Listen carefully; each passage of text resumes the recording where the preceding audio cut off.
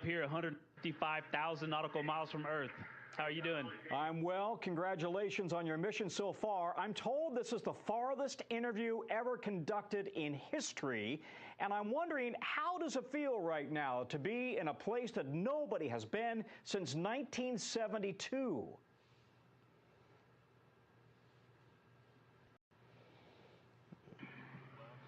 Honestly, it is unbelievable that we in 1972, just being up here and seeing how difficult this is and how hard the team is working. We do have a little bit of echo on your call. We'll try to turn it down when we're answering, but this is a magnificent accomplishment to be up here, to see the moon, to see the Earth, and to know that we are between those two celestial bodies, and you can see it when you look out the window. The Earth is almost in full eclipse, the moon is almost in full daylight, and the only way you could get that view is to be halfway between the two entities. It is truly awe-inspiring up here. I think as we go into Easter Sunday, thinking about, all the cultures all around the world, whether you celebrate it or not, whether you believe in God or not, this is an opportunity for us to remember where we are, who we are, and that we are the same thing, and that we got to get through this together.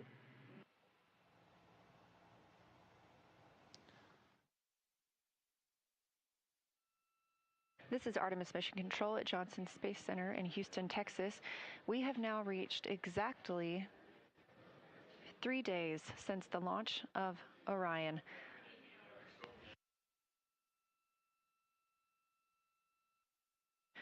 You just heard the call to the crew that the solar arrays are in motion. Ahead of taking a photo, we're looking to get a picture of the crew in the windows of Orion. Photos are the priority of this event, so we'll stand by to see if we still have streaming, but regardless, we will be very excited to share those photos with you as soon as we possibly can. Make sure you follow NASA and NASA Artemis on all social media. That would be at NASA and at NASA Artemis. Integrity Houston, our saws are in position to take this family portrait, so sometime in the next few minutes, we'd love to invite you to the windows to get it done. Thanks.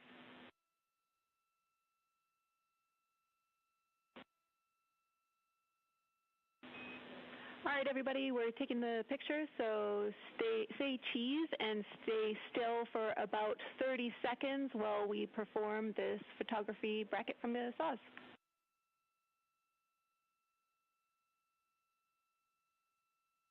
Okay, we'll freeze in 3, 2, 1, mark. The Integrated Communications Officer, or INCO, is helping take this picture of the crew aboard the Orion spacecraft, now all smiling in the windows of the place they've called home.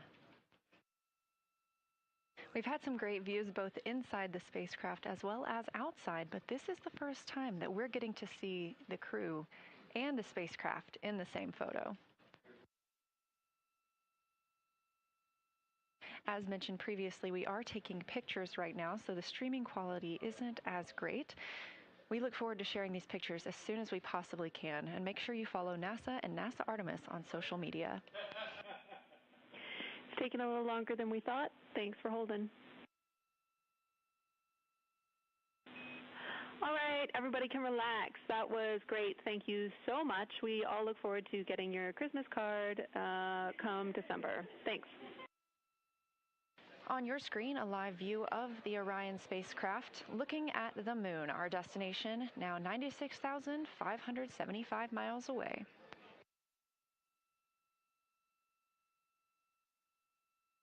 On the left side of your screen is Canadian Space Agency astronaut Jeremy Hansen, and to his right, NASA astronaut Christina Cook. During this demonstration, the crew will be able to manually pilot Orion once again and test its 6 degree of freedom and 3 degree of freedom. If you look closely in the background, you can see NASA astronaut and pilot Victor Glover filming part of this demonstration. All right, and just giving you some handling qualities here for the yaw. Everything was nominal. I noted that with this orb mount, it does have some play in it as we knew, and so just applying some downward force to try and make sure you don't get coupling is required, but that's fine, that's workable. and then we had a little bit of coupling and roll, in both in the same direction on that one. So we had about 4 degrees of roll through the 20 degrees of yaw. Copy all.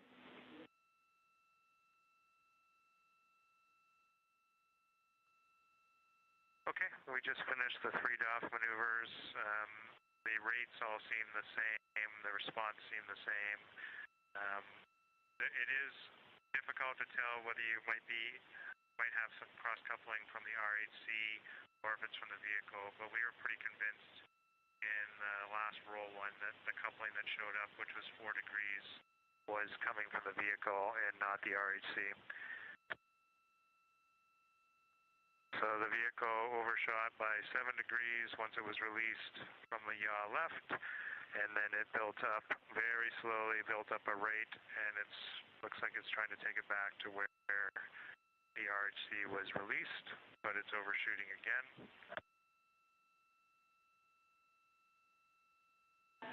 Copy all.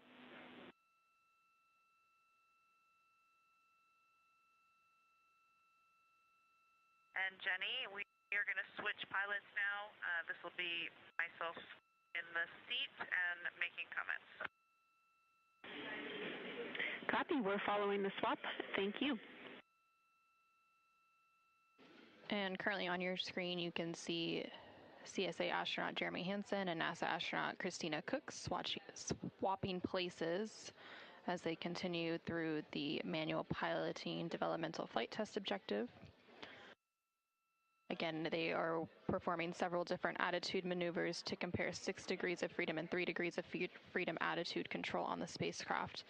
6 degrees of freedom refers to the 6 ways that a spacecraft moves. There are 3 translational degrees of freedom, forward, backward, up and down, and left and right, and 3 rotational degrees of freedom, which are roll, pitch, and yaw. Okay, I'm going to make a comment on the pitch up. There was some roll there. I tried a different technique where I actually kind of held the orb mount at the high end of its play rather than pressing down at the low end since I was pitching up. But I think that actually made it a little bit harder to keep the roll coupling out. So for pitch down, I'll go ahead and hold it at the bottom of its play. So in this, again, in the direction, in this case, of the pitch. Copy all. And Houston, we have some Earth and Moon viewers here who are putting in requests for different motions so that they can see things in the window. We're seeing them in the camera views, and we're enjoying it. Look at those scientists go.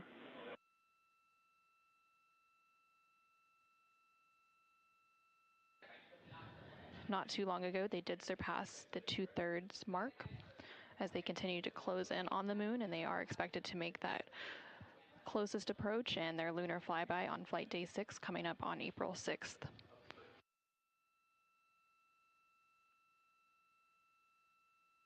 Absolutely. One of the neat things that I'm seeing right now is in the sort of largest Mare field, the one that sort of makes up most of the very western side of what you can see on the near side. There is a giant, it's much more obvious now that one of those Mares is a huge basin because it's just right now it's kind of at the 1 o'clock position, and I don't know the name of that big one. It's basically just west of where Serientatis and Tranquillitatis are, but it is phenomenal. And the moon we are looking at is not the moon you see from Earth whatsoever.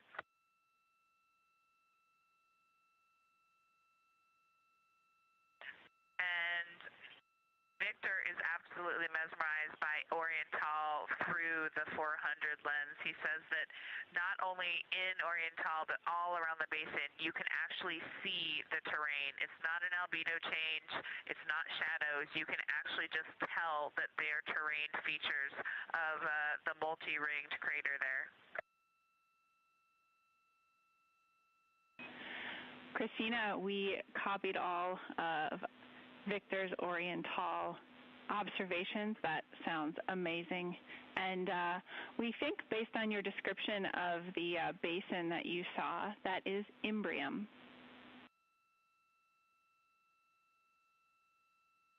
Yeah, sounds right. I've never noticed that Imbrium has such a distinctive high albedo ring defining it. Also worth mentioning, we do apparently have a full moon. We can't detect any terminator at all. It looks like full limb all the way around. And Jackie, we got Jeremy on there just for a minute before his PAO event. He's just got to look at this. As soon as I put my hands on the 400, it's just, you know, I'm not one for hyperbole, but it's the only thing I could come up with. Just seeing Tycho, there's mountains to the north. You can see Copernicus, Rainier Gamma. It's just everything from the training, but in 3 dimension and absolutely unbelievable. This is incredible. Kathy Moonjoy. And Houston, I can tell you that Christina now has the 400 millimeter, and she also is the queen of hyperbole. It's incredible. Wow. Kathy, Christina doing her best read impression at the window. Yeah, I just wanted to make one kind of correction to what I mentioned before. I do think that we have a terminator. It is on the far western edge. It's not actually a limb.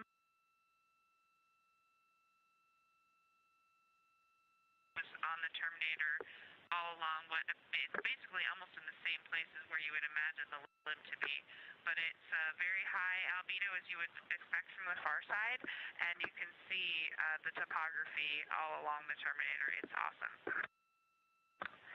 Houston, integrity for altitude reference change moment. Go ahead.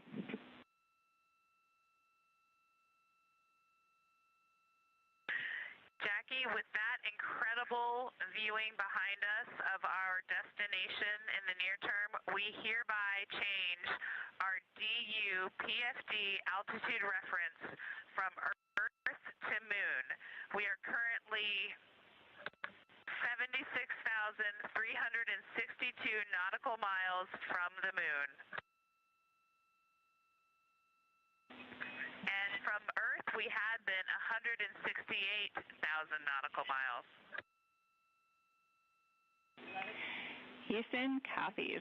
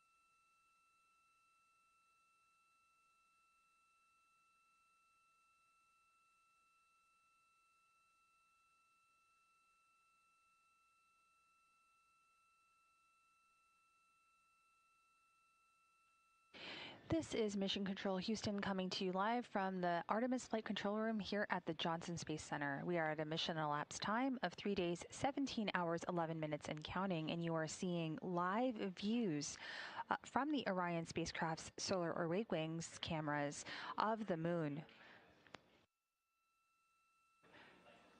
Currently, the Orion spacecraft is about 213,000 miles and counting away from the Earth and about 65,000 miles away from the moon. As mentioned, we are at a mission elapsed time of 3 days, 17 hours, 12 minutes and counting, and we are now seeing live views that have been switched up of our crescent blue marble, our home planet.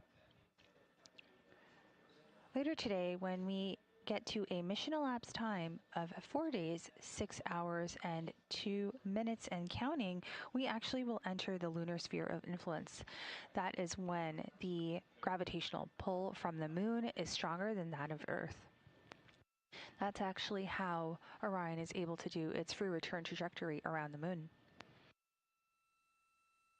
Now, the crew will be actually waking up in just under 12 minutes from now. And the focus for this upcoming flight day is a detailed flight test objective on the Orion crew entry and survival suits. They will do basic operations in their pressurized suit, such as eating, drinking, taking pills, etc., so we can learn more from this test flight. The team will also be practicing for entry day suit up procedures rather. So hopefully we get great views and a lot of looks at those orange flight suits that we saw during launch.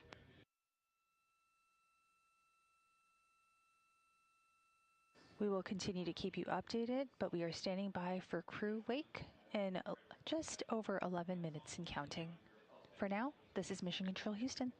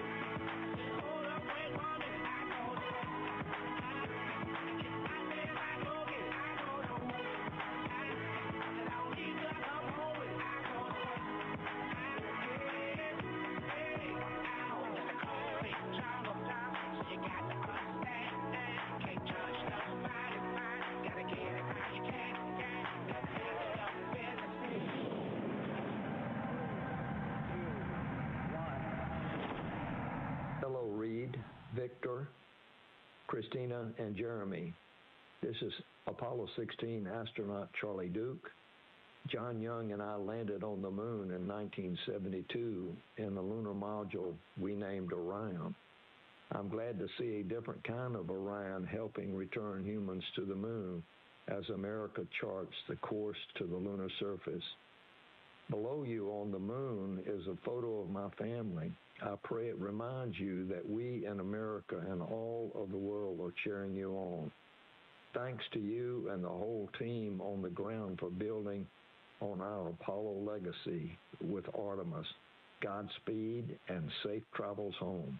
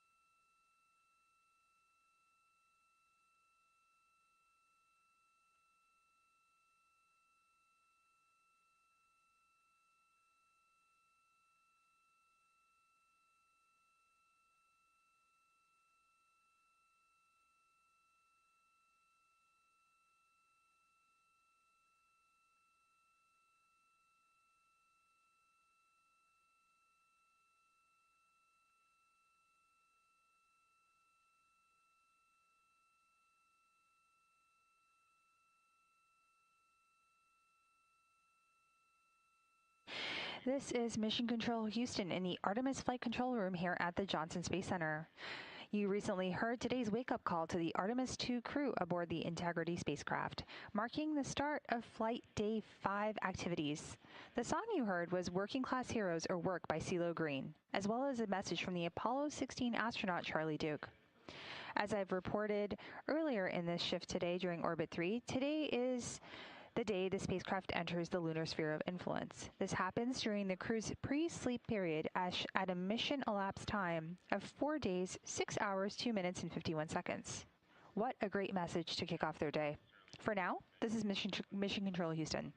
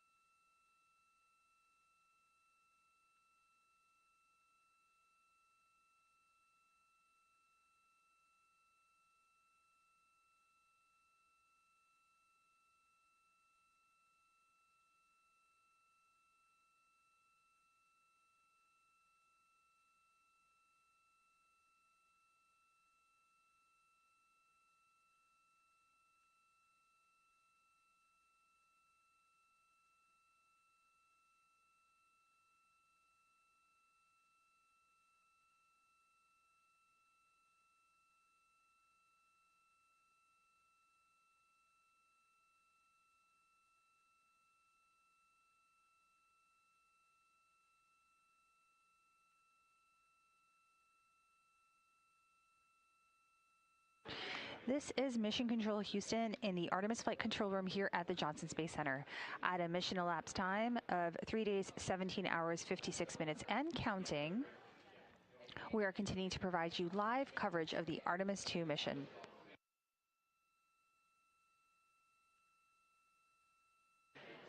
The crew was woken up about 30 minutes ago, and this morning's wake-up song that you may have heard is Working Class Heroes or Work by CeeLo Green, and we also had a message from Apollo 16 astronaut Charlie Duke. Towards the end of today's flight day, the spacecraft enters the lunar sphere of influence. That's during the crew's sleep. The lunar sphere of influence essentially means that the moon's gravitational pull is stronger than that of the Earth. That gets us closer and closer to flight day 6, which is when the crew will conduct the lunar flyby. Currently, Orion is 215,000 miles away from the Earth and 64,000 miles away from the moon. The Orbit 1 team has recently arrived on console, and we continue to conduct our handover activities. We'll continue to also provide you with real-time updates, but for now, this is Mission Control Houston.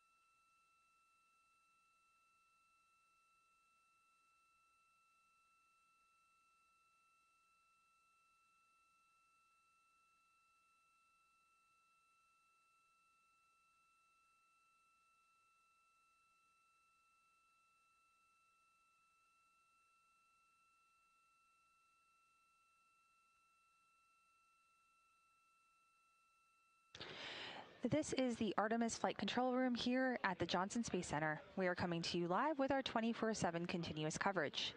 At a mission elapsed time of 3 days, 18 hours, 11 minutes, and counting, the crew was woken up just not too long ago. The Orbit 1 team has come on console, and we are conducting handover activities as we speak. We'll continue to follow operations here in Mission Control. I'm Nilofer Ramji, and going to be handing over now to our Orbit 1 commentator, Leah Cheshire Mustachio. She'll take you through the next few hours as we kick off Flight Day 5 of the Artemis II mission. And later, our Orbit 2 commentator, Anna Schneider, who will know, she'll know when the crew enters the lunar sphere of influence. So really exciting day ahead, but for now, we leave you with live views from the Orion spacecraft of our moon.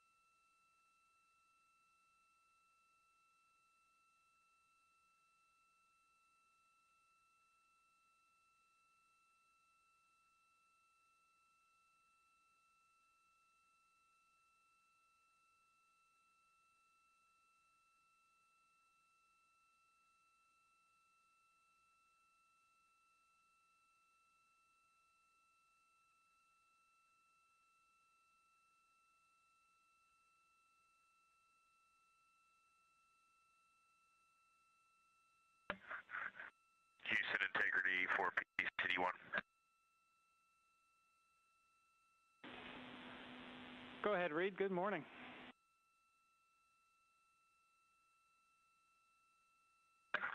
Hey, Mike, you all can access PCD-1. I did compose quite a large number of emails yesterday, so I've tried a couple different ways, including the mission summary notes to salvage those, and then I'll just hope that we have some success today. But go ahead and get on PCD-1 and let us know when we can have it back.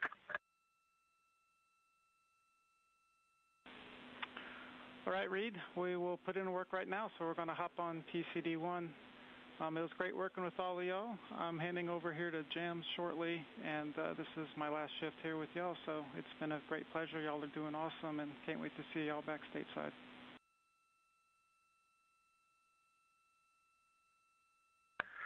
Thanks, Mike.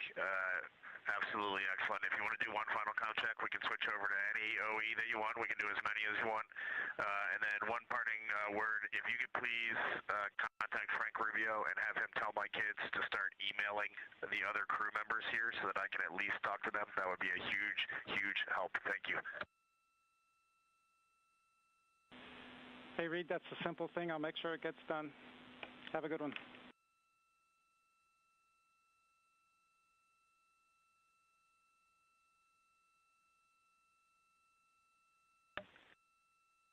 Mike, integrity, comm check.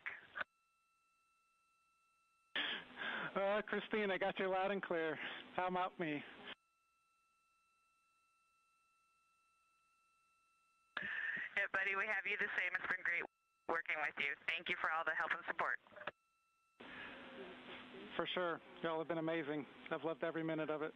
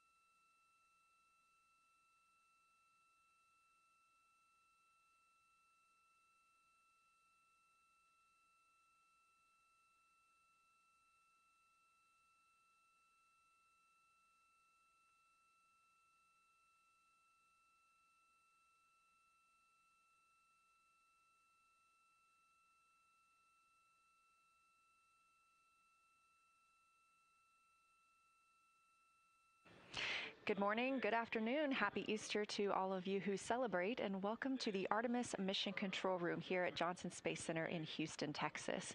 We are starting Flight Day 5. The astronauts just woke up at 11:05 a.m. Central Time. Currently, the teams are handing over from Orbit 1 from the Orbit 3 team to the Orbit 1 team led by Jeff Radigan here in Mission Control. It's going to be a busy day for the crew with their Ox suit demo in which they will be donning their spacesuits rapidly as if they were in an emergency. Currently, Orion is over 63,000 miles away from the moon, 215,000 miles away from our home planet Earth. We are MET, mission elapsed time, 3 days, 18 hours, and 28 minutes.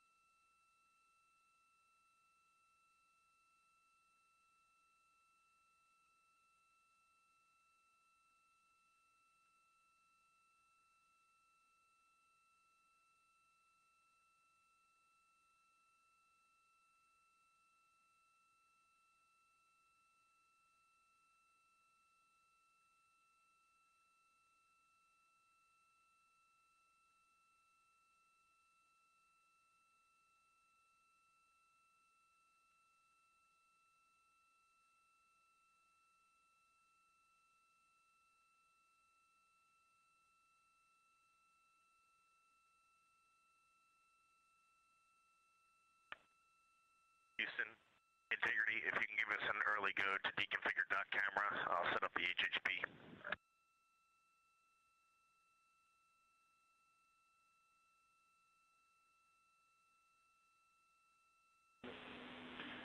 Hey, give us a couple minutes. We're going to send a few commands to get that docking camera ready, and we'll come right back here shortly to let you know.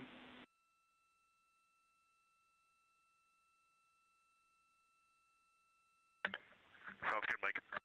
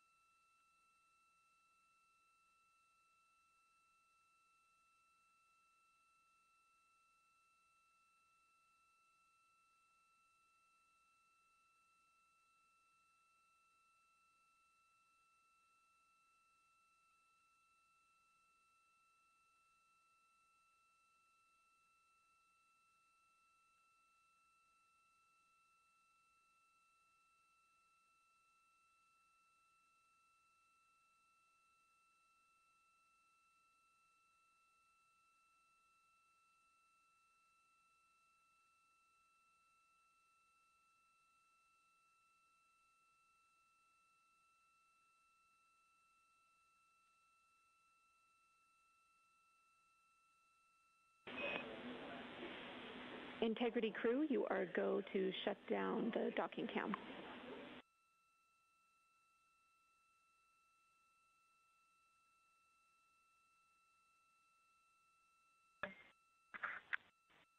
day, Jenny, and thanks.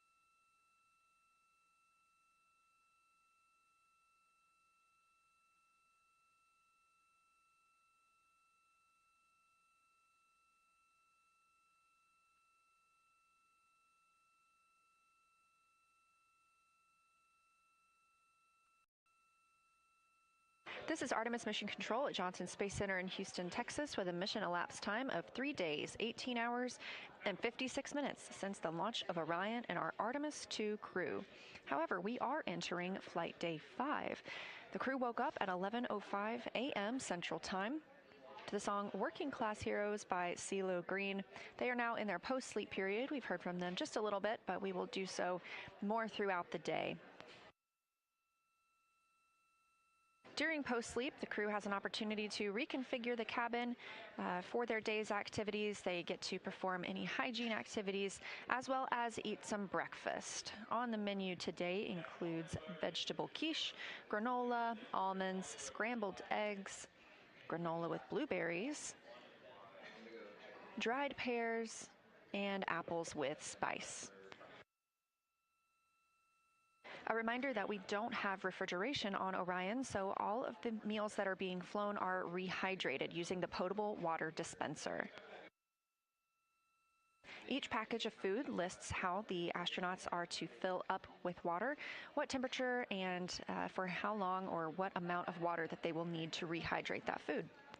There's also a small food warmer about the size of a briefcase and can heat food up to 155 degrees Fahrenheit.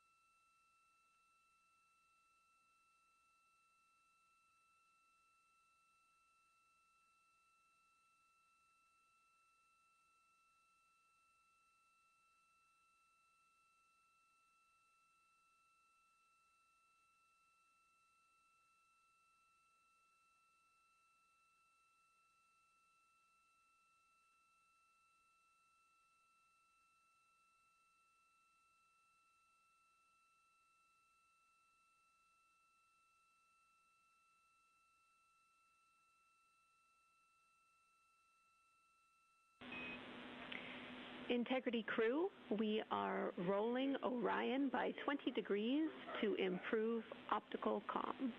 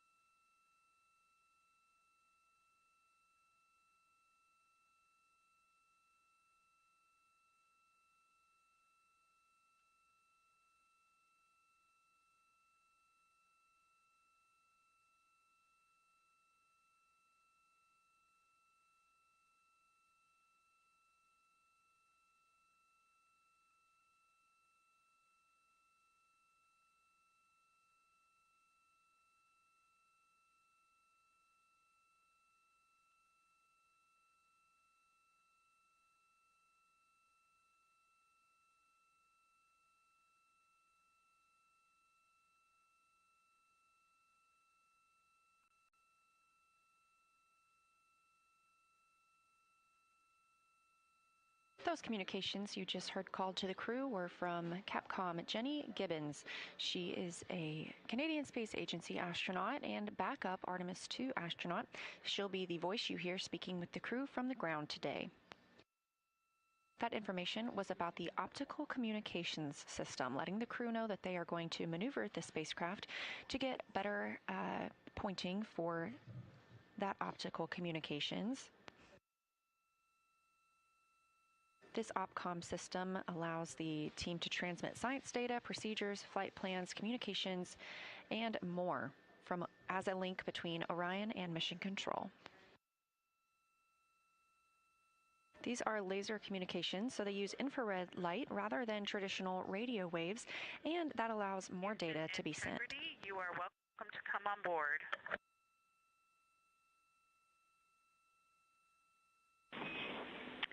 Copy, Christina. We are on board with you. Thank you.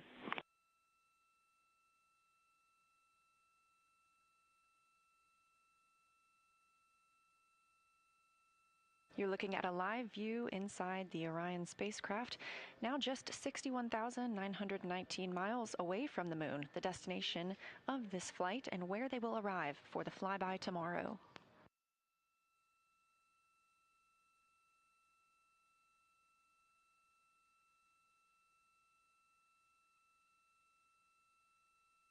We are now 1 day, 5 hours, and 21 minutes from the astronauts' pass behind the moon, which you're getting a great view of from this exterior camera on one of the spacecraft's solar array wings.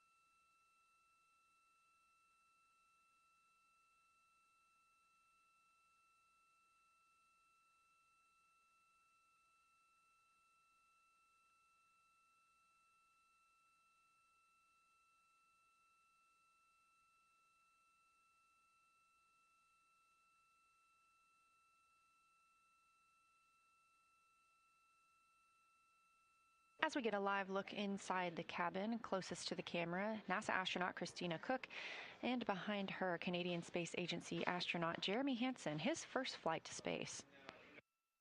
We are entering flight day 5. The crew is still in their post-sleep period and configuring the spacecraft for the day's events. Teams on the ground are collecting information that they will relay up to the crew during their daily planning conference.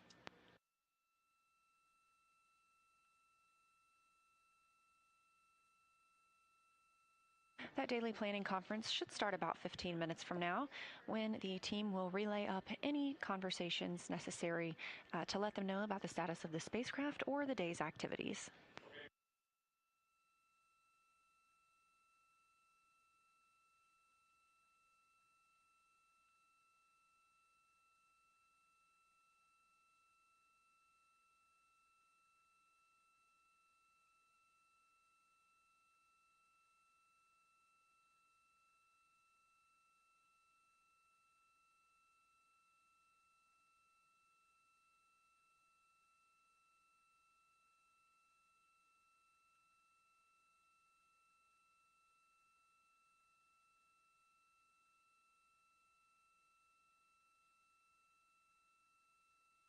As you heard, the teams on the ground sent commands to maneuver the spacecraft for better optical communication opportunities. The solar arrays are also in motion, moving to sun track position, allowing them to charge the batteries aboard the spacecraft. Taking a look at the events for Flight Day 5, tonight, while the crew is in their pre-sleep portion, they will enter the lunar sphere of influence. This is the point where the pull of the moon's gravity will be stronger than the pull of Earth. It'll be a full day for the crew, starting with a test of their spacesuits. You probably recall seeing them launch in those iconic orange spacesuits. These are the Orion Crew Survival System. We also refer to them as OX. These protect the crew during launch and re-entry, but they're also designed to be used in an emergency. They can provide the crew member wearing it with a breathable atmosphere for up to 6 days if Orion were to depressurize. Of course, as this is the first flight of crew aboard, this is the first time humans have worn these suits in space, so this crew is testing their ability to quickly don or put on the suits and pressurize them. They will also then install their seats and get into those seats while wearing the suits. They'll take a moment to eat and drink through a small port on the spacesuit's helmet and conduct other tests while suited.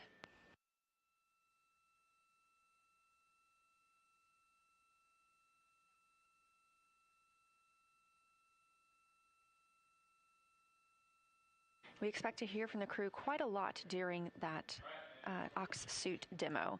We anticipate they'll be opening the microphone and talking down to Earth frequently.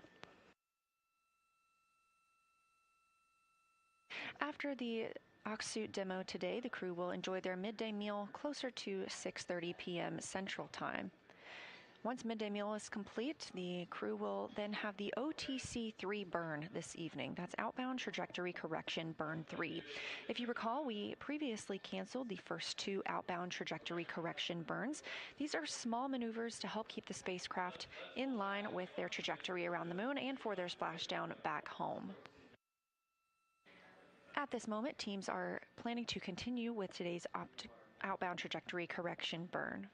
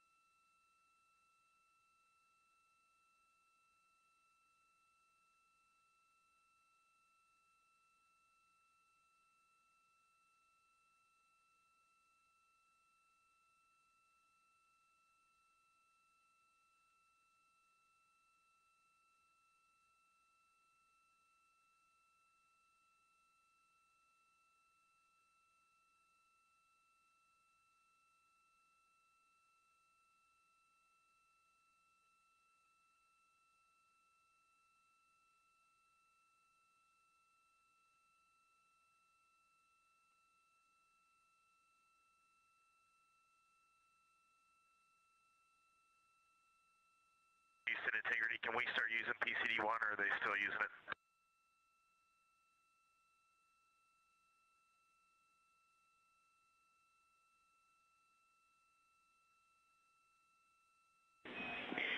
And Reed, you are go to use PCD1, but we are still updating Outlook, so everything but email is go.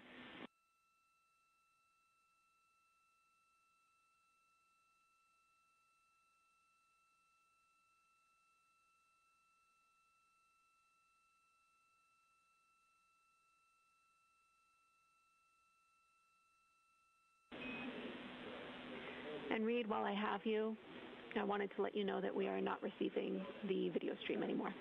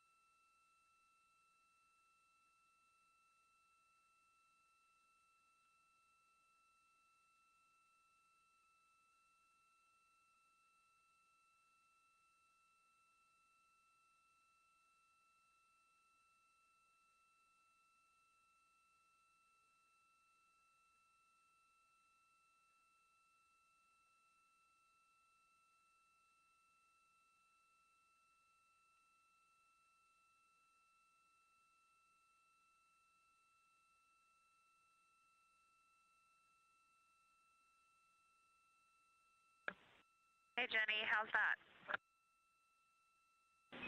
That's super. Thank you.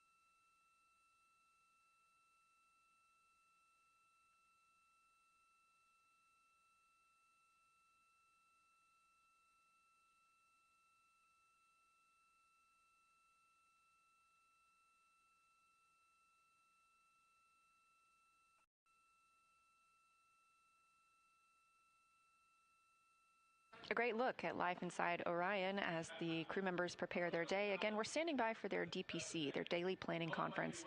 In about 7 or 8 minutes, they'll speak with teams on the ground to discuss the day's timeline, any vehicle status updates, or any updates from the crew.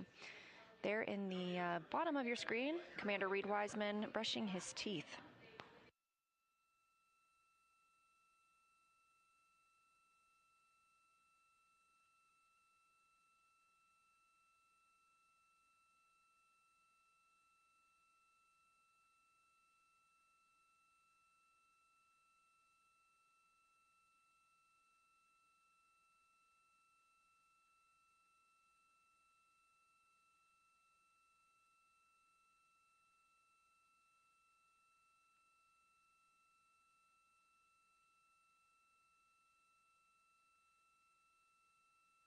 Immediately upon wake up and before the astronauts brush their teeth or exercise, they are asked to take a saliva collection.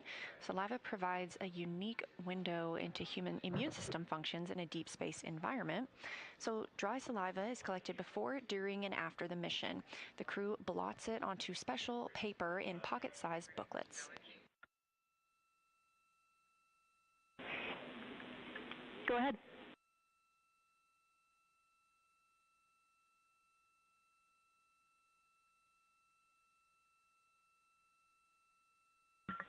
Yeah, low priority. Can you please tell me a good stow location for the 2 lens caps? I looked up lens cap in the packing plan and wasn't able to find anything. Thanks for the help. Low priority. Copy, Christina. IVA is looking at it. As we've seen throughout the mission, the crew will call down when they need to find something or when they need to store something. Everything aboard the spacecraft is tracked so it can be easily accessible or easily stowed and found later.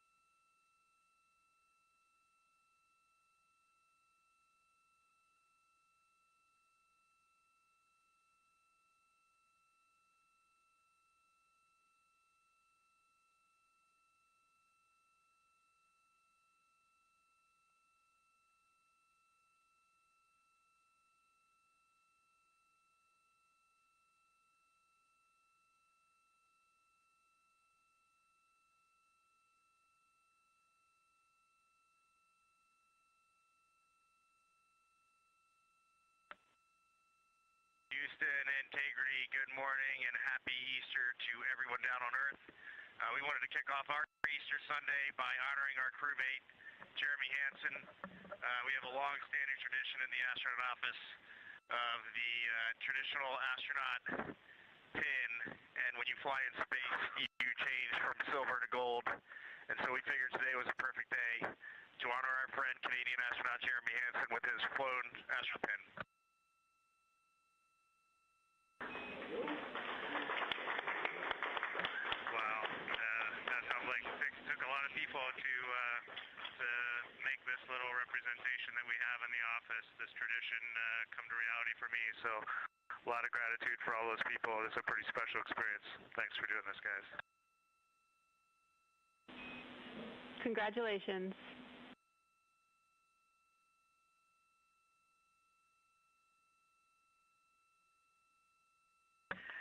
Well deserved. It's an honor to fly with you, Jeremy, and to be here when you get your gold astronaut wings. We wanted to take a minute to commemorate the holiday that we have. This time of year is something that many religions and many cultures hold dear. It's a time of emotions such as joy, as well as solemnness, honoring what's going on both in our world and in our religious beliefs.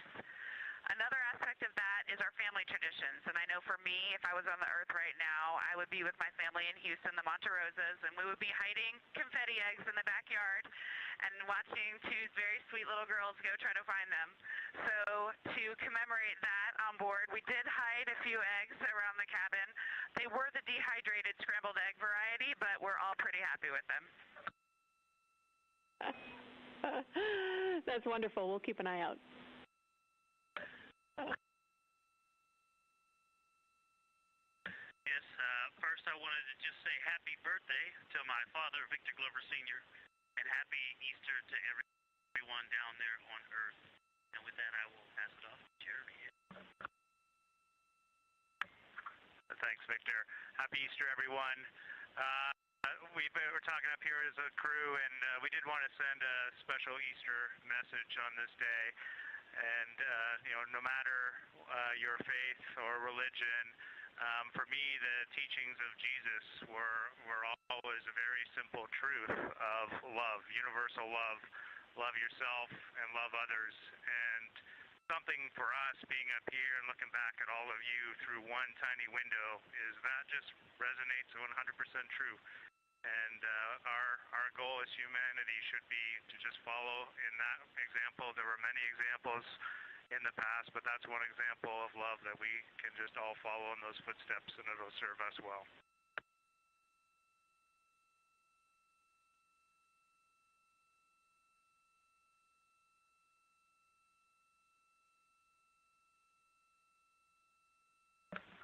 And with that, Houston, we are eager and ready to start our exciting day of suit ops with you all. And we don't have any specific comments yet, but ready to hear what you've got for us.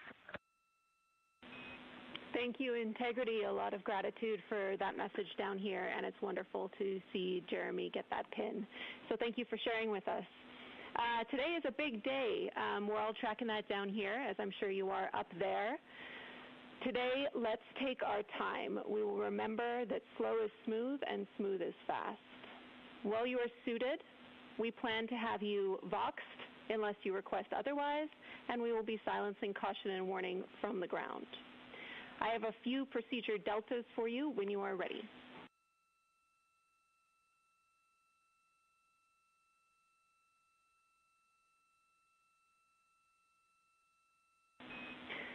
Copy, thumbs up. Today, during your suit up, we would ask that you cap the gas trap after all 4 crew members are connected to cooling. Read, there is a delta in your controlled depress to tend to init and term activities. Those are coming later today, so when it does come to it, you will be skipping the instruction to update the PPO2 max set point for flammability reasons. We will remind you with the instruction number when we get to those activities.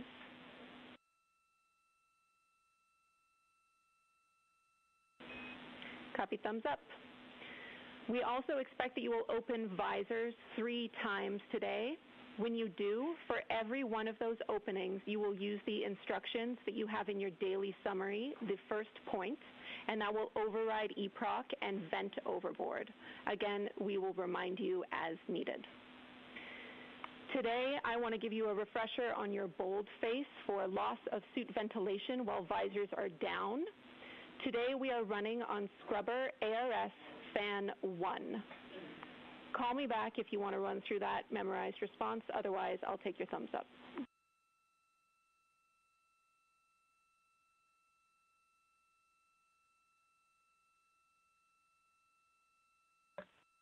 We just went through a quick brief up here. We think we're good. Thank you. Copy.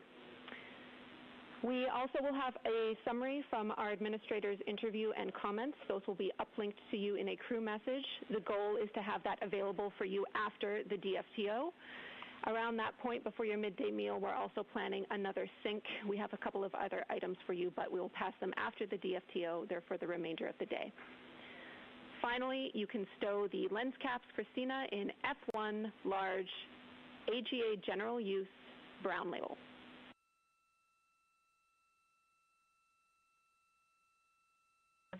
F1 brown, thank you. Copy, that's all we have for you. We are ready to support you, and I'll take any questions or comments you have for me.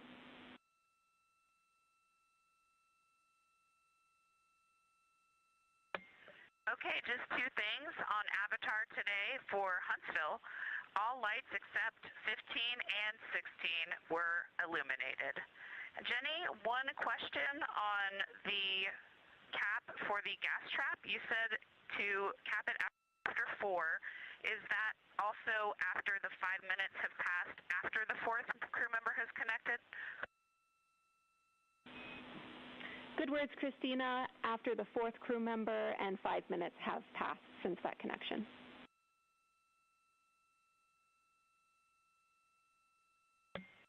Copy all. And Christina, Huntsville copies the Avatar call. Thank you.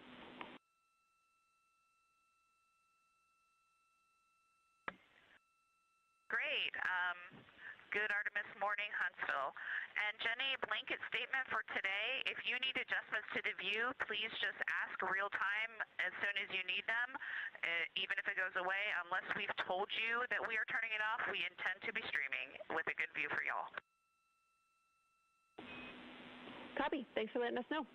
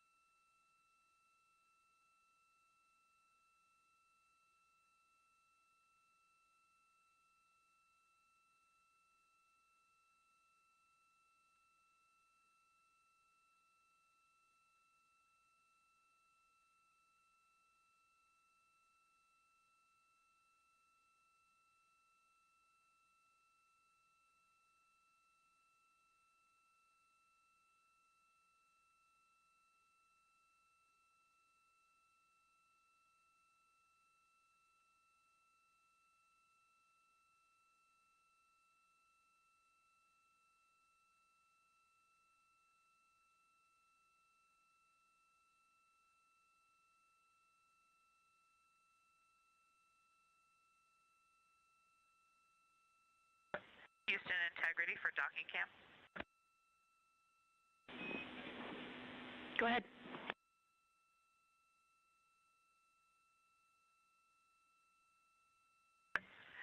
Is it okay with you if we keep the docking cam on the docking hatch window for today, at least for the morning?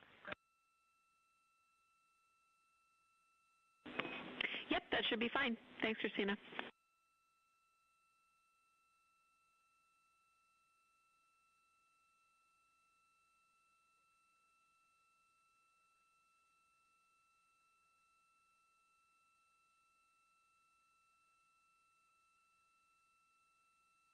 After waking up at 11:05 a.m. Central Time today and entering their post-sleep period, the crew has just completed their DPC, their Daily Planning Conference.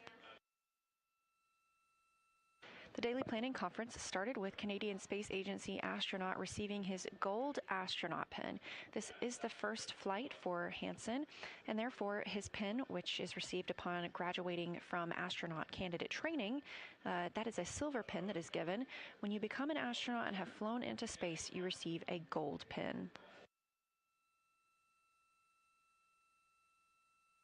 In honor of the Easter holiday, the crew admitted they also hid some scrambled eggs around the cabin as prepared by the food lab here at Johnson Space Center in Houston, Texas, and offered some thoughtful words on the holiday as well as Victor Glover's father's birthday.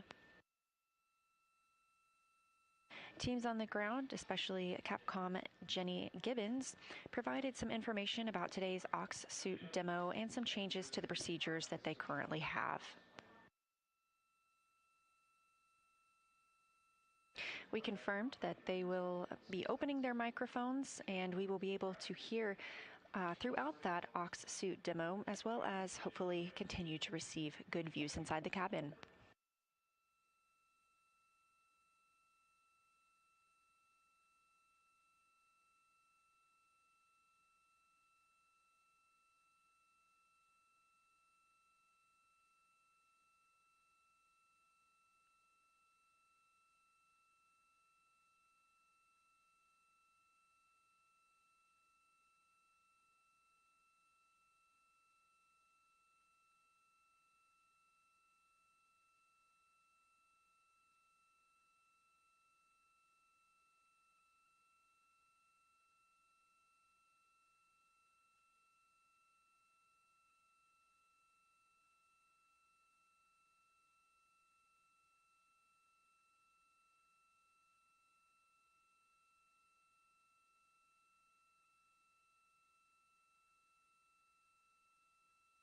Houston, integrity for an undergarment reminder.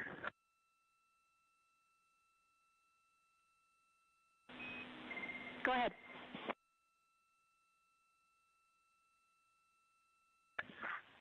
Hey, James, remind us, these are our entry undergarments, but we do have an additional mag on top of the one we will wear today. Is that correct?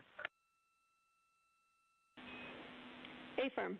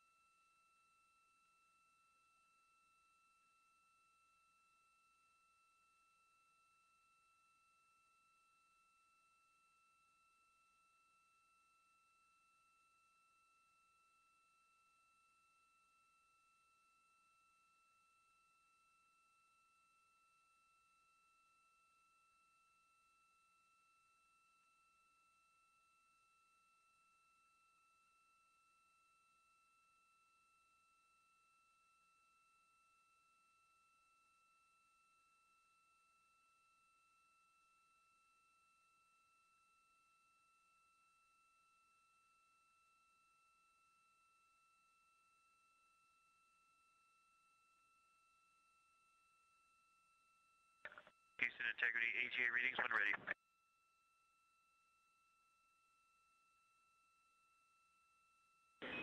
Ready.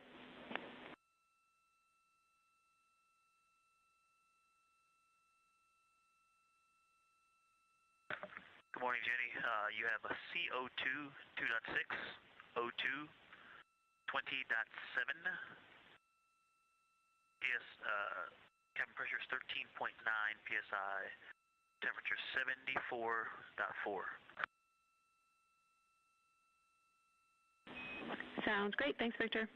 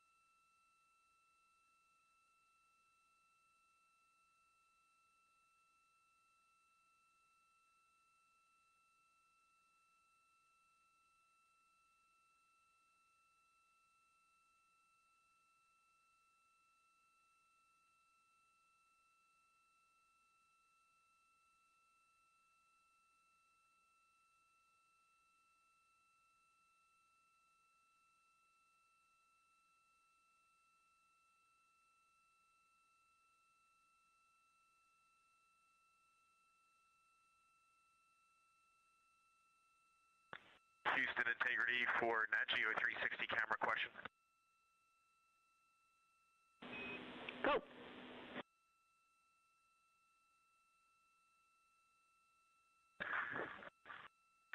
Jeremy's our expert on this, and he's unavailable at the moment. We have a little red box in the lower left corner of the display with a white X in it. Any idea what that means?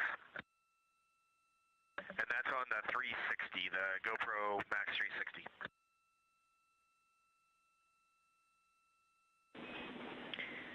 Checking.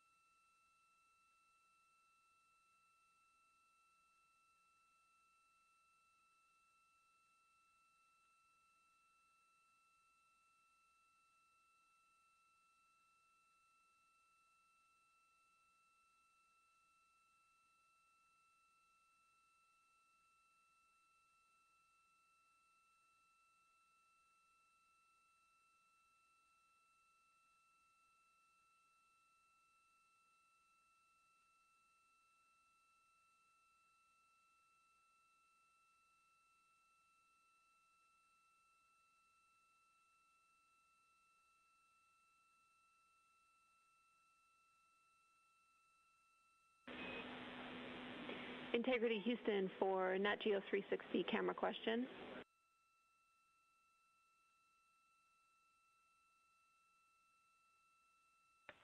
Go. Yeah, Reed, we don't have the answer yet, but we recommend trying a power cycle. I see also your SME is back in the cabin, so if he can help, we're open to his suggestions too.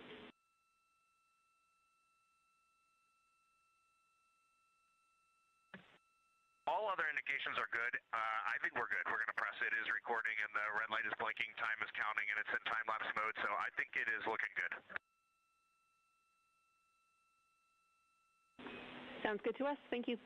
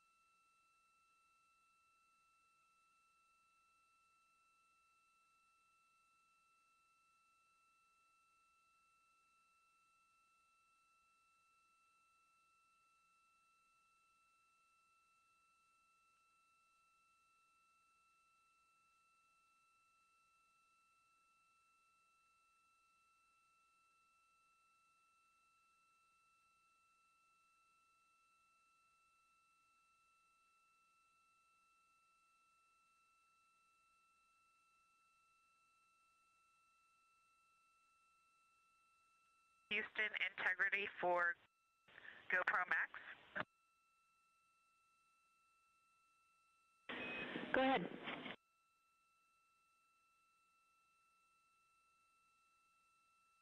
For your awareness, our SME did figure it out. The battery was not fully seated. It was running off of power, so it was fine, but for future reference, that's what that symbol means.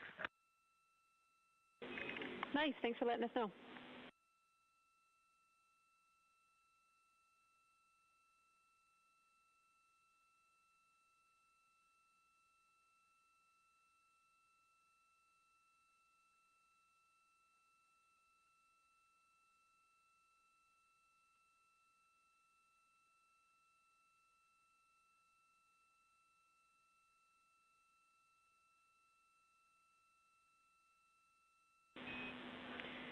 Integrity Houston for snack fill for Reed. I'll take a thumbs up if you're ready to listen.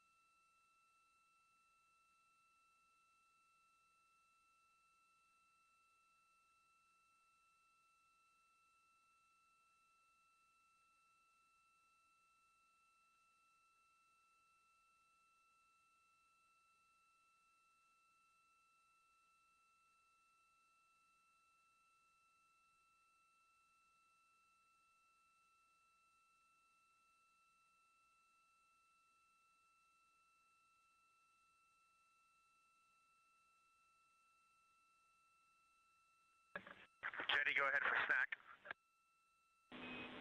Hey Reed, today you're going to be completing 2 nutrition snack fills, one after another during this DFTO.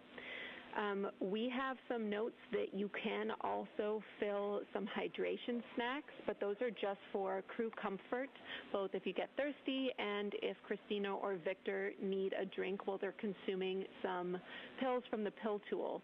So we wanted to offer it up that you can fill those hydration snacks before you are in your suit. If you want to do it as a get-ahead, if you want to do it later on, that's fine with us too.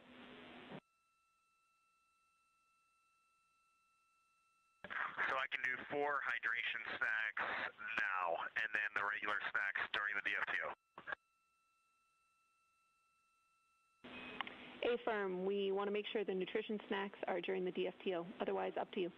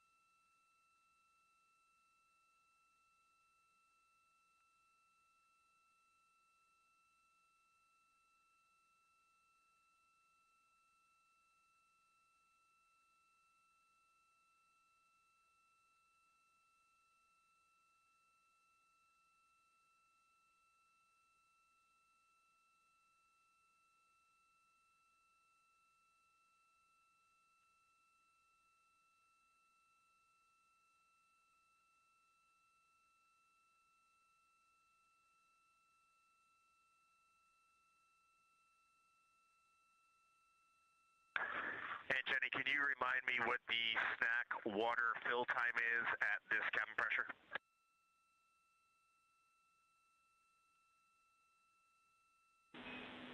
checking.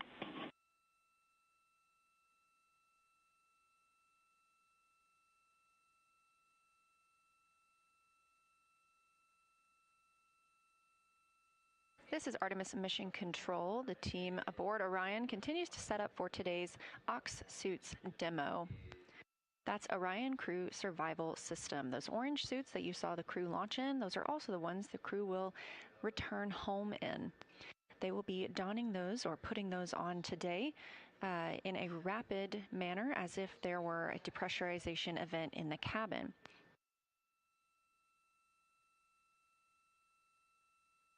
You heard Capcom Jenny Gibbons letting Commander Reed Wiseman know that they would be consuming snacks and drinks during this procedure, as well as using the pill tool. When in these Ox suits, Reed to fill a hydration snack at this cabin pressure, it's 45 seconds.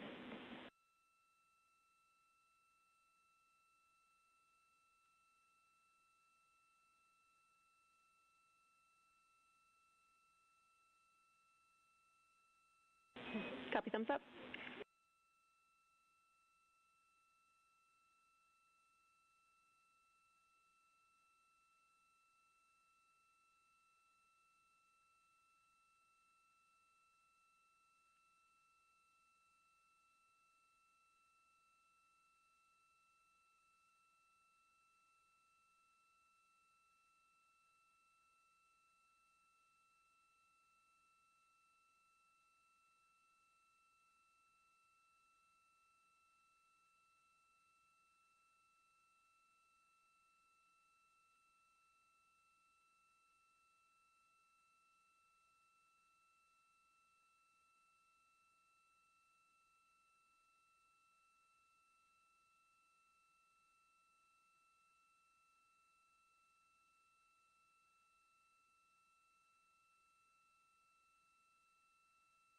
Again, ahead of today's Ox Suits demo, teams on the ground helping the astronauts prepare for donning those suits. And Capcom Jenny Gibbons mentioned that the crew would be taking pills.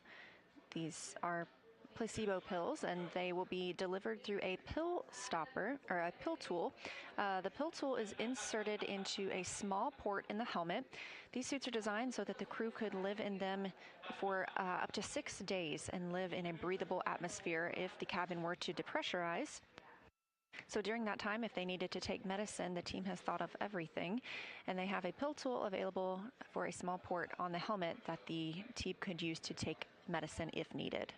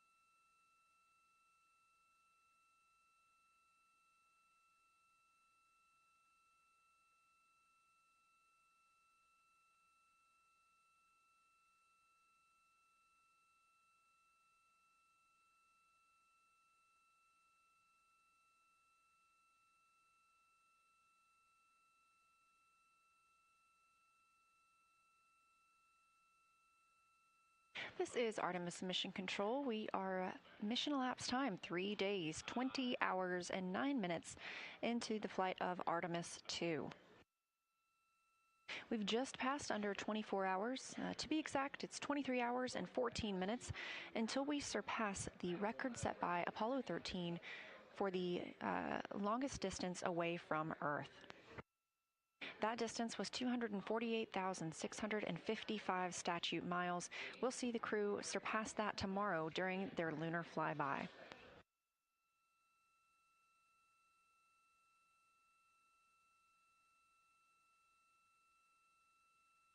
Inside the cabin, the crew is preparing the spacecraft for the OX suit demo. Orion Crew Survival System Suit. That's what OX stands for. Today they will be donning their suits or getting into those suits. 2 will be doing so rapidly and 2 will be doing so at a normal pace. These suits are what the crew members wear during launch and re-entry. It's also what would protect them in the event of a depressurization in the spacecraft.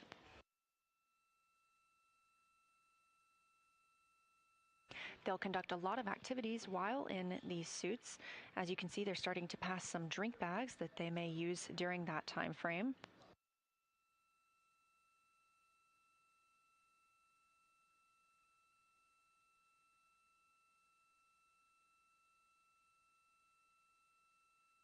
These Orion Crew Survival System suits could keep the crew member wearing it in a breathable atmosphere for up to 6 days if Orion were to depressurize.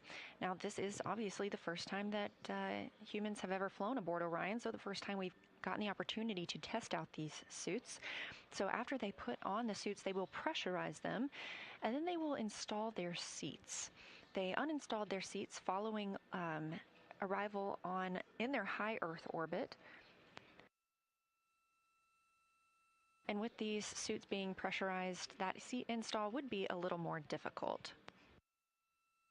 There's also a small port on the spacesuit helmet. They will practice eating and drinking through those, as well as taking placebo pills.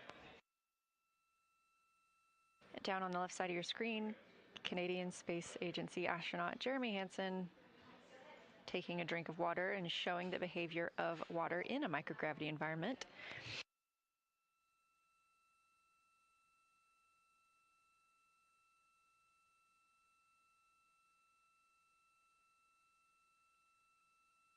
All right, Houston, 4 water stacks are filled with a little bit of comedy here, and we're getting ready to settle in for the DFTO. Houston copies.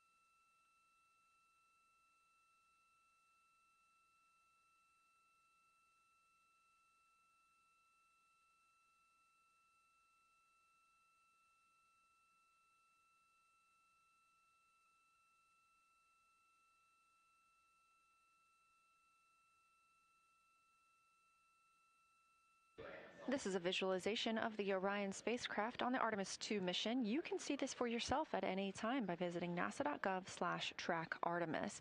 Down in the corner, you can see we are now less than 60,000 miles away from the moon. The crew reached that 2/3 mark last night.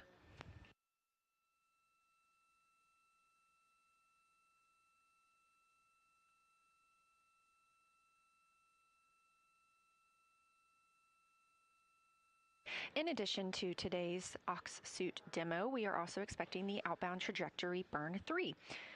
The first 2 outbound trajectory correction burns were deemed not necessary by the team. We are on a good trajectory thanks to the translunar injection burn. We will be executing the OTC-3 burn today. That's slated for 10:03 p.m. Central Time, and it's a 4-second burn with a delta V of 2.7 feet per second. This will use the reaction control system thrusters on the spacecraft.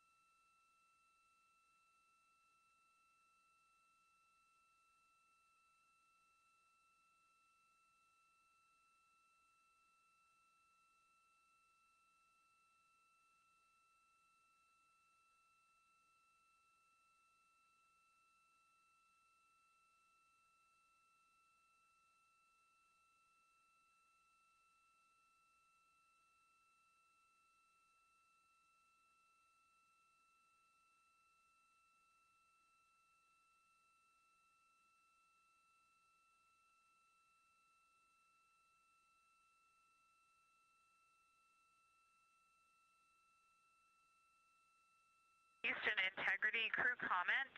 The D&E locker doors are much easier to get in and out of than we experienced in the mock-up, probably because of zero-G and all that. So just a comment there. In fact, when we first got up here, we were actually saying that we might just keep them on. We have elected so far this mission to not install the nets over D&E because we are in and out of there so much, and we were able to use the CTBs themselves for foot restraints. Great data. Thank you.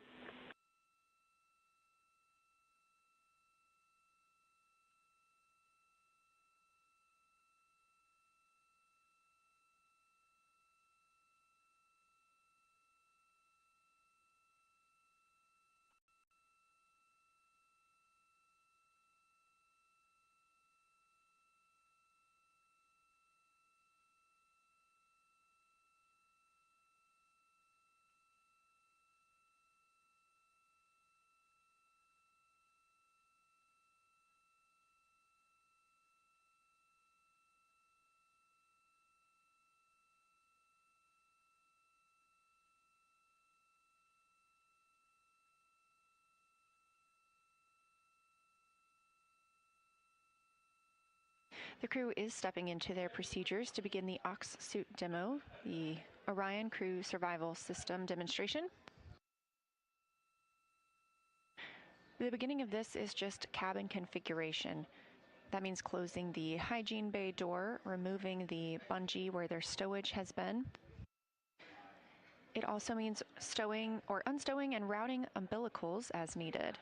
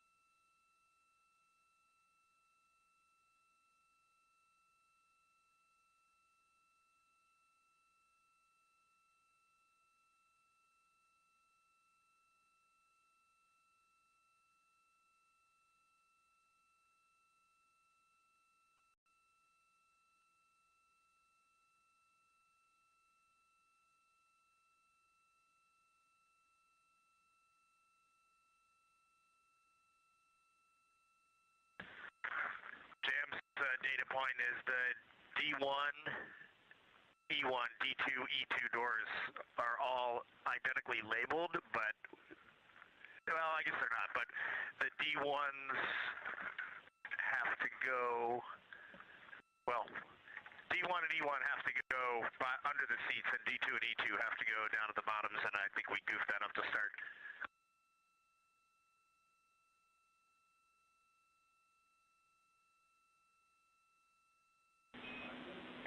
Oof, yeah. The IVA console's telling us about that little slot that needs to be facing Nader. Sounds like you guys got it. Thanks.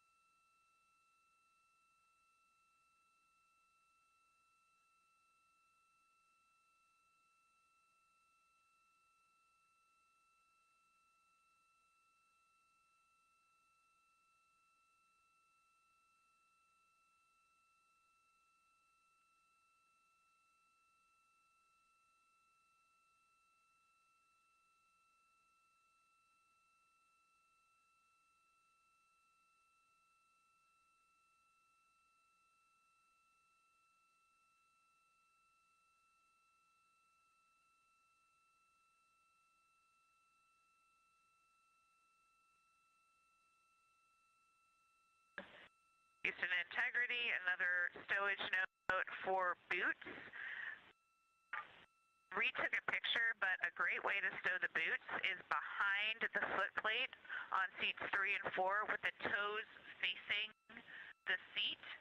When you try to stow them on the clips, they do come off on their own. They just float off eventually. But stowing them behind the seat, toes facing the seat, is a great way to get them stowed efficiently and use space efficiently. Copy all, top tip. Thanks, Christina.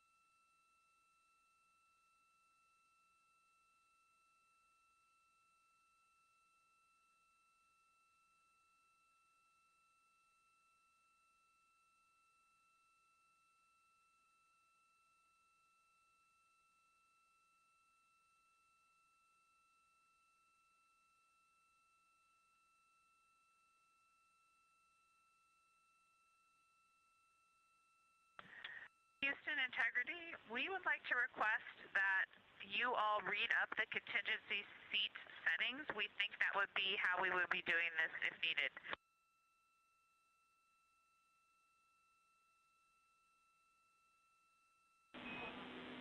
Copy, we're getting them ready.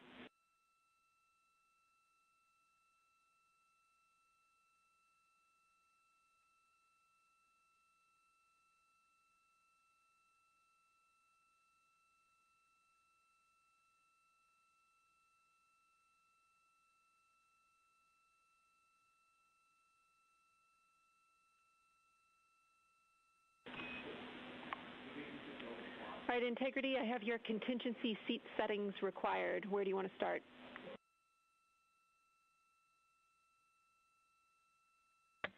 Seat 2 shoulder bolsters first, and then seat 1 shoulder bolsters.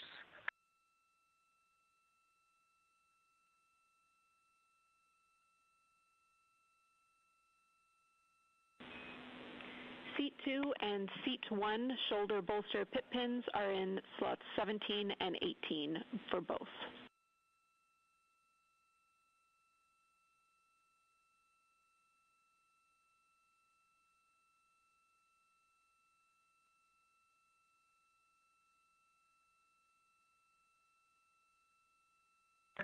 Jenny, we'll take headrest for seats 1 and 2 next. And question, we may have missed it, but what do we do with the orb mount for the left RHC?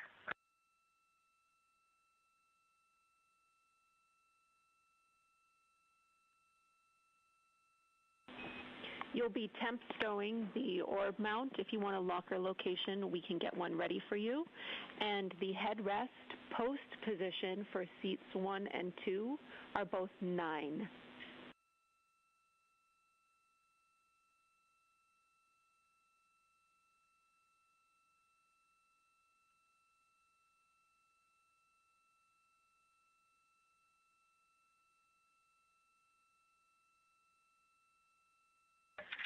Jenny, I may be missing it, don't have a snow note location for the orb mount, so we will take one from you. Thank you.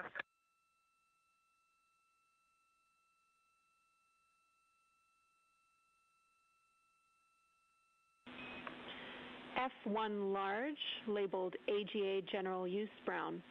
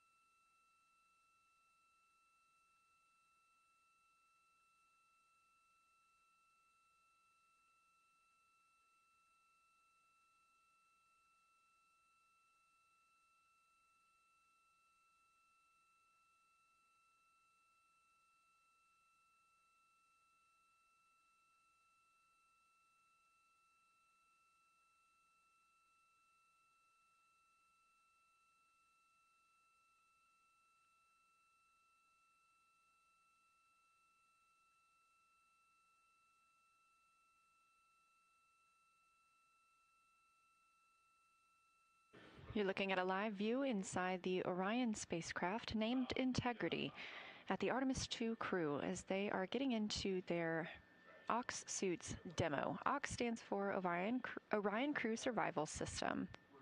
These are the suits they wore during launch. They have orange suits right there. They'll also wear them during re-entry, and these would be the suits they would put on in the event of a depressurization in the spacecraft.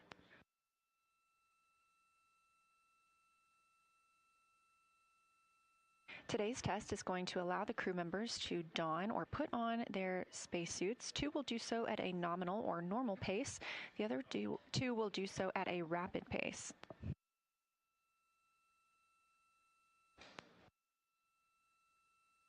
Currently, they're working on installing 3 of the seats. Once they have donned their suits or put on those suits, the crew will then install seat 3. They want to do that while the suits are pressurized to understand how they would do so in the event of a depressurization if the seats were not already installed.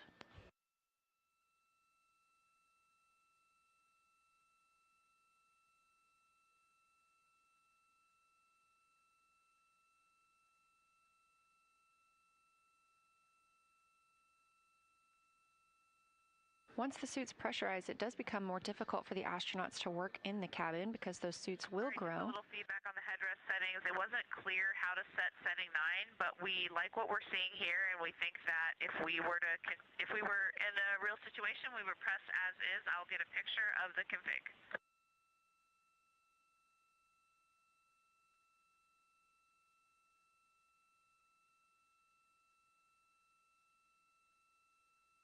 You'll hear the crew call down feedback on several of the steps they have listed. Earlier, we heard good feedback on how Commander Reed Wiseman had stowed their boots. This is all to help prepare for future missions in writing procedures for astronauts who will fly around or to the moon on future Artemis flights.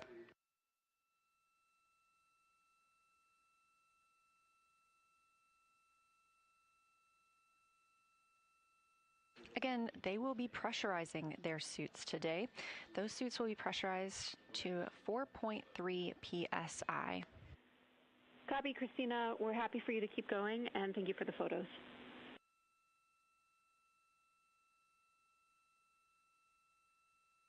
Those suits will be pressurized at 4.3 psi above a 10.2 psi cabin, so they'll be experiencing 14.5 psi in total.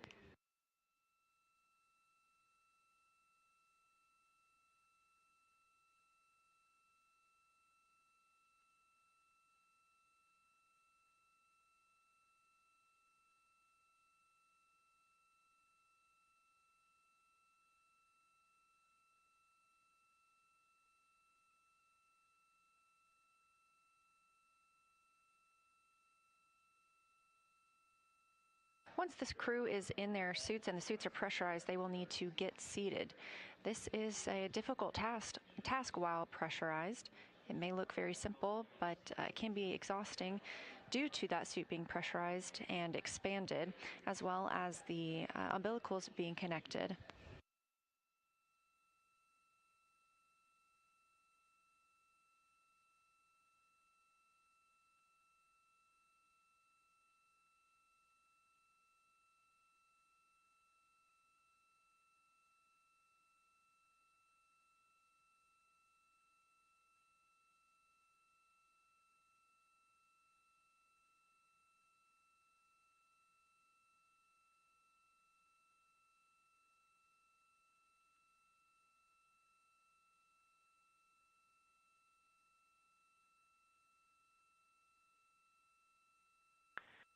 Jenny, we are ready for the position to latch the leg assemblies onto the seat backs for 1 and 2. For both seats 1 and 2, you're looking for the seat pan position. You will be putting the pit pins in position 3 and 7 for both seats.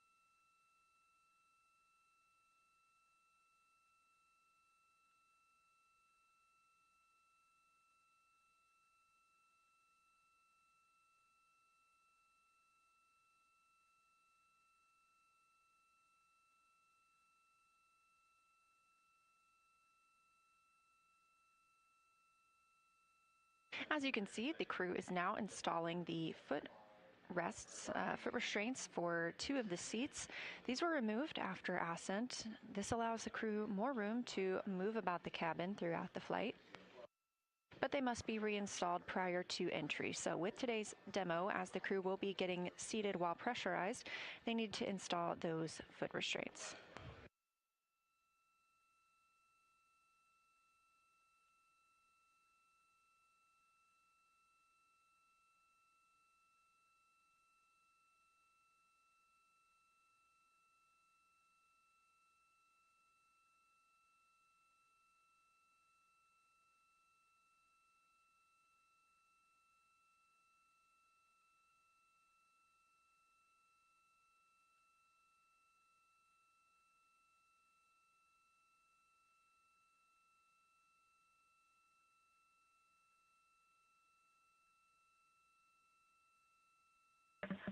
And Jenny, we are going to leave the foot pans all the way in for now for suit on.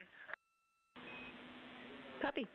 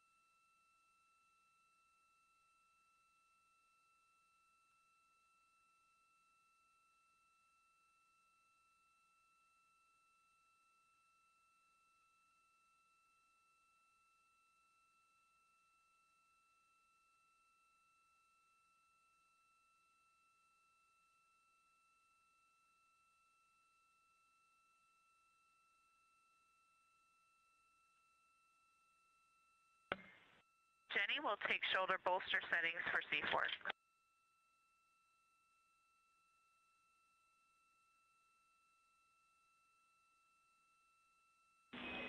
Christina, for seat 4, the shoulder bolster pit pin locations are the same as the nominal, so they should be Sharpie marked for you, setting 20 and 21.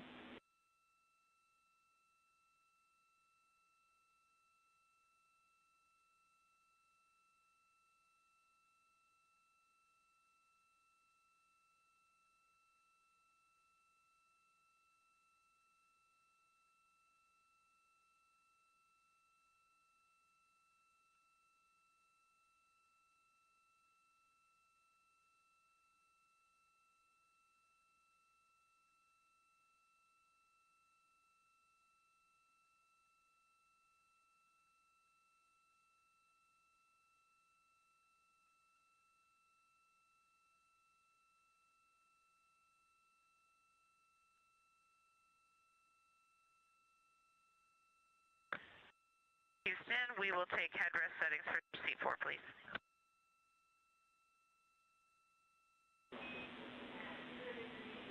Seat 4 headrest setting for contingency is 9, which is the same as the setting that you have nominally. And for this, just a reminder, we're looking for on the seat post, there's a little trapezoid. You want the bottom edge of that trapezoid to align with the numbers on the seat back.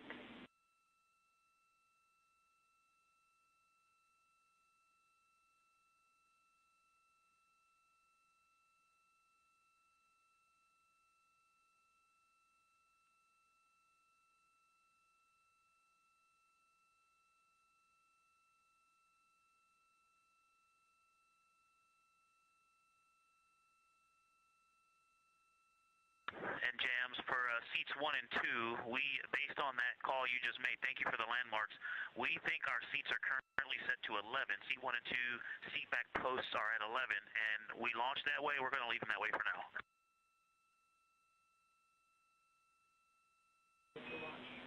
Copy, and that is the launch setting. We are happy with that if you are.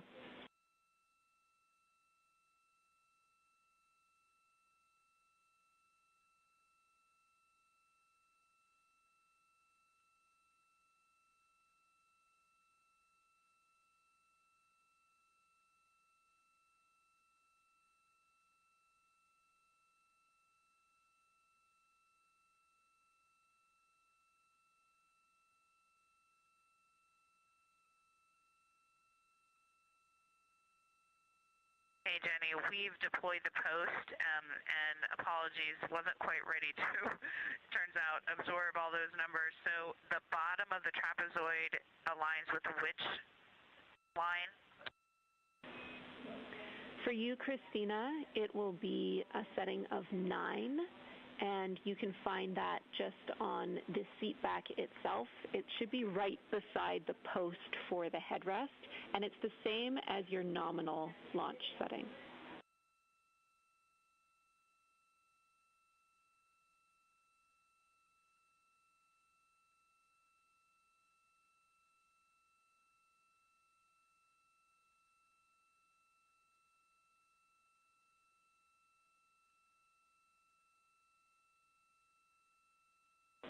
Copy, thumbs up.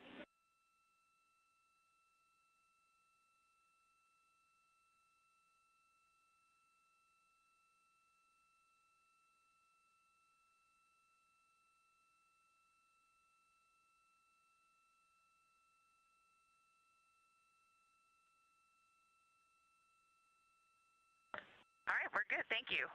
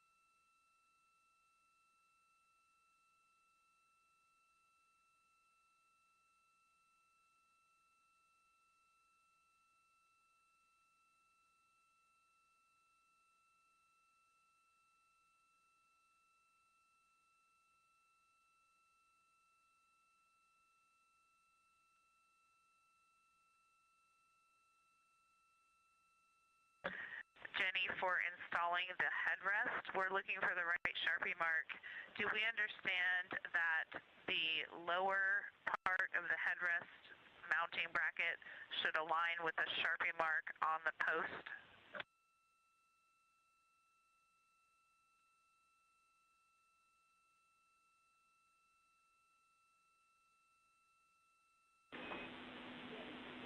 Christina, we think that sounds right, but we might be misinterpreting your words, but we think that sounds correct.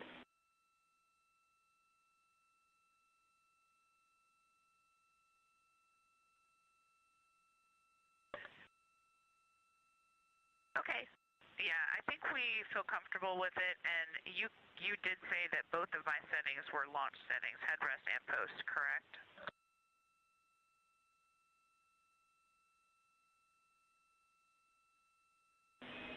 Affirm, Christina, they're the same for you.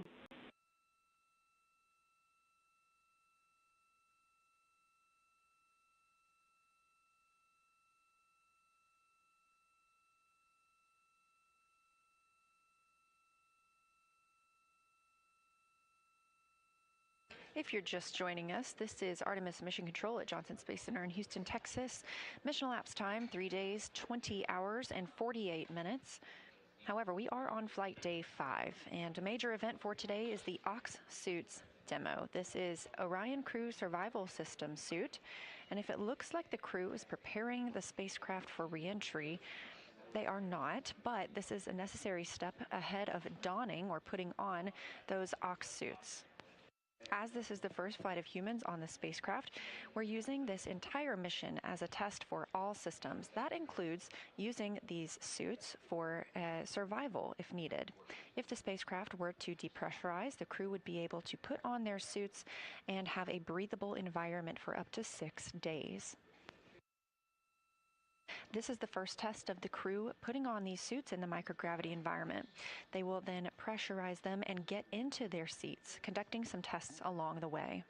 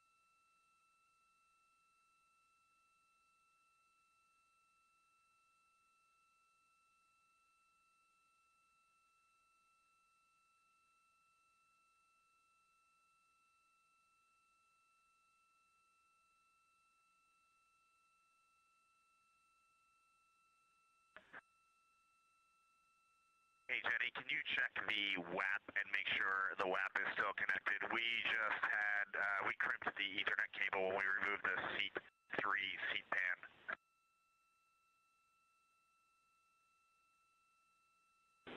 Checking.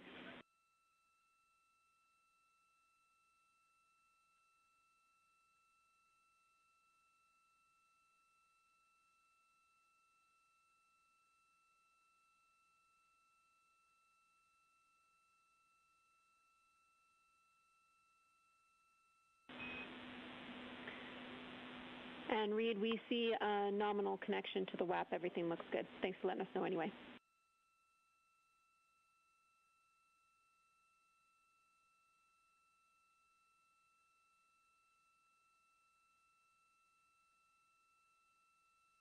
Acronym breakdown for you. WAP stands for Wireless Access Point. The crew is continuing to set up for the Ox suit demo. That's Orion Crew Survival System.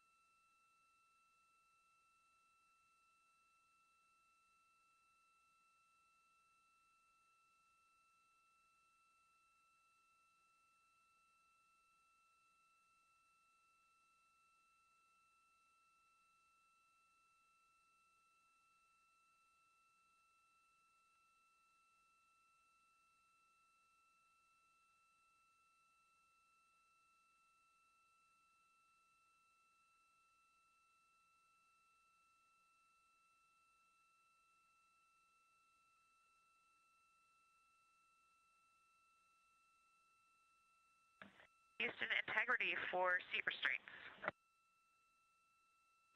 Go.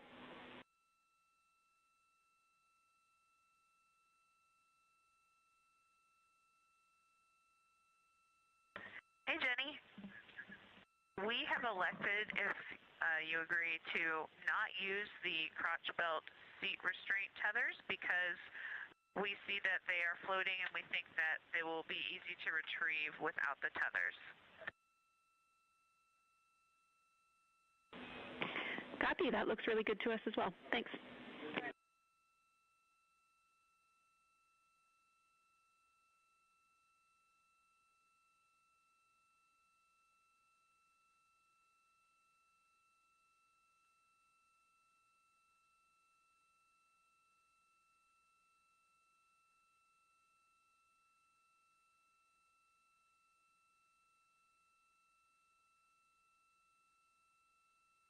Inside the Orion spacecraft right now, the crew continues to step through their procedures during the OX suit demo. This is Orion Crew Survival System. NASA astronaut Christina Cook is taking pictures of the configuration of the seats so far.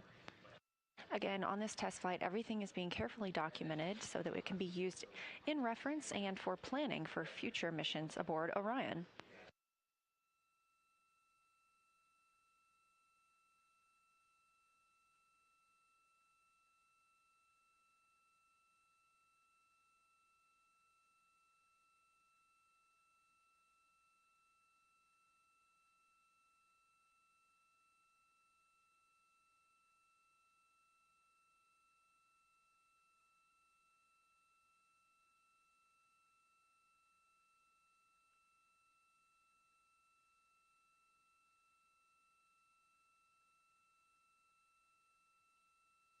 Again, the crew will be putting on their OX suits during this demonstration. Nominally, or on average, they would only wear these during launch and re-entry. But for this mission, we are testing out what they would need to do if there were a depressurization in the cabin. These suits would provide them a breathable environment for up to 6 days, and they also have the ability to take medicine, eat, and drink while in the suits, so all of those things will be tested out today. Now, once they put on these suits and pressurize them, they will expand a little bit, and it'll make it a little more difficult to move about the spacecraft. That's why this test is so critical to help team members write future procedures for future crews.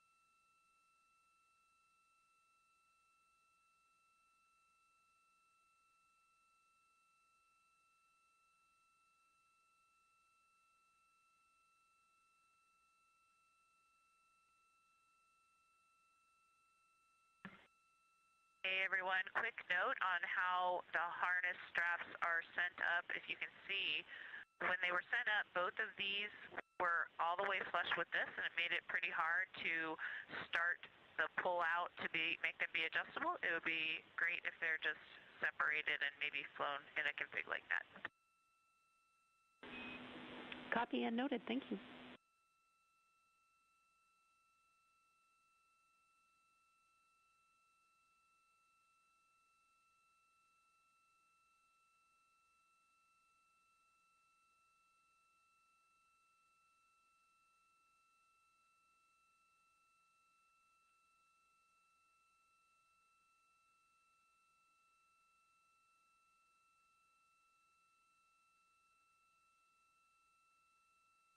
If you're just joining us, this is Artemis Mission Control, now on flight day 5 of the Artemis II mission. The crew and spacecraft are now over 219,900 miles away from our home planet of Earth, 57,850 miles away from the moon. The crew woke up today at 11:05 a.m. Central Time, and after their post-sleep period, quickly got to work. This is the Ox suit demo, Orion Crew Survival System suit. Those orange iconic suits that you saw them wear during launch and that you'll see them put on ahead of splashdown. This demonstration is to test how the crew would get suited and seated if needed in the event of a cabin depressurization. This demonstration is expected to take up most of the crew's day ahead of the midday meal, with that midday meal coming around 6:30 p.m. Central Time. In the remaining half of the day, the crew members will obviously have their midday meal. They will also get into some burn monitoring operations. We are expecting the outbound trajectory correction 3 burn today at 10:03 p.m. Central Time. Outbound trajectory correction burns are small maneuvers using the reaction control system thrusters on the spacecraft. These help refine our trajectory as we are heading around the moon and coming back to Earth. The initial burn to send us on that flight path was executed on flight day 2. That's the translunar injection burn.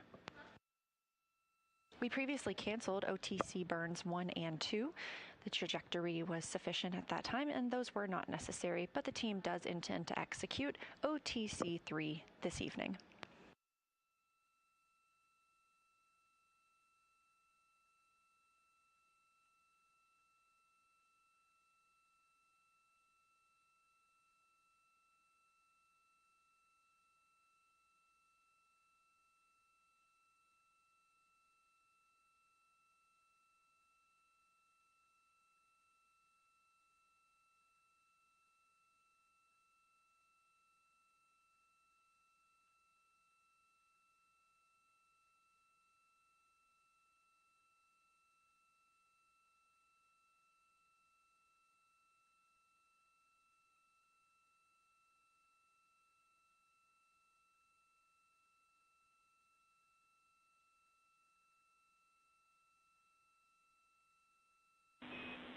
We see that in the video. Thanks, Christina.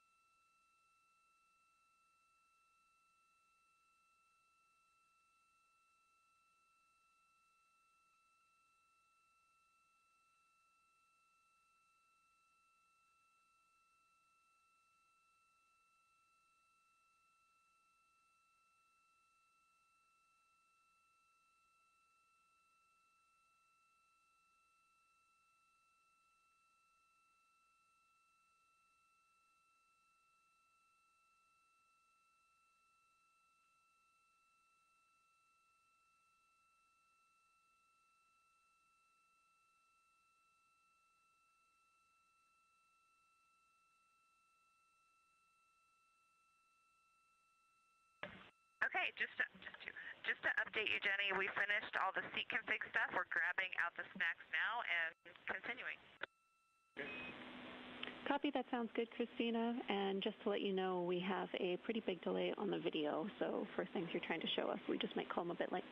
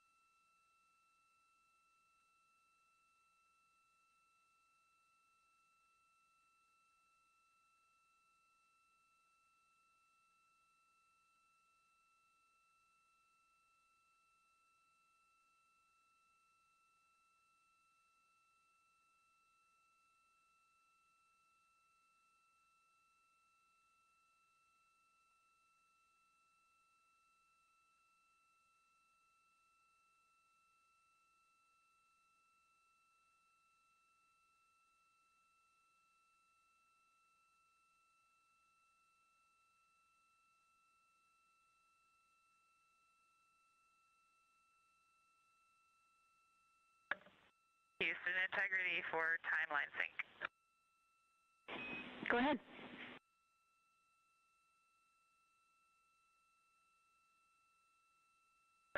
James, we are nearing the time of having y'all go off board so that we can get into our suits.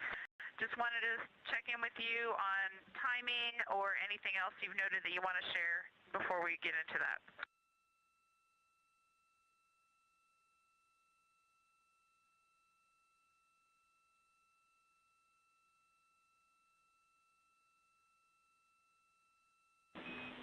Thanks for letting us know, Christina. That syncs with everything that we've been tracking. We just want to update you that we don't believe that we will do any objectives at the lower pressure, so at 3.7 PSID at your suit delta pressure, and we're also looking at adjusting the objectives during the first set as well. So we'll continue to talk about that, and in the meantime, you're go to continue.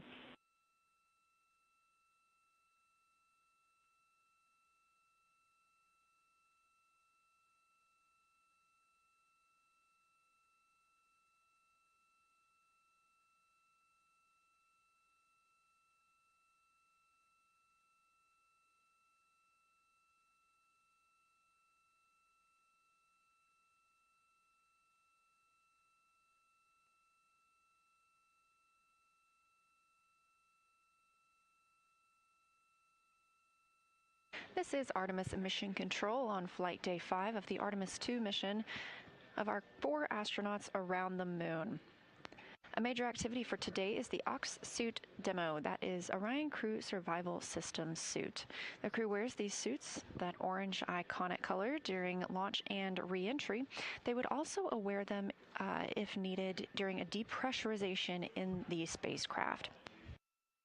Obviously, we are not tracking that today, but this is a great practice opportunity for this crew to learn how to put on these suits and get into their seats. Everything that we learn on this mission, it helps us. Integrity Houston, we still have a camera view. We see nothing, but it looks like part of the side of the DU, but wanted to let you know it's still on.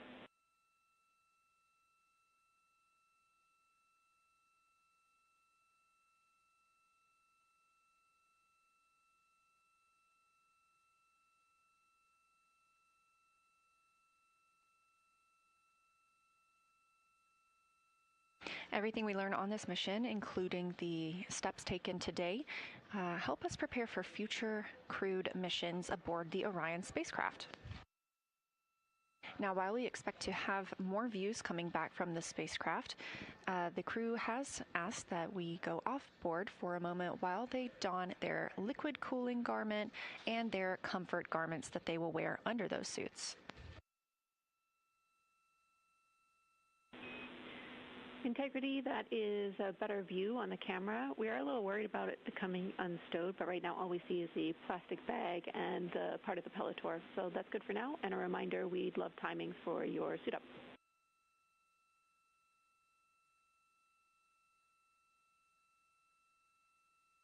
On your screen in the black is Capcom Jenny Gibbons, Canadian Space Agency astronaut and backup Artemis II crew member. To her right, Capcom Tess Caswell.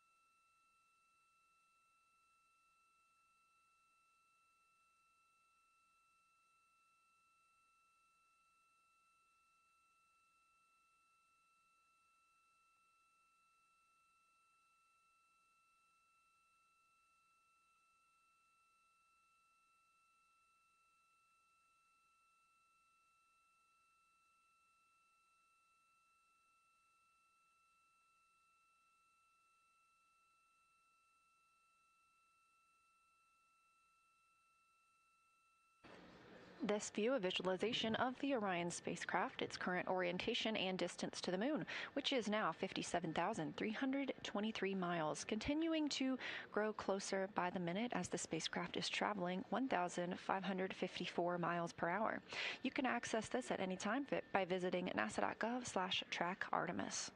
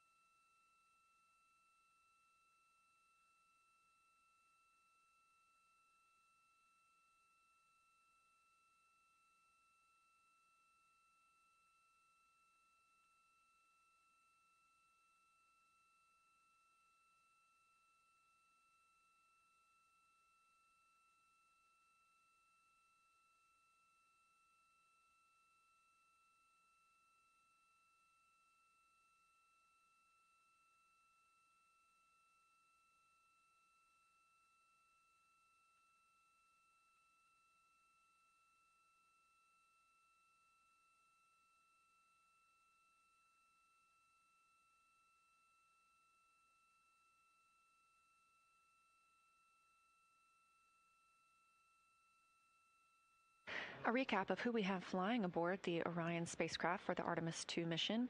We have Commander and NASA astronaut Reed Wiseman, Pilot NASA astronaut Victor Glover, Mission Specialist 1 NASA astronaut Christina Cook, and Mission Specialist 2 and Canadian Space Agency astronaut Jeremy Hansen.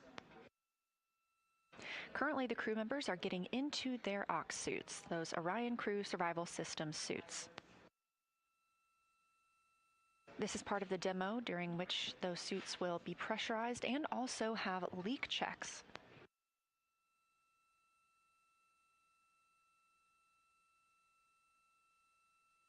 And if you're just joining us, this is all a test. This helps us determine how the crew would need to ingress or enter those suits quickly in case of a depressurization in the spacecraft. They'll also need to enter or put on their suits ahead of returning to Earth, as these are what they wear for launch and re-entry.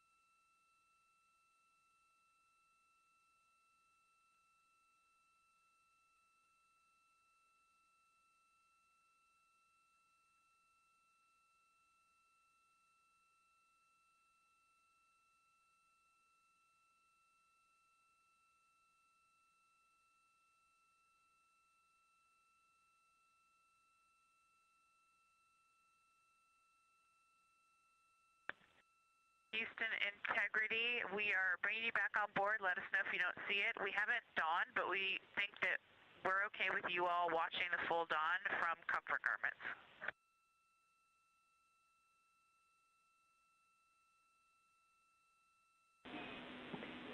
Copy, Christina. That sounds great to us. Thank you. We did see you adjust the camera, but we no longer see video.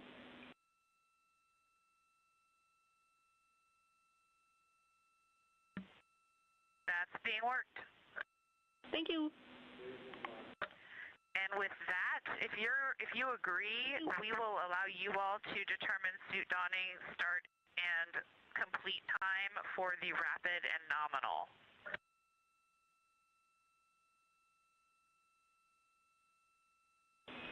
Copy.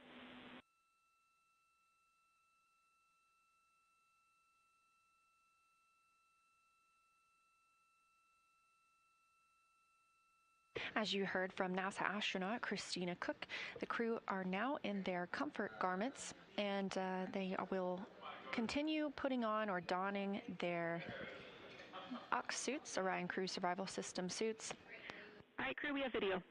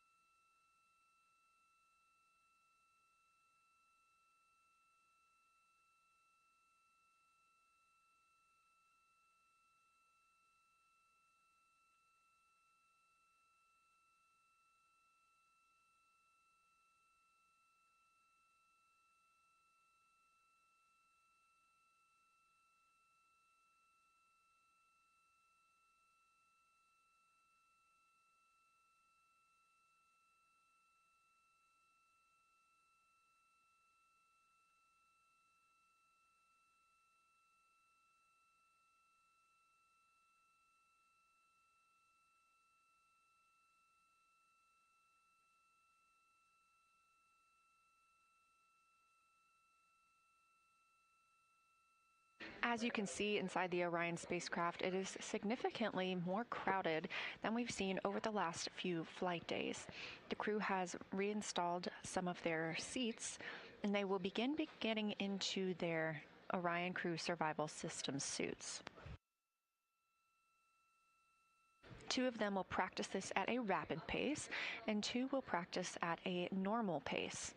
Again, this is all in preparation for future Artemis missions. It's all preventative in case the crews would need to don or put on these suits while in a depressurized environment.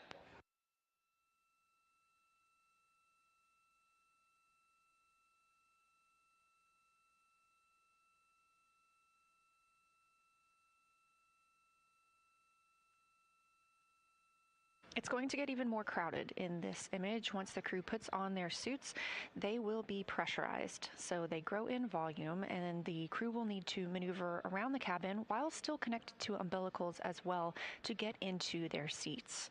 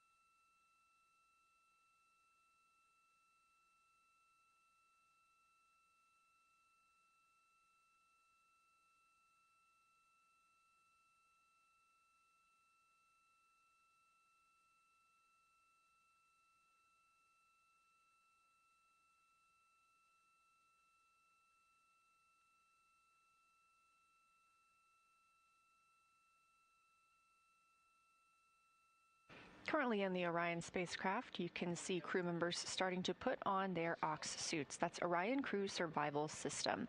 Those are the iconic international orange suits that the crew wears during launch and reentry, and they would put on in the event of a cabin depressurization. So today is a test to understand how the crew needs to put on these suits in a cabin depressurization situation. This test helps us refine procedures for future crews that fly on Artemis missions. These suits are developed by the OX team, again, Orion Crew Survival System. They are monitoring today from the Mission Evaluation Room, also known as the MIR, at the chess console. That's Crew Habitation Equipment Support Systems. This console provides expertise on the crew systems and equipment that the astronauts are using throughout the flight.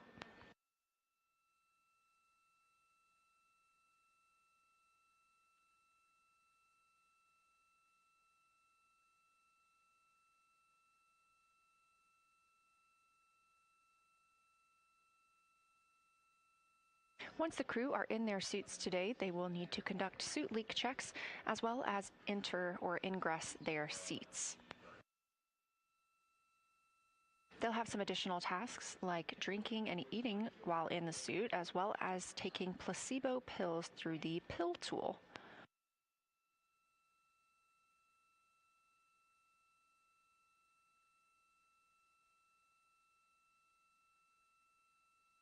When these suits are pressurized, we do expect it to become more difficult.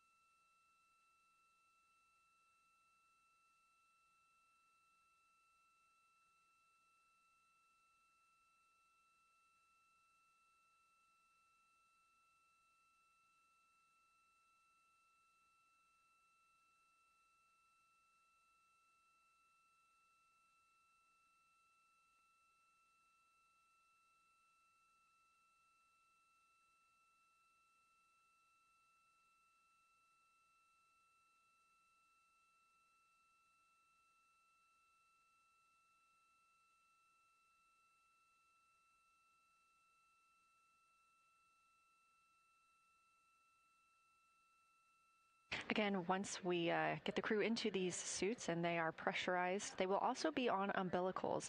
So these are adding a little more difficulty to moving inside the spacecraft and getting seated.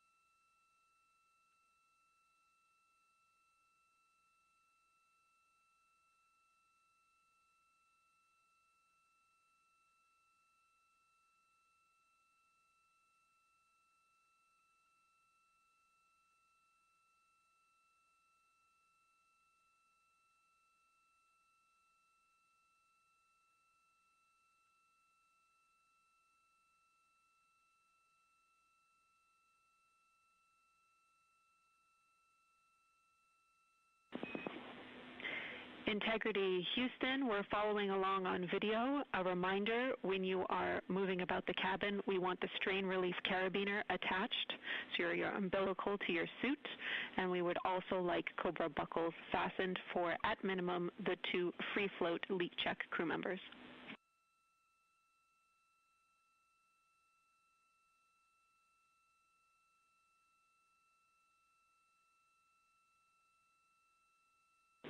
Copy, thumbs up.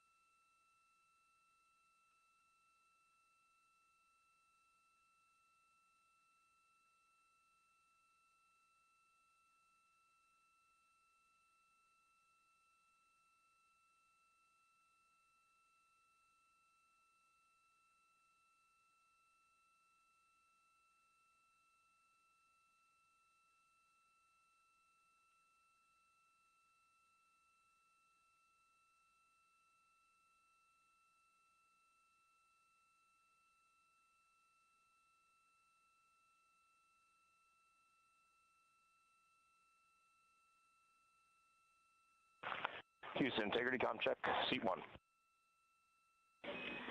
Reed, we have you loud and clear from seat 1. How me?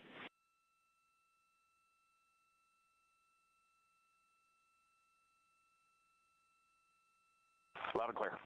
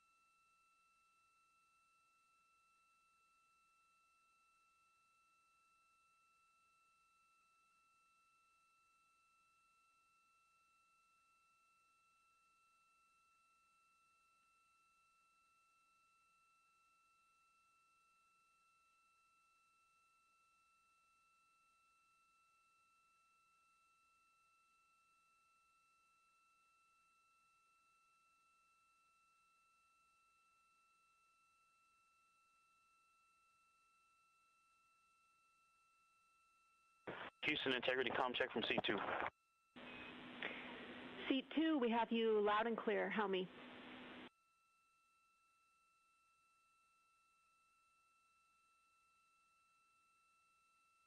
I have you the same.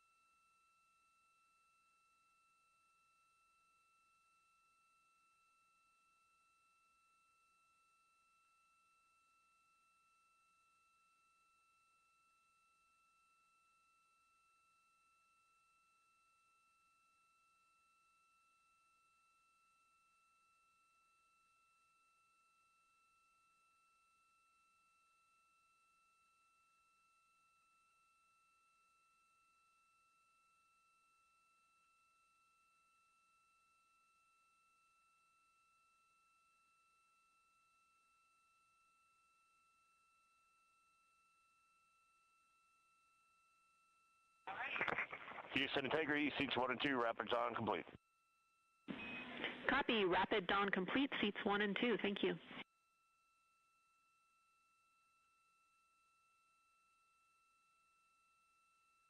That call coming from Commander Reed Wiseman, NASA astronaut aboard the Artemis II mission, down to Capcom or capsule communicator Jenny Gibbons. The crew is conducting their OX suit demo. That is the Orion Crew Survival Systems suit. And as you previously heard, a voice check from NASA astronaut Victor Glover, the pilot on the mission. He is in his seat. Wiseman confirmed the same and that the Rapid suit. Integrity crew, low priority camera adjustment. We will take a tilt toward seat 3. That is more toward the Equus wall and the lockers if able.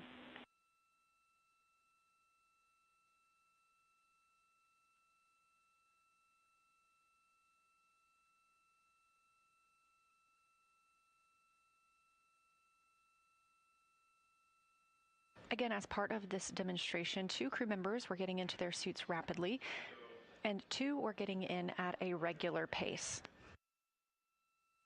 These are the suits the crew wears during a launch and re-entry, and they also could provide up to 6 days of a pressurized breathing environment if the crew needed them during a depressurization of the Orion spacecraft. We are taking advantage of this mission as a test flight to help us prepare for all future flights of astronauts aboard Orion.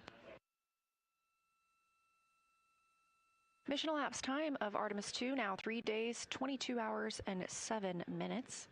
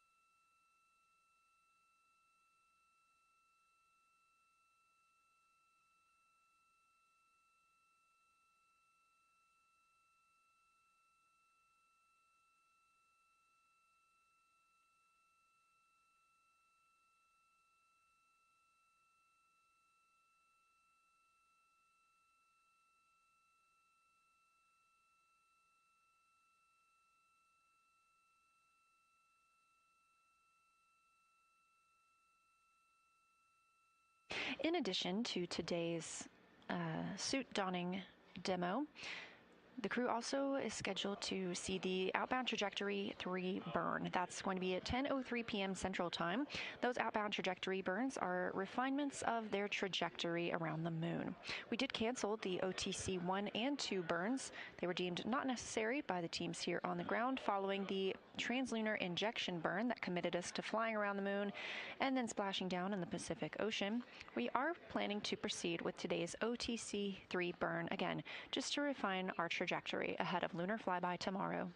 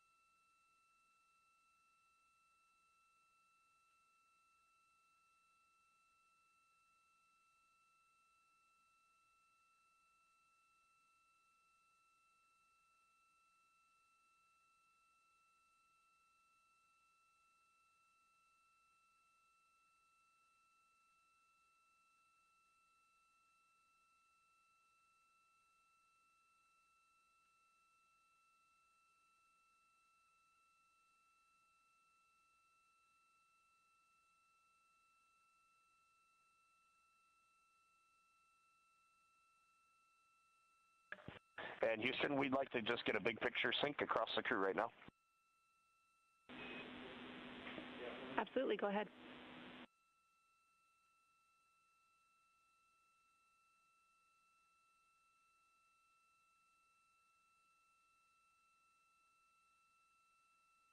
Let's just sync up so we know where we are. Ike and I are in seats 1 and 2. We are fully suited. We do not have umbilicals connected. And we are in suit on vehicle config step 5, and we are holding there.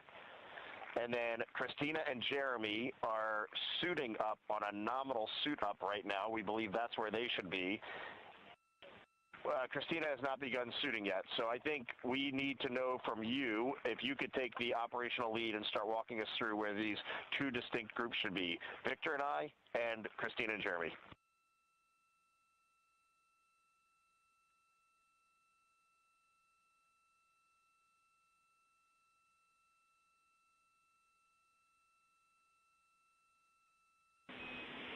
Copy, Integrity crew. You are all where we expected you to be. Jeremy and Christina can continue pressing with the nominal suit on, and we will have you and Victor pick up with commanding umbilicals to perform the first leak check with 2 crew members. And remember, I have a delta for you on the visors open vent path.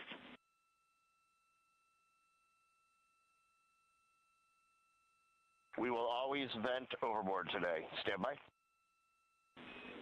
Good words.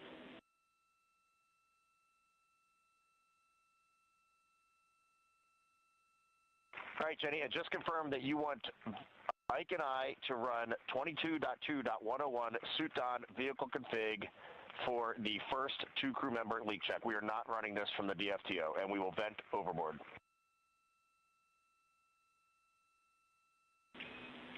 firm.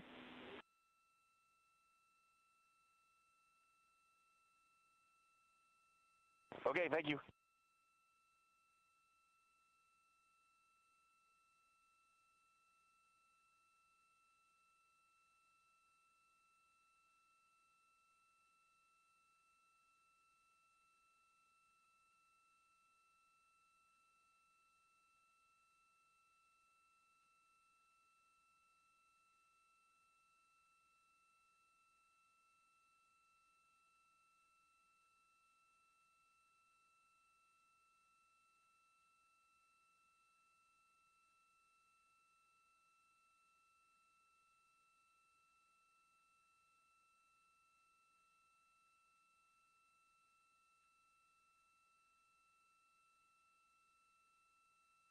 Now that Victor Glover and Reed Wiseman are suited and in their seats, they are going to step through the leak check procedures. Again, if you're just tuning in, this is a demonstration of the crew putting on their suits on the Orion spacecraft.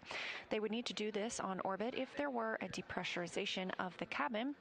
Otherwise, they wear them during launch and entry. Everything we learned today helps us prepare for future crews to fly on Artemis. And we expect the team to be calling down questions and reports of their status as they move throughout the procedure.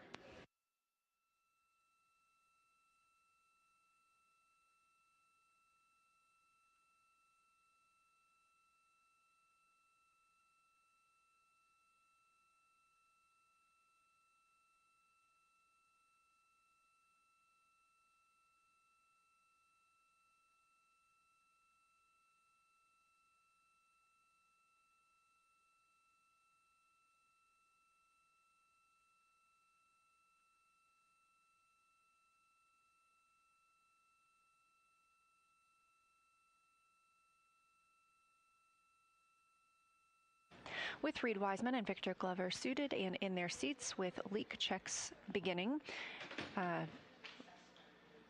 Christina Cook and Jeremy Hansen, mission specialists for the mission, are continuing to put on their suits. Two crew members, obviously the commander and the pilot, were asked to put on their suits in a rapid fashion, while our mission specialists were instructed to put on their suits with a normal timeline.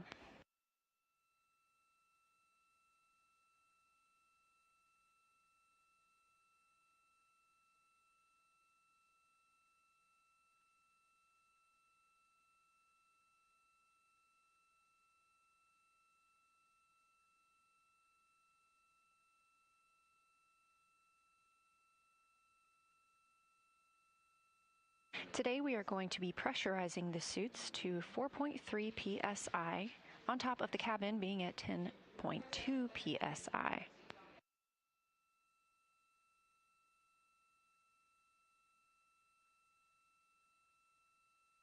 When these suits are pressurized, they do gain a little bit of volume.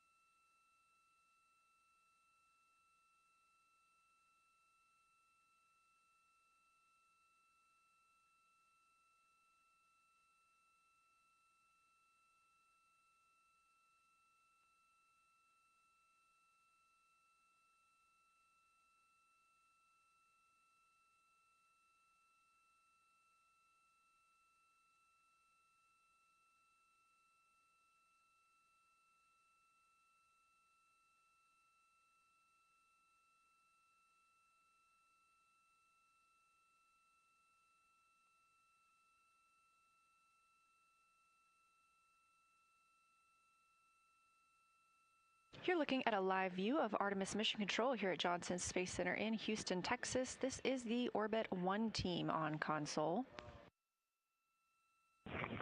Houston, seats 1 and 2, leak check complete. We see the same.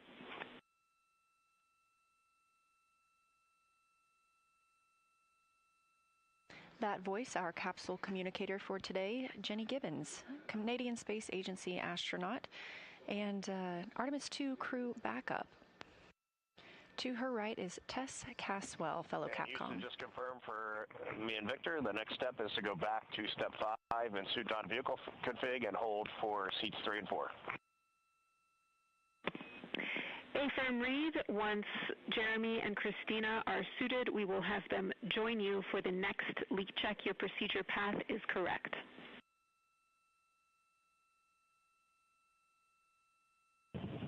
We copy, thanks.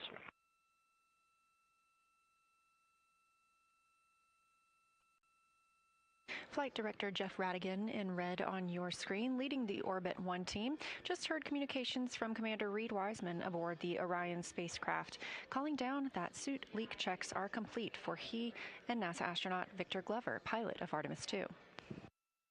Meanwhile, aboard the Orion spacecraft, mission specialists Jeremy Hansen and Christina Cook continue to get suited ahead of getting in their seats for their own leak checks as part of this demonstration.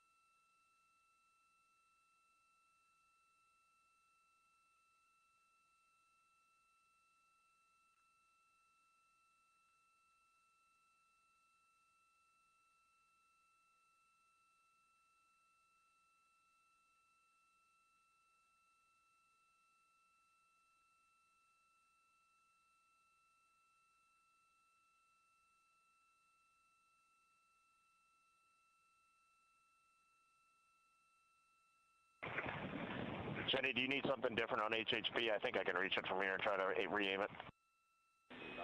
Affirm, if you can reach it, we will take a tilt downward toward the lockers, please.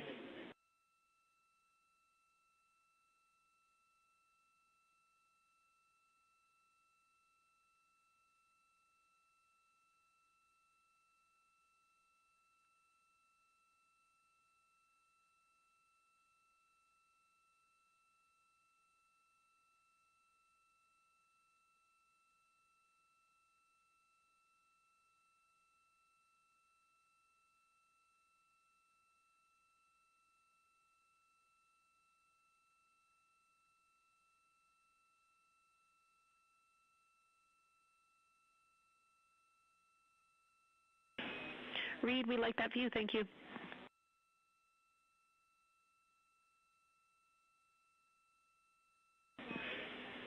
Integrity crew, I see Jeremy and Christina nearing the end of their suit dawn.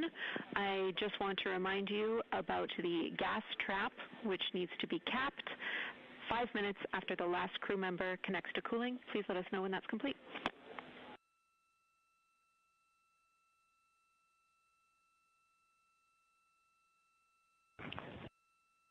We got you covered, Jenny. Thanks for the reminder. Thank you, Reed.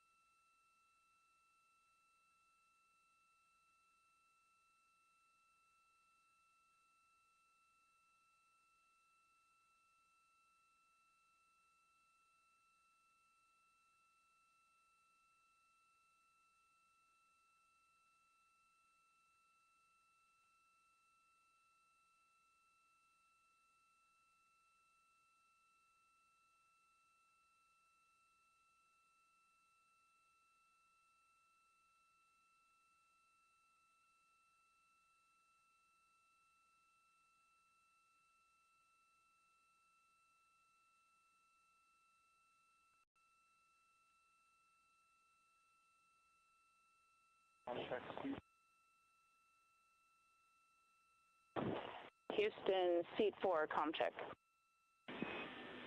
Seat 4, we have you loud and clear. How me?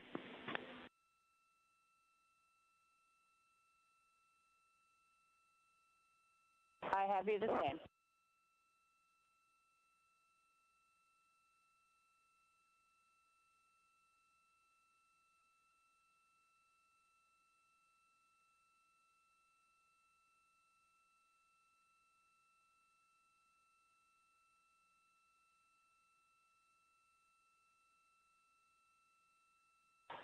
Houston, integrity, C3, comm check. Seat 3, welcome to the party. We have you loud and clear. How me?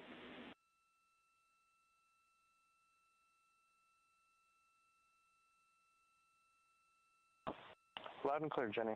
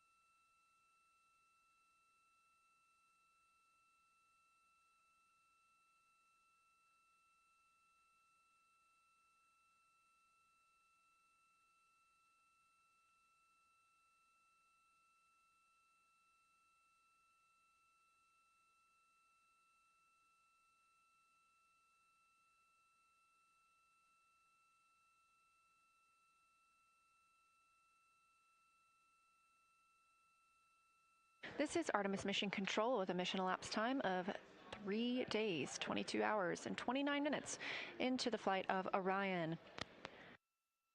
Currently, the crew members aboard the spacecraft are conducting the Ox suit demo. That's Orion Crew Survival System.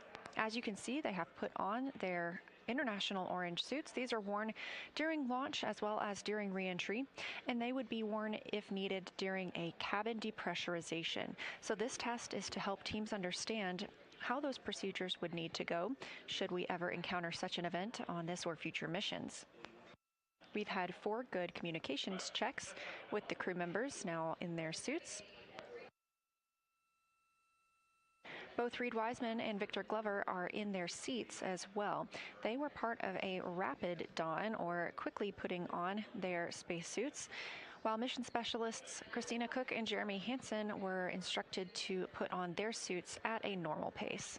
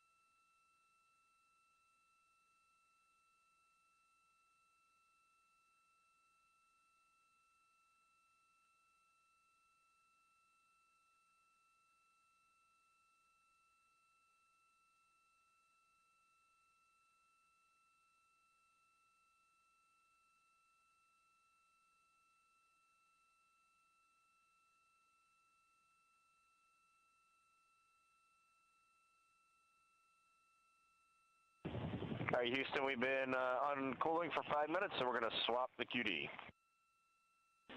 Copy, thank you.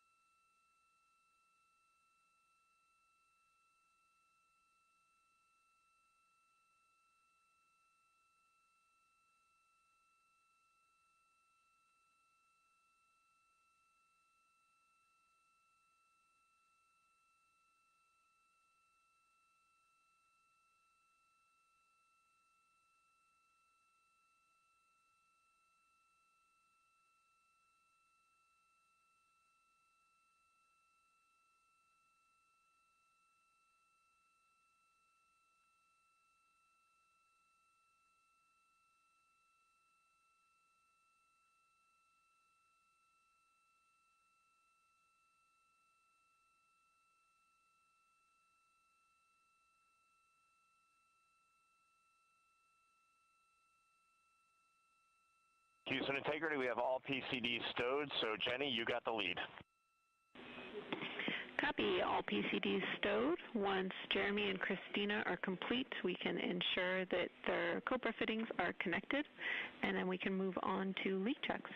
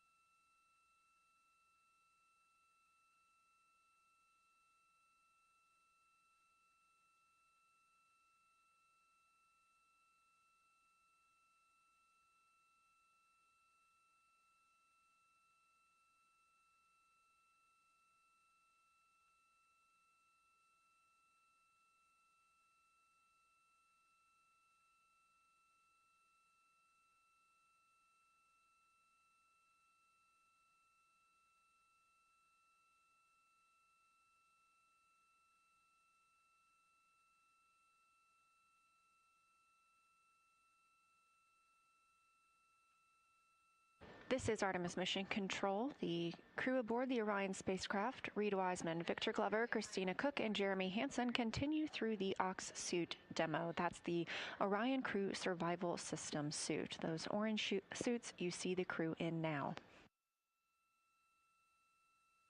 Both Commander Reed Wiseman and pilot Victor Glover have ingressed or gotten into their seats. They have also performed comm checks and suit leak checks. Mission specialists Christina Cook and Jeremy Hansen donned or put on their suits in a normal speed, whereas our commander and pilot were asked to do so at a rapid speed. They have also completed communications checks.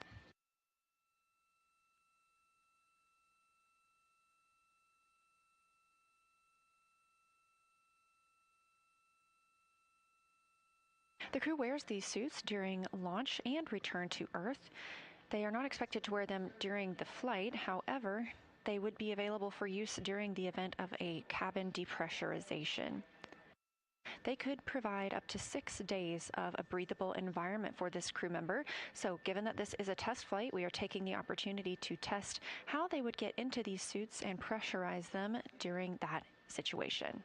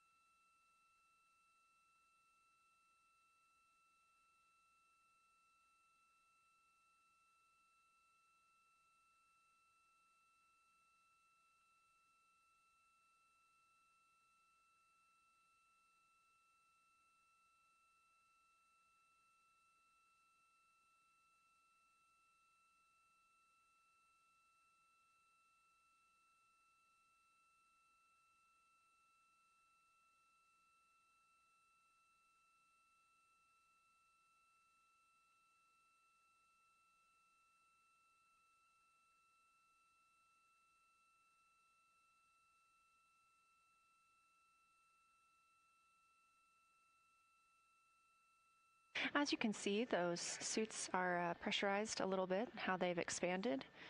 The crew is conducting leak checks aboard those suits right now.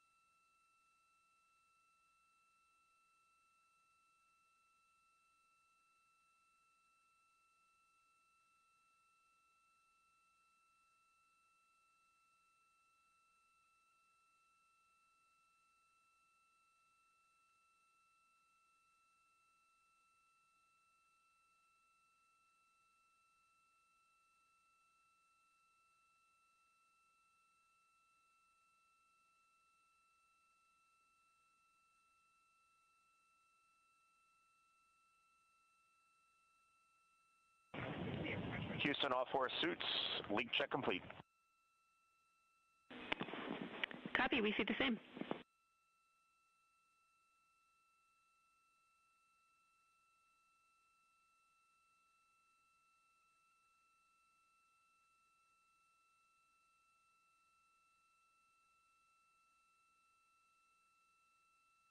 And Jenny, I think now you want us back in the DFTO procedure, correct?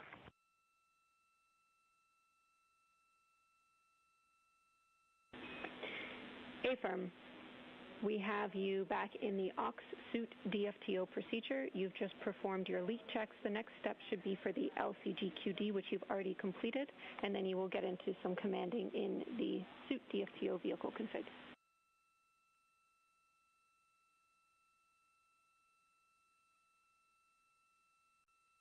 Yeah, what step in aux suit DFTO should we be in?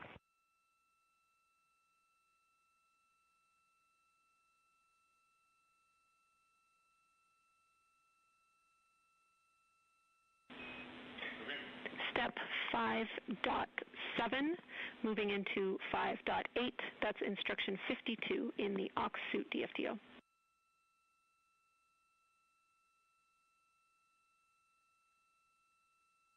Okay, we're in 5.7. Copy. That's a good spot.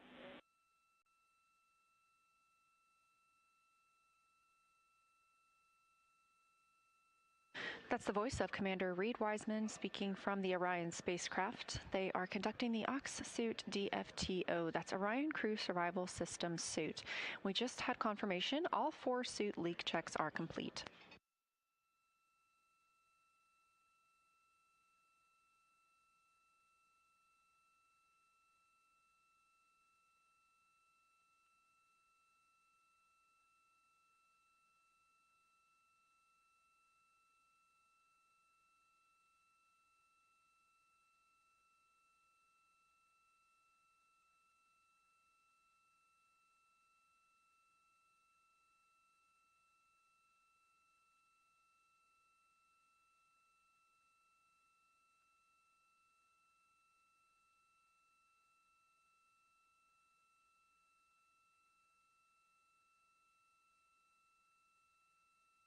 All right, Jenny, we are in 5.8. We're going to 22.2.199, steps 1 through 12.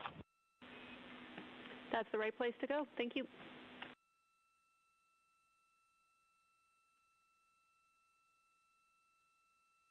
All of the numbers you hear reported by the ground team and the crew are in reference to a specific set of procedures. This helps keep...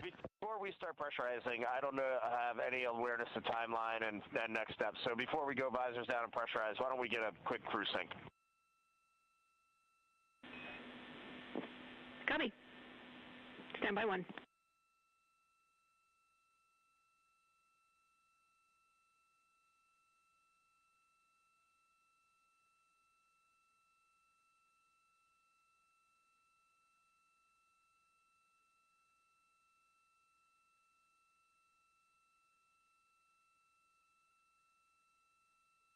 Again, all the numbers you hear, the crew calling down or the ground calling up, keep everyone on the same timeline as they are referencing the same set of procedures throughout this demonstration.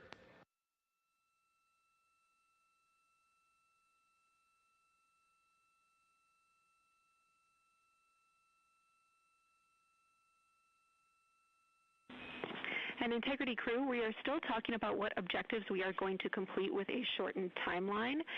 We do want to keep the controlled depress in place because we want to get ranging data in time for OTC3. So we are talking a pared down objective timeline for you. IVA is just getting it together, so we'd like to proceed with the suit DFTO vehicle config, and I'll have words for you soon, but you can all expect a shortened timeline.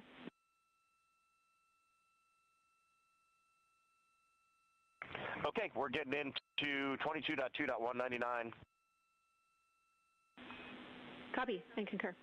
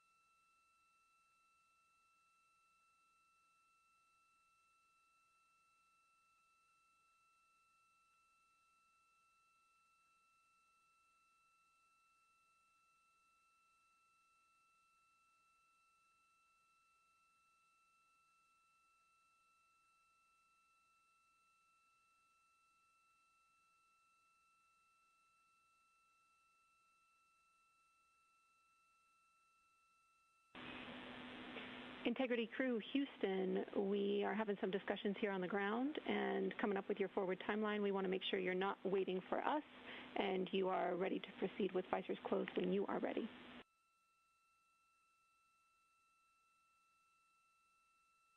Yep, Bay Firm, we're just troubleshooting one thing and then we'll be ready.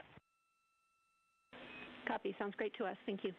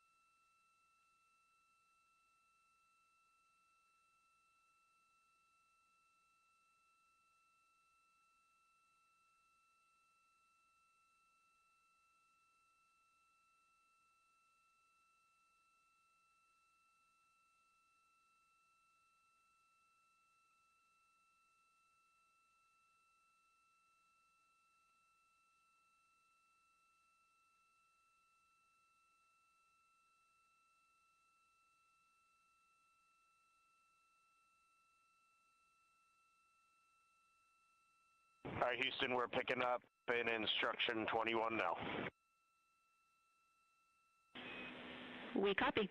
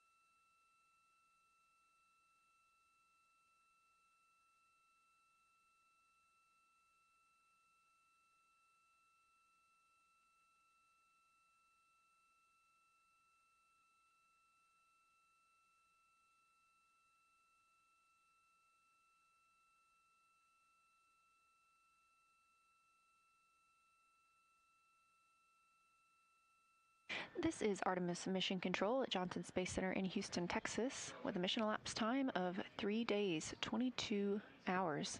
3 days and counting up to 23 hours. The crew aboard the Orion spacecraft is currently in one of their main timelined activities for today. That's the OX suit demo. OX stands for Orion Crew Survival System. Those are the orange suits you see the crew in now. They're also the suits that they wore on launch and that you'll see again in re-entry.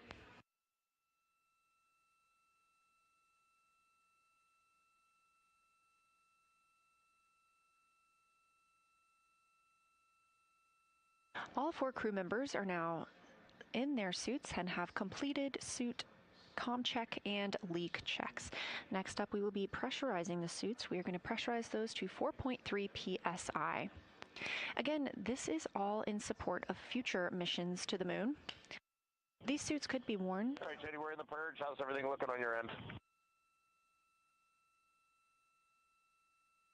It's looking great. Continue.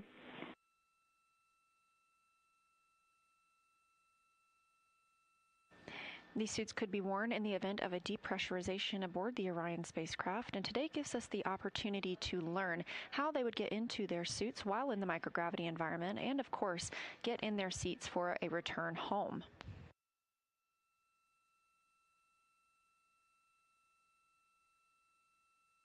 Also on the timeline for today is the OTC-3 burn. We expect that around 10:03 p.m. Central Time today. This is a small burn with the reaction control system thrusters on the spacecraft, and OTC stands for Outbound Trajectory Correction. We schedule these throughout the mission in case we need to refine our path around the moon and on the way back home. We canceled the first 2 outbound trajectory correction burns, deeming them not necessary ahead of today. We are going to keep the OTC-3 burn on the timeline for this afternoon, ahead of tomorrow's lunar flyby.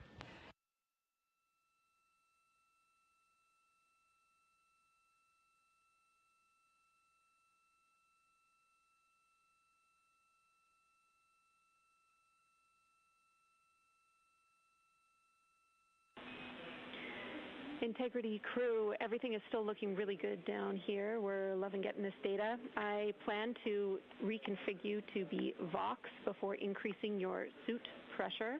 Let me know if you want to be Vox earlier so you can stop pushing buttons.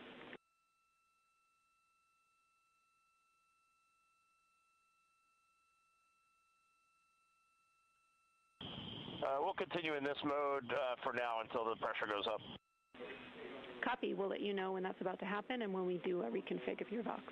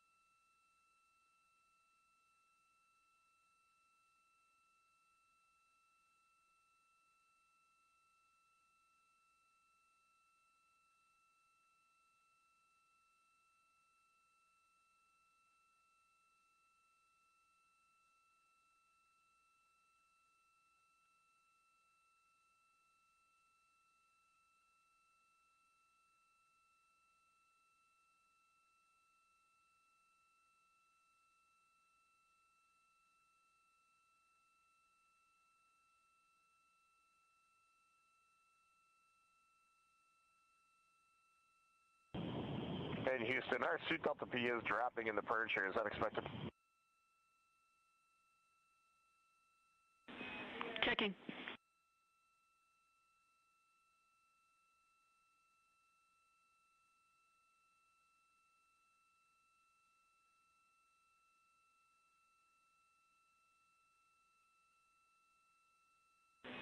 Reed, this is expected. We are in the last 45 seconds of the purge where the pressure will decrease in your suits.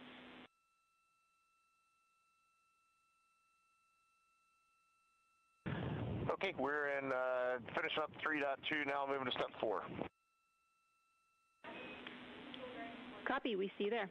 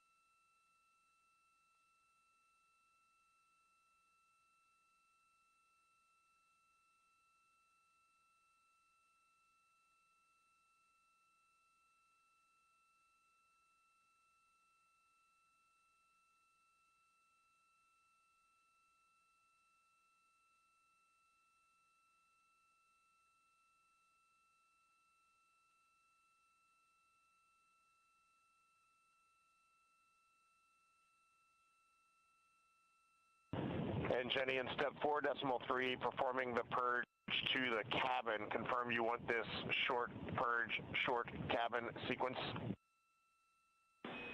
Affirm.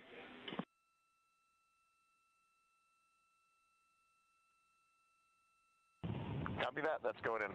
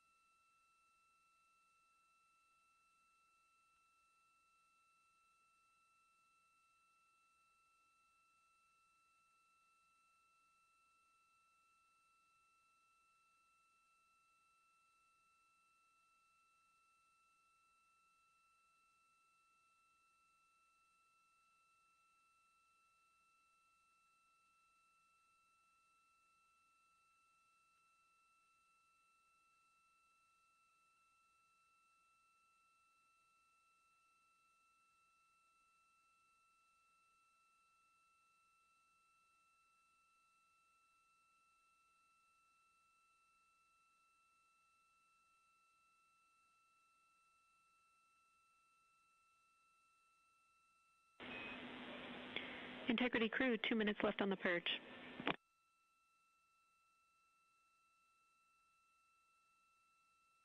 We're watching.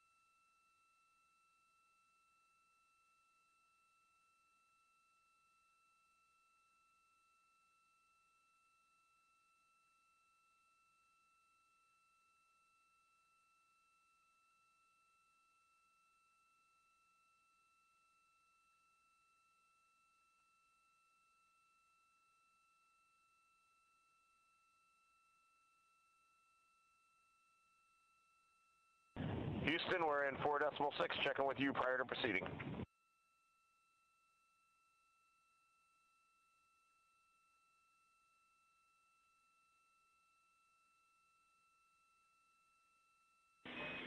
Copy, we're talking.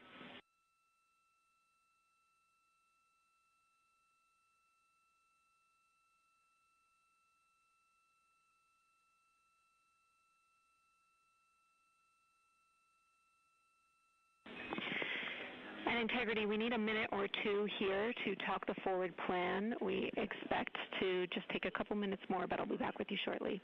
Let's sit tight for now, please.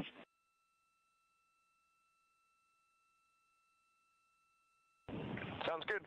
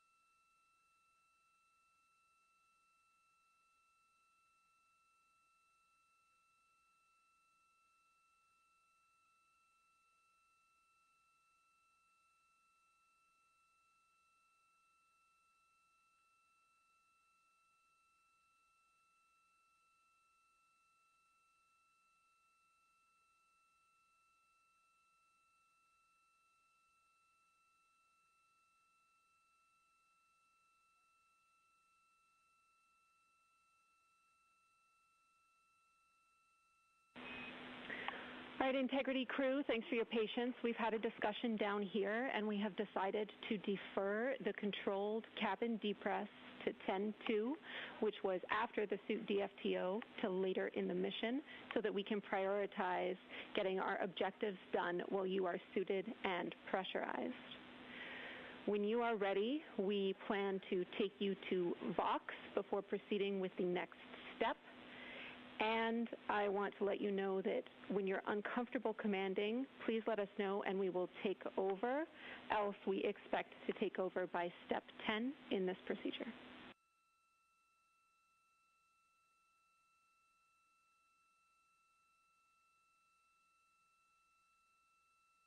Okay, Jenny, sounds great, and we are ready for Vox. Copy. We will put Vox in work.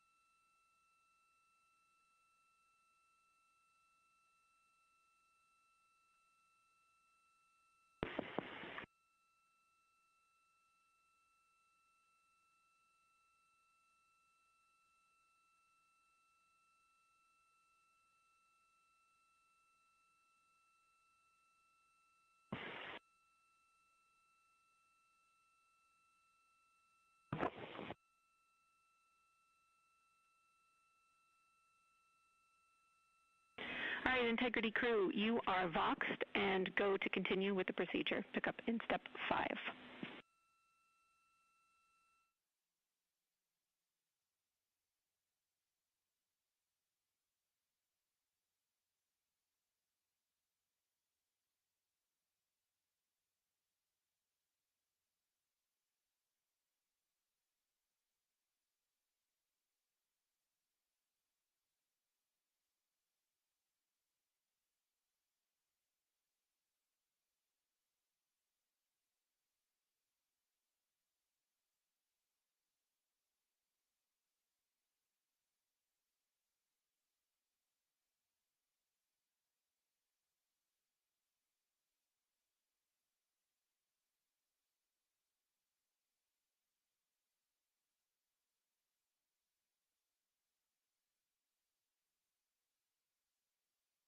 This is Artemis Mission Control at Johnson Space Center in Houston, Texas. Currently, the teams on the ground are increasing pressure in the Orion crew survival system suits. Currently, their audio is only available to teams here on the ground in Mission Control. We want them to be able to transparently describe what they are experiencing as they move through their procedures.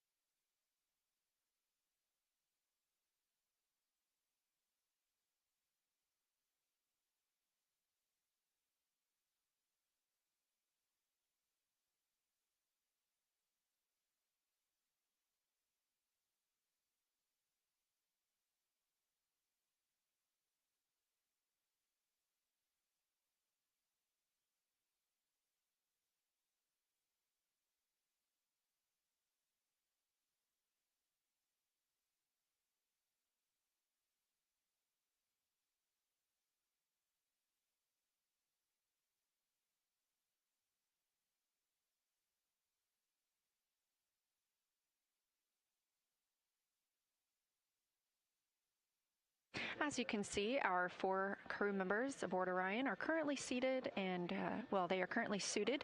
2 are in their seats. That would be Commander Reed Wiseman and pilot Jeremy Hansen. They are stepping through the procedures of the Orion Crew Survival System demo.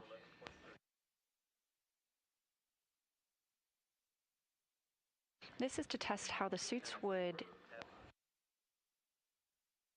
perform if we were in a depressurization event and the crew needed to get into their suits in order to have a breathable environment.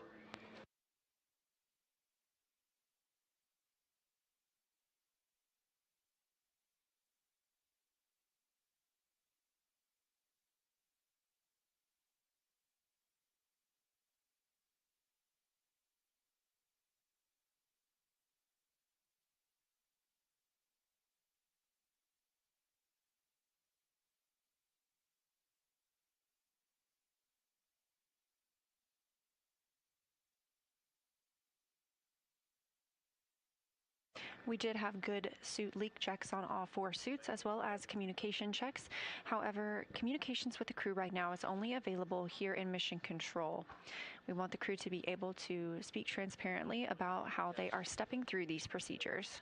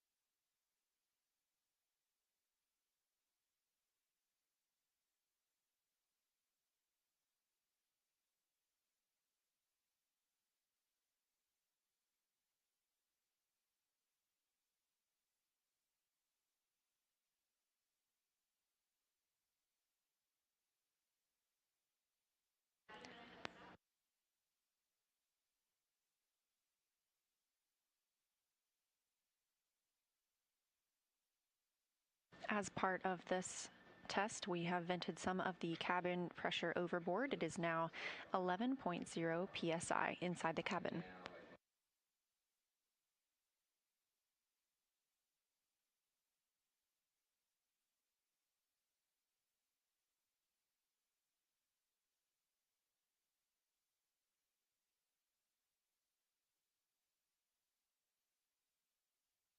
Currently, the cabin is pressurized at 11.1 psi, and the suits are at 3.8 psi.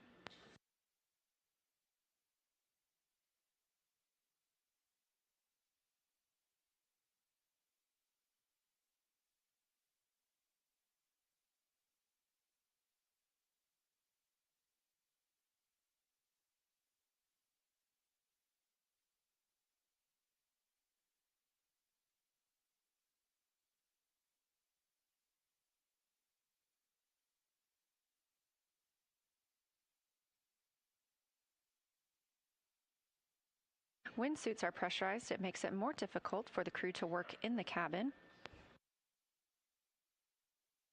Therefore, they agreed that the ground is able to take over commanding in the spacecraft.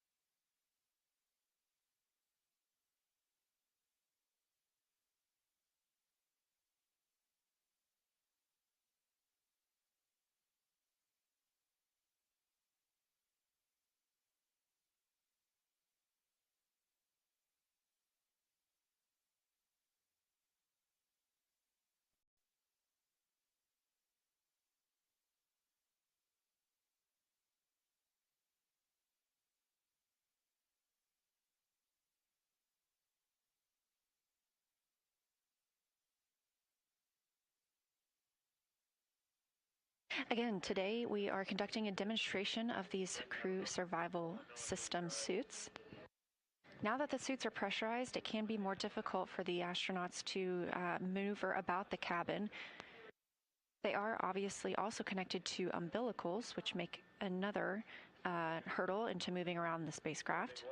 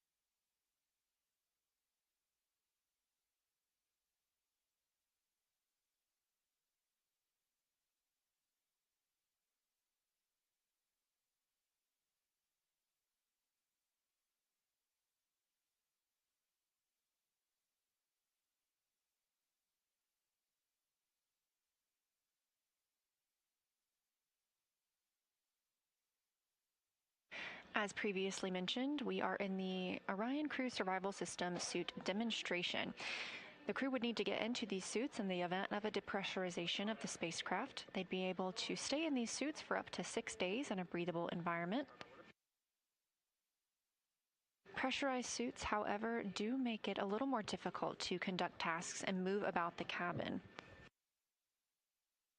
For this demonstration, the ground has agreed they will decrease the pressure in both Commander Reed Wiseman and pilot Victor Glover's suits slightly to help them get out of their seats and conduct some other tasks.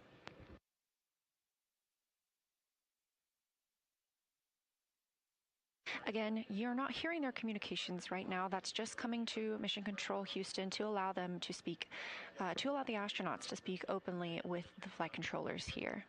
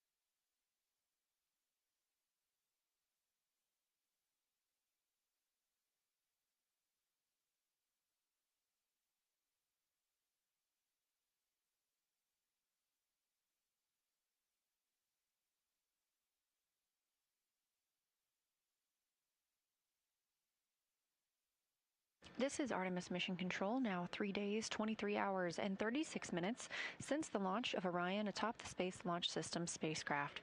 This is a live view inside Orion. Our 4 crew members are currently conducting an Ox suit demo, Orion Crew Survival Suit System. These are the suits that the crew wears during launch and will wear again during re-entry, and they would have the opportunity to use these if needed during a cabin depressurization. Being in these suits would provide the crew with up to 6 days of a safe breathing environment. Being that this is a test flight, it's our first opportunity for the crew to get into these suits while in a microgravity environment. This is helping us prepare for future missions around the moon with Artemis, as well as for the end of this own mission when the crew will need to get suited up ahead of their journey home. Crew audio is currently only available in Mission Control Houston, allowing the crew members to speak extemporaneously with the ground control teams.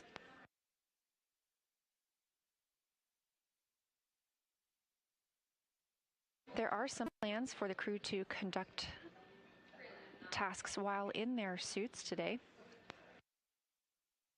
Currently, the team is lowering the pressure slightly in Commander Reed Wiseman and Pilot Victor Glover's suits to allow them to more easily get out of their seats. When suits are pressurized, it does make it more difficult to move about the cabin and accomplish some of the tasks we're looking to do today.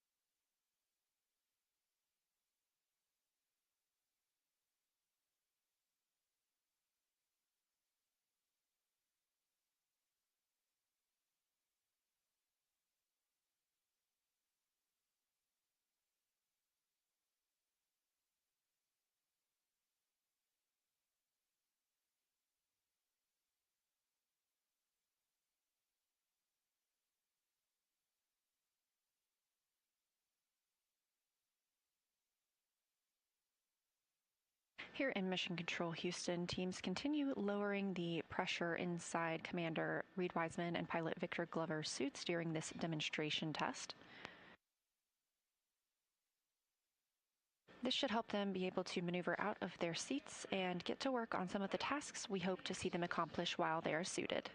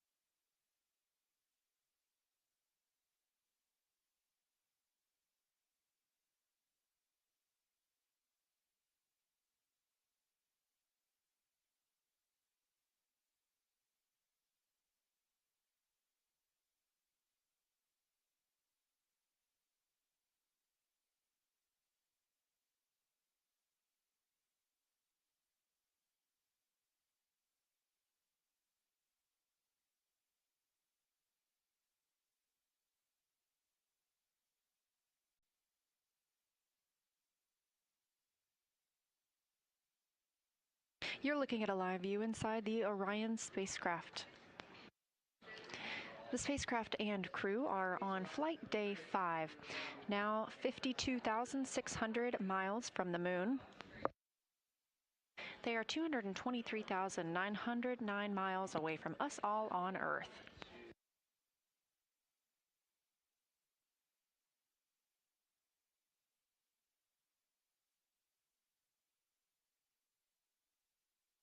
Currently, our crew members are stepping through the Orion Crew Survival System suit procedures.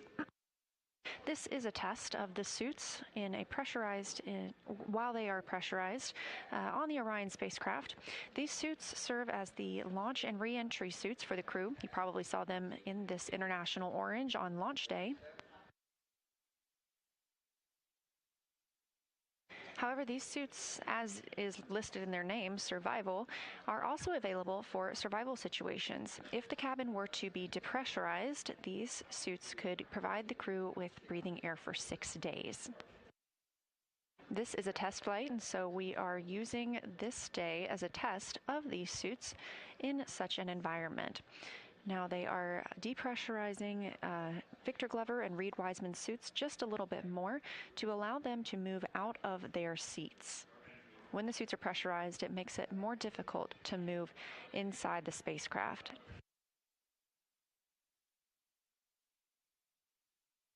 We have some other tasks we hope to see the crew complete today, including using the pill tool. There is a small port on the side of the helmet where the astronauts can insert what looks like a straw and allows them to take medicine if needed while they would be in this situation. Of course, any pill taken today is simply a placebo for the purposes of the test. We also hope to see them eat and drink through that same port. This is one of the biggest parts of their timeline today. However, we do anticipate the outbound trajectory correction burn this evening actually, at 10:03 p.m. Central Time. This will be using the reaction control system thrusters on the spacecraft. These trajectory correction burns are simply refinements of Orion's flight path. We did cancel the first 2 of those as we felt like they were not needed following the translunar injection burn. But this will help us further refine our trajectory ahead of tomorrow's lunar flyby.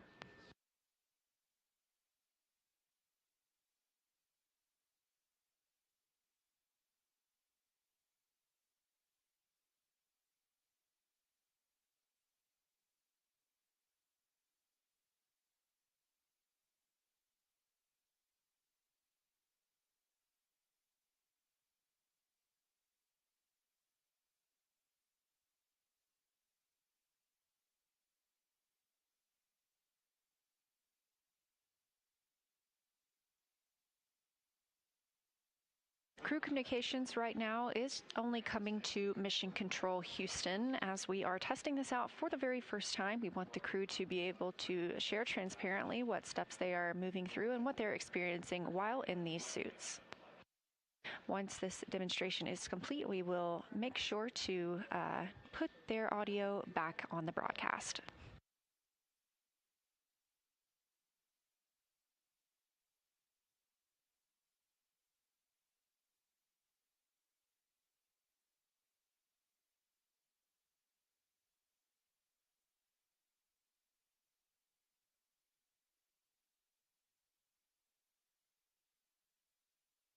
This is Artemis Mission Control, and we continue to monitor this Ox suit demo. Meanwhile, teams at Johnson Space Center and Mission Management are preparing for today's mission status briefing. If you're watching on NASA's YouTube, you can stay right here. You'll be able to see that live. If you are interested in solar array wing views, you can tune in on our other stream. That's where commentary will continue. Again, standing by, that mission status briefing is scheduled to start in 4 minutes at 5:30 p.m. Central Time.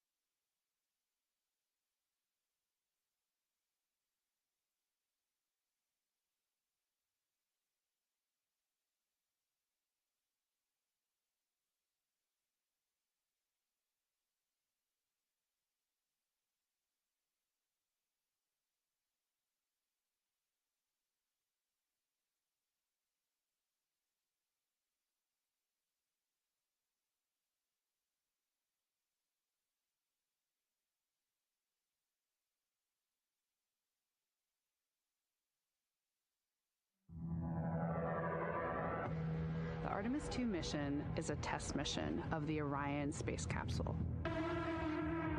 Artemis II will be the first time we put humans on this rocket.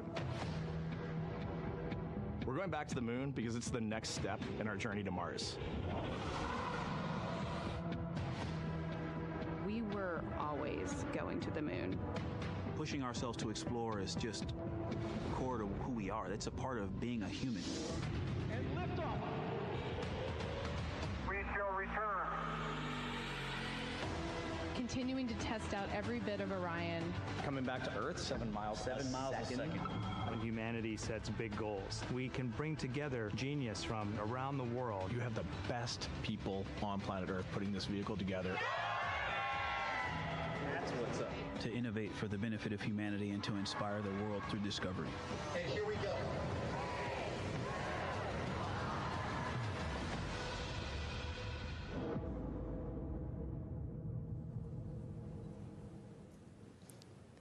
Good evening and welcome to NASA's Johnson Space Center in Houston, and welcome to our Artemis II status update. I'm Rachel Kraft with NASA Communications, and we're joined this evening by several NASA leaders to share an update on how the test flight is going overall as the crew gets ready to fly by the moon. They are Dr. Lori Glaze, who leads NASA's Artemis program, Rick Henfling, Flight Director for the mission, and Kelsey Young, Artemis II Lunar Science Lead. We'll have some opening remarks from each of our participants, and then we'll go ahead and take questions both here and in the room and on the phone line. And as a reminder to those who are joining by phone, you can press *1 to enter the question queue. And with that, we'll start with Lori. Great. Thank you so much, Rachel. And thank you to everyone that's joining us today and for your continued interest in Artemis II.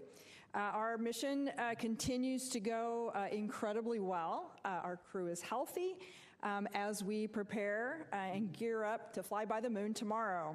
We're all extremely excited for tomorrow. We got a couple of great images that I want to share with you today, along with all of the great stuff that's available online. But we've got a few things I wanted to share this evening. We have a short video with some of what yesterday included. If we could pull up this video, it's got a lot of cool information in it. Can we see that? This is Artemis Mission Control. You're getting a live look inside the Orion spacecraft, named Integrity by the Artemis II crew. This is a magnificent accomplishment to be up here, to see the moon, to see the Earth, and to know that we are between those two celestial bodies, and you can see it when you look out the window. The Earth is almost in full eclipse, the moon is almost in full daylight, and the only way you could get that view is to be halfway between the two entities. It is truly awe-inspiring up here.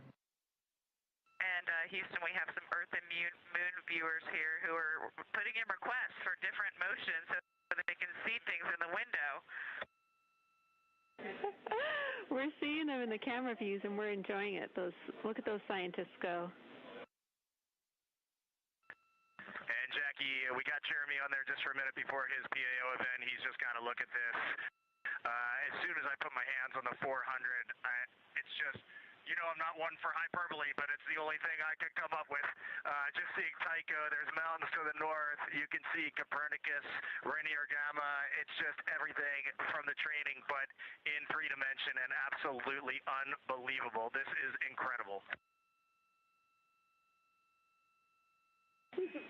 Kathy Moonjoy. And Houston, I can tell you that Christina now has the 400 millimeter, and she also is the queen of hyperbole. It's incredible. Kathy, Christina doing her best read impression at the window. I love that. And I also really love how they talk about being able to see in 3 dimensions. Just helps remind us all that what we can do with our amazing human eyes is be able to see in stereo vision and get that depth perception. It's just wonderful to hear them talking through what their observations are. And I'm sure you'll hear from Kelsey about how well they've learned all their training, being able to tell us exactly the features they're looking at. We also woke up the crew today with a short a message from Apollo astronaut Charlie Duke cheering them on, and I think we get to listen to that here. Is that available?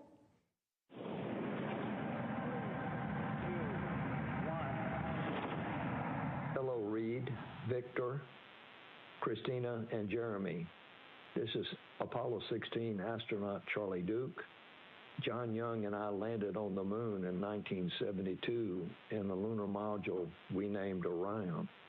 I'm glad to see a different kind of Orion helping return humans to the moon as America charts the course to the lunar surface. Below you on the moon is a photo of my family. I pray it reminds you that we in America and all of the world are cheering you on. Thanks to you and the whole team on the ground for building on our Apollo legacy with Artemis. Godspeed and safe travels home. Wonderful. And then I had one last image there I think I saw come up for just a moment. This was another picture of Earth from Orion's window, and it really gives you a sense of just how far away the crew is from Earth. This was taken earlier today by Christina. I just think it's beautiful.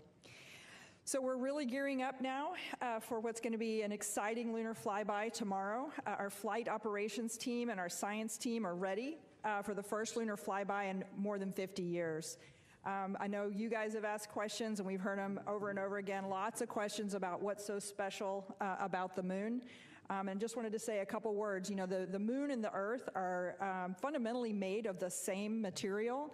You know, in the way back, the Earth, the former proto-Earth, was hit by a Mars-sized object, a massive collision that left lots of debris out in space that then coalesced into what is now Earth and Moon. So our whole Earth-Moon system literally is made up of the same materials. And so although Earth has gone through lots of evolution with plate tectonics and weathering, you know, the Moon has been there as a witness plate to see everything that's happened over the 4.5 billion years that we've been around. So very cool.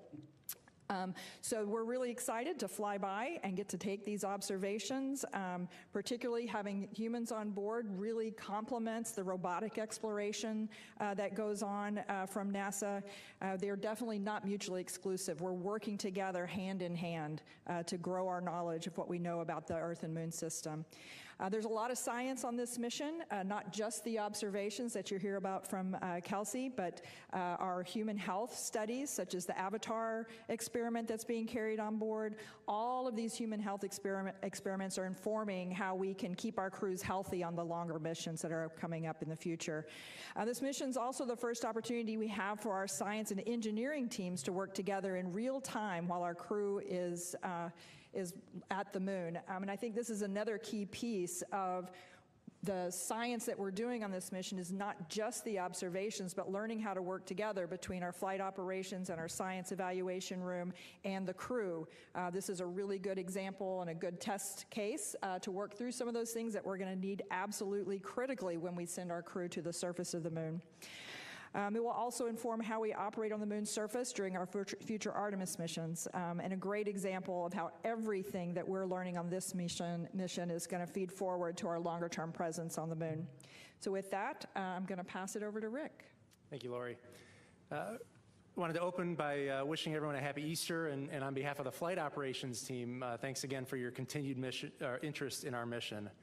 Yesterday, the flight crew finished up their day with a manual piloting activity where they took the spacecraft into 6 degrees of freedom, 3 degrees of freedom, and then we purposely deselected a few thrusters to characterize the performance of the spacecraft with some thrusters disabled.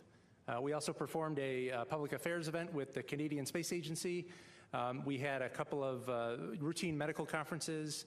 The flight crew reviewed the science plan that our science team has put together for them.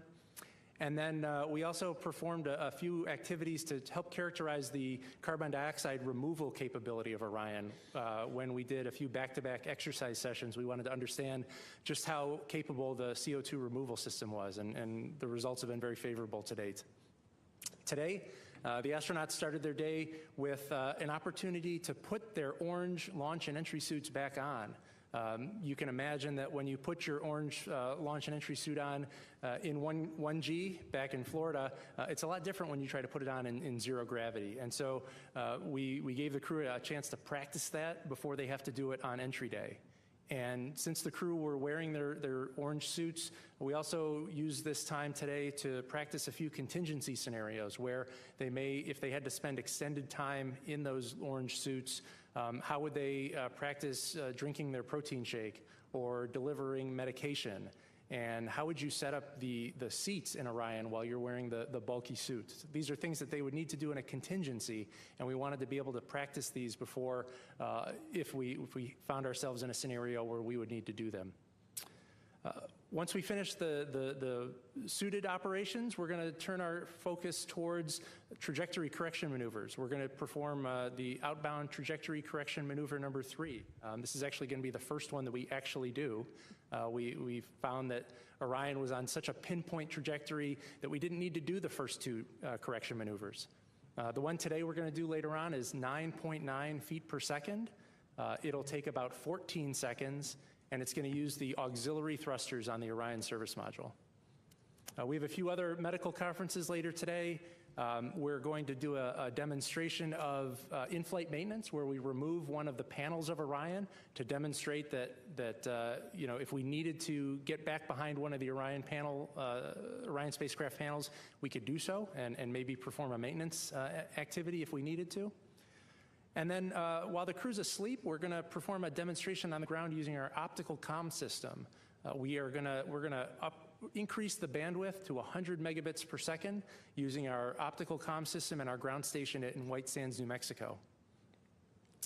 The most exciting portion of the overnight hours here on Earth is going to be when Orion enters the lunar sphere of influence at 12:40 a.m. Eastern Time. That is significant because that's when the moon's gravity has a stronger pull over the Orion spacecraft than Earth's gravity. And so that's a significant milestone on our mission.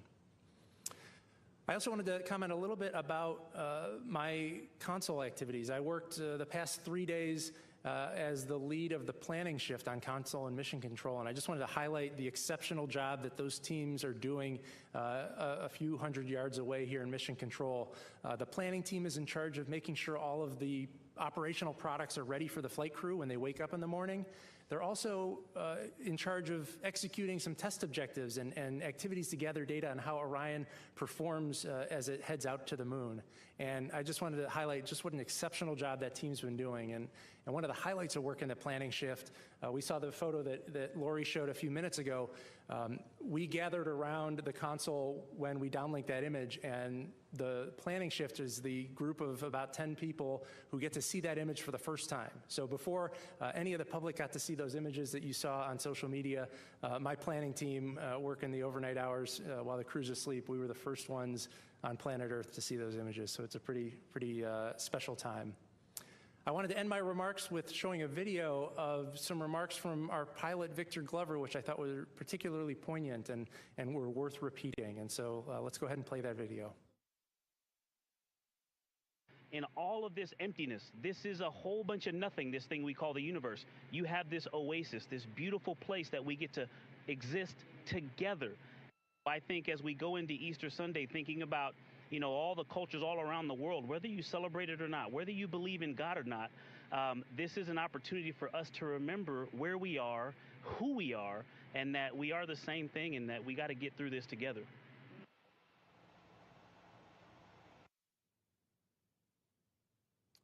All right, and that is the conclusion of my remarks. I'll hand over to our lead science officer, Kelsey Young. Hard act to follow, both Rick and Victor. I will say, you know, I think the copy Moonjoy is going to be like my new motto, copy Moonjoy. Speaking of which, we are coming up on the flyby tomorrow.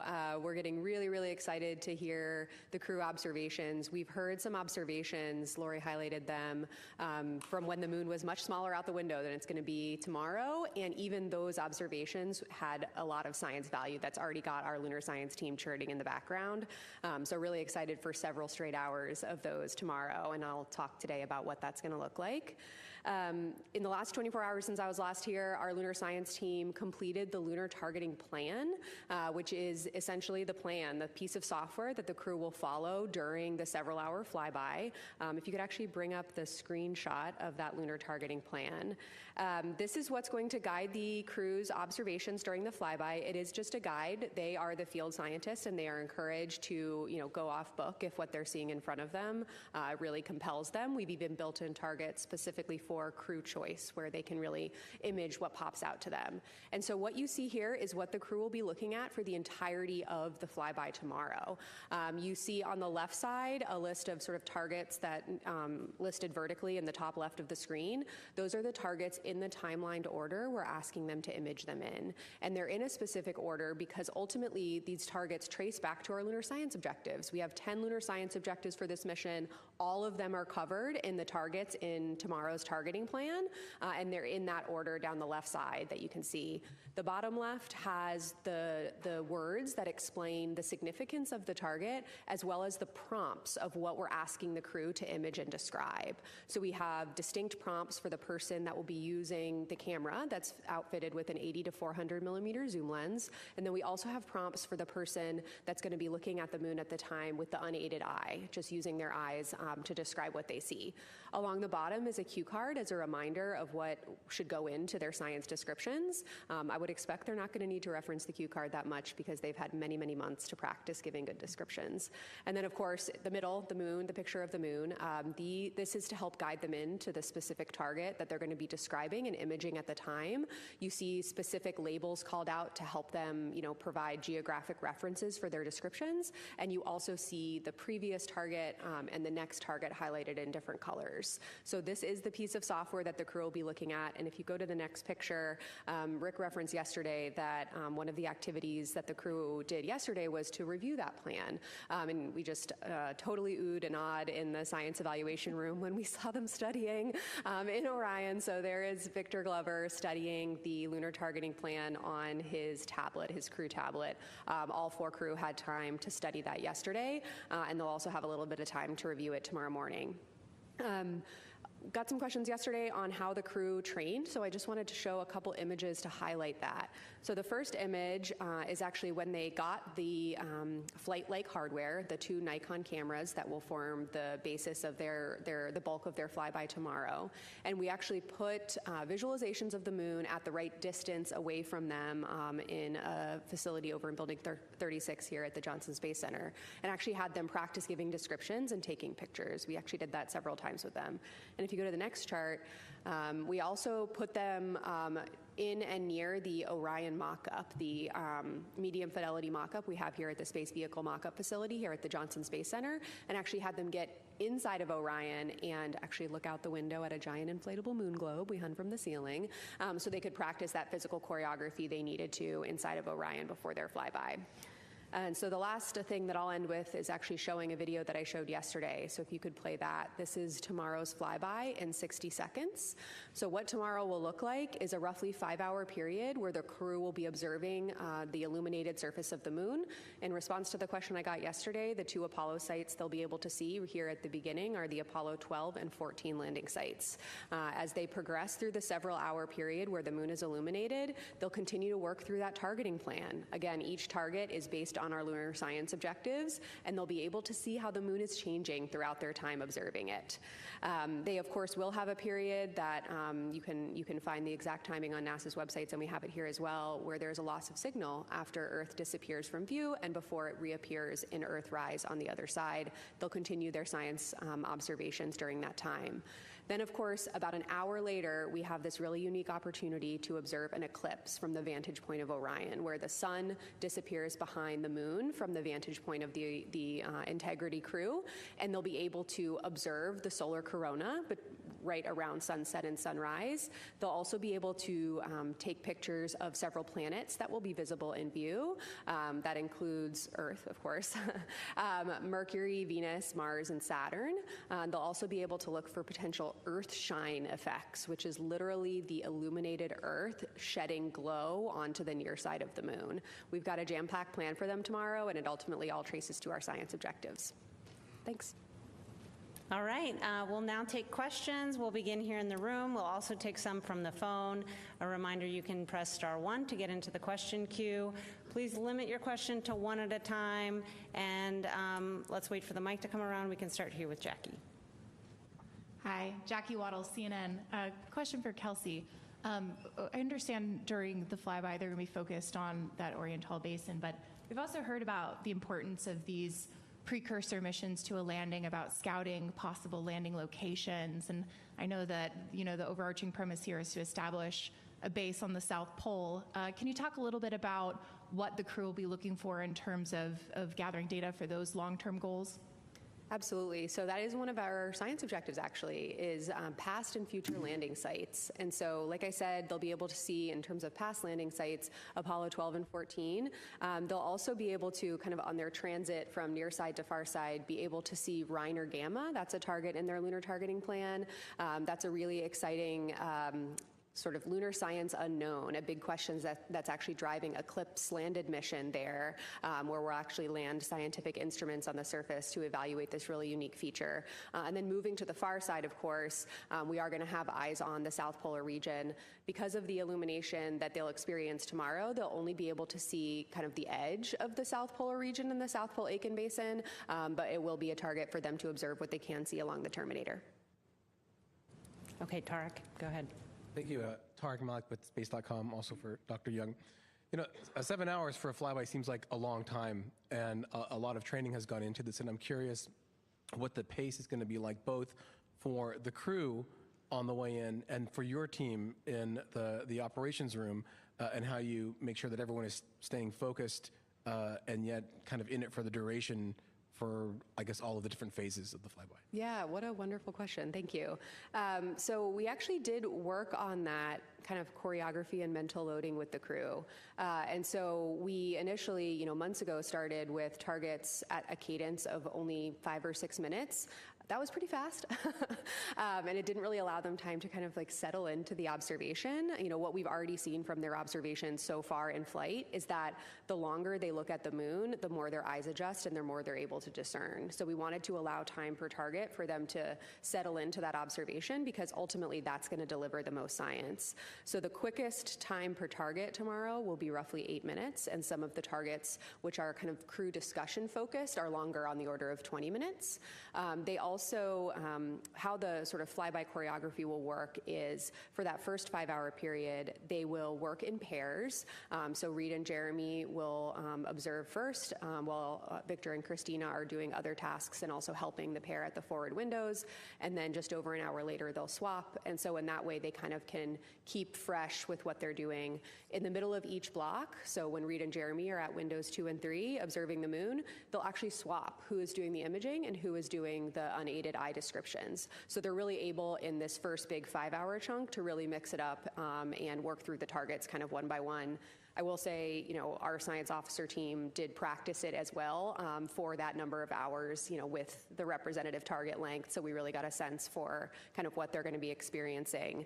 And then they do have kind of an hour break in the middle where the vehicle actually points back to its bias tail to sun attitude before pivoting back for the eclipse. So it's kind of like a little lunar science mental break. I also want to highlight something Lori said earlier, which is that we have lunar science objectives we want to tackle with this mission, but this is the first mission, right? And we really want to learn about the choreography of all of this, between the ground team supporting all the way up to the crew. And when we think about surface missions with EVAs, with science objectives, we really do need to get used to this sort of mental loading and how we're able to support the crew and not, overburden them while still maximizing science. So I'm really excited about kind of this length of time that is relevant for hopeful future exploration and what we're able to learn there. And then the last part of your question about the science team, thanks for asking. The lunar science team will be in the science evaluation room. I know that the live broadcast tomorrow will flash to them occasionally throughout the broadcast. you're going to see some very excited scientists. They're going to be absolutely buzzing up there. And what they're going to be doing is monitoring the crew, of course. The crew will be giving several descriptions an hour, roughly 3 to 4 lunar descriptions an hour, and the science team will get to work right away, kind of synthesizing those, and then we'll actually downlink the rest of the descriptions overnight in advance of a crew conference we'll have the following morning to, again, continue the science discussion. And so the lunar science team is going to be both really excited and then also trying to keep track of the science through those, what we call science sit reps. Okay, Gina. Gina Sinceri, CBS News. We know the crew is shooting a film camera. When that film comes back, where is it processed, and how will you be able to turn those images around? The crew-operated cameras, there'll be actually 3 of them for tomorrow's flyby, 2 Nikon D5s and 1 Nikon Z9. The 2 Nikon D5s will have the 80 to 400 millimeter zoom lens. That's going to be the prime imaging lens for the bulk of the flyby.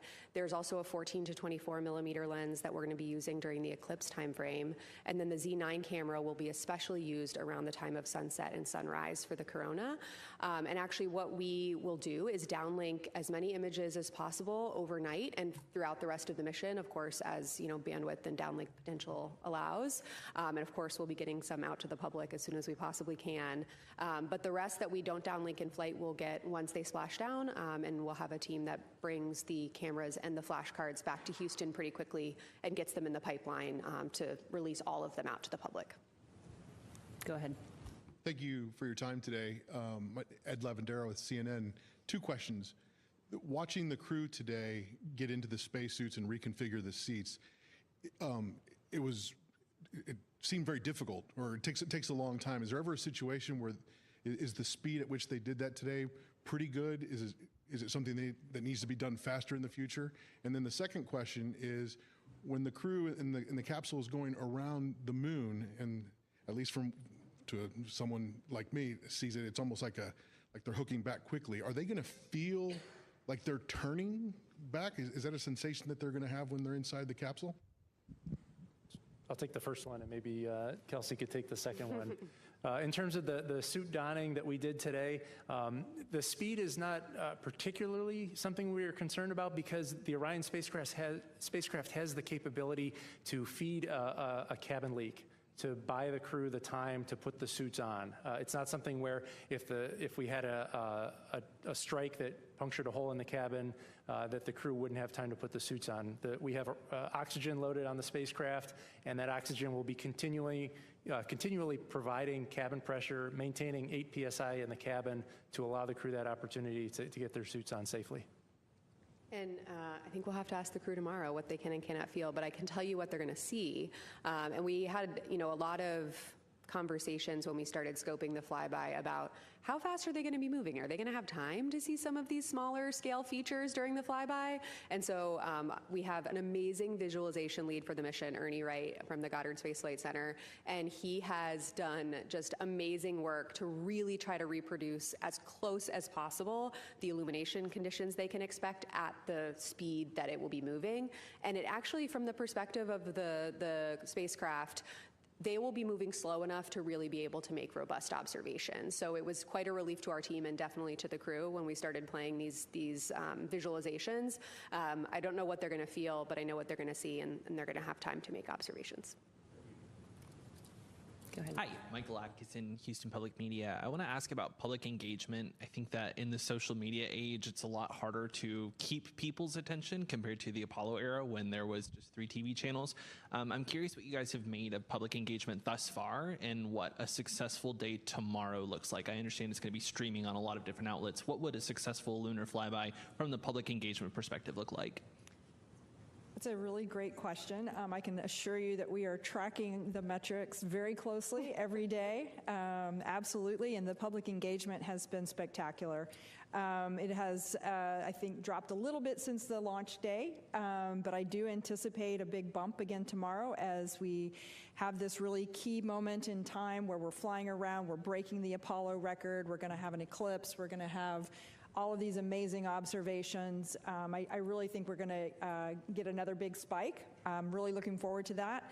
And then I anticipate another big spike when we splash down on Friday evening. Yeah, I might add to that too that, first of all, I might turn the question back around on all of you and say that, our public engagement team has done such an amazing job to package messaging about this mission, and specifically the lunar science engagement team has been working for months and months and months to make sure that the public has access to the information about the moon. But please help us, right? This is a unifying moment for all of us, and we really, we've put our best foot forward into preparing this mission for success, and we know what it's going to mean to connect to the moon in that way tomorrow. And please, all of you in the room and online, please help us get the word out. Okay, go ahead. Hi, TG Mosquero with the Epoch Times. Thanks for taking the time, and happy Easter. Question for Rick and Lori. Without a landing or parking in orbit, what are you considering the official arrival point? Like when you arrive at the moon? Is it when Orion enters lunar gravity? Is it when the flyby begins? Is it the closest point? Well, I'm looking at Rick here, but from my perspective, as Rick said earlier, when we enter that point where we cross over from being driven by Earth's gravity to being pulled by the moon more strongly than Earth, to me, that's where we'd start. But I think I was going to give the same answer, so I agree. I'll give the lunar science example, which is closest approach. Everybody's point of view. Okay, go ahead. Hi, Alejandro Turnbull for Space Scout. Question for Kelsey. Looking forward to future Artemis missions, how are you expecting the science plans to change from what we're going to see tomorrow? What opportunities are going to be afforded to you by having crew both on the surface and in orbit? Oh my gosh, great question. We're learning a lot about the flyby and orbital observations piece of Artemis missions from Artemis II, and we're looking forward to learning more with Artemis III, right? But looking to the future, when we do have crew on the surface and crew in orbit, of course, those sort of concurrent observations hold a lot of value. Different vantage points tell you something different scientifically, and having that sort of orbital view from Orion, from an orbiting spacecraft, around the time when the crew is on the surface does enable these really important contextual observations, especially that orbiting crew that's going to be farther away is really going to be able to say, these geologic processes influence the landing area, and that's going to help us tell the story of the science of the mission, and ultimately could impact what type of samples we're asking future crews to collect. And for the payloads that we deploy on the surface, let's provide that landing site contextually in where they landed on the moon. A lot of science value to be gained both from surface science and from concurrent observations. Okay, let's take one from Ken, and then we'll go to the phone for a few. Hi, Ken Chang from New York Times. A couple questions for Kelsey following up. So you said they're going very quickly over the far side. Do you know what the maximum speed is relative to the surface? And just sort of following up on what you all will be doing down here. I remember a media tour last fall, you had this wonderful table that you'll be seeing, having interactive. Will you be giving feedback to the astronauts or follow-up questions, or you don't want to interrupt them what they're doing? Great question. Do you know I don't know the rate. We do not. We'd have to check on that and get back to you. Yeah, okay. Yes, the science evaluation room is a really exciting room. We worked with Mission Control to develop this unique flight control room for the mission, specifically with science in mind. It's not a traditional flight control room that has, typically like rows of consoles where disciplines are plugged in with their teams. Scientists like to talk, and they like to talk over airwaves, so we've allowed for that in the science evaluation room. And what you're referencing here is a beautiful smart table where you can actually, and it's a touch table, right, where you can, put up data of the moon and zoom around different areas of the moon to kind of follow along with what the crew are doing. But we will be engaging with them during the flyby, of course, with the exception of the time when there is that planned loss of signal. And we do plan to be following up on their observation. So again, these 4 people are absolutely ready to give scientifically valuable descriptions, but more brains can help, hone in on nuances of the observations that they're making. And so we have allowed time for crew discussion where all 4 of them at the same time will be discussing some scientific question. For example, I believe the first one tomorrow is the near side, far side transition and looking at color and albedo across that transition. They'll be discussing with each other, and I've heard them in simulations, one crew member will say something and the next crew member will say, oh, actually, I saw it this way, and they're actually able to really have elevated science discussions. But we do plan to have that interaction from the ground as well, based on what the science team in the science evaluation room is seeing and hearing from the crew. We'll be able to have a bit of a science dialogue. We have enough hours in the flyby where we'll be able to have a back and forth, which I'm really anticipating is going to enhance science return, because we have this amazing back room of lunar scientists and geologists ready to help provide support. And it's super high tech. I can back her up. I've been in there. It's so cool. You'll get to see it, I think, during the feed tomorrow. Okay, we'll take several from the phone now, and we'll start with Jeff Faust with Space News. Good afternoon. Question for Rick. We heard yesterday at the briefing about a mystery smell whose source wasn't identified. It wasn't a cause for concern, but I don't know if you have any updates on whether that smell is persisting and what might be causing it. Thanks. Sure. Good question. We have been trying to correlate the smell and the crew reports of the smell to a particular event or a changing configuration of the spacecraft. We have a number of heaters that are located near that area of interest, and there's nothing about a heater cycling that we can correlate to the smell.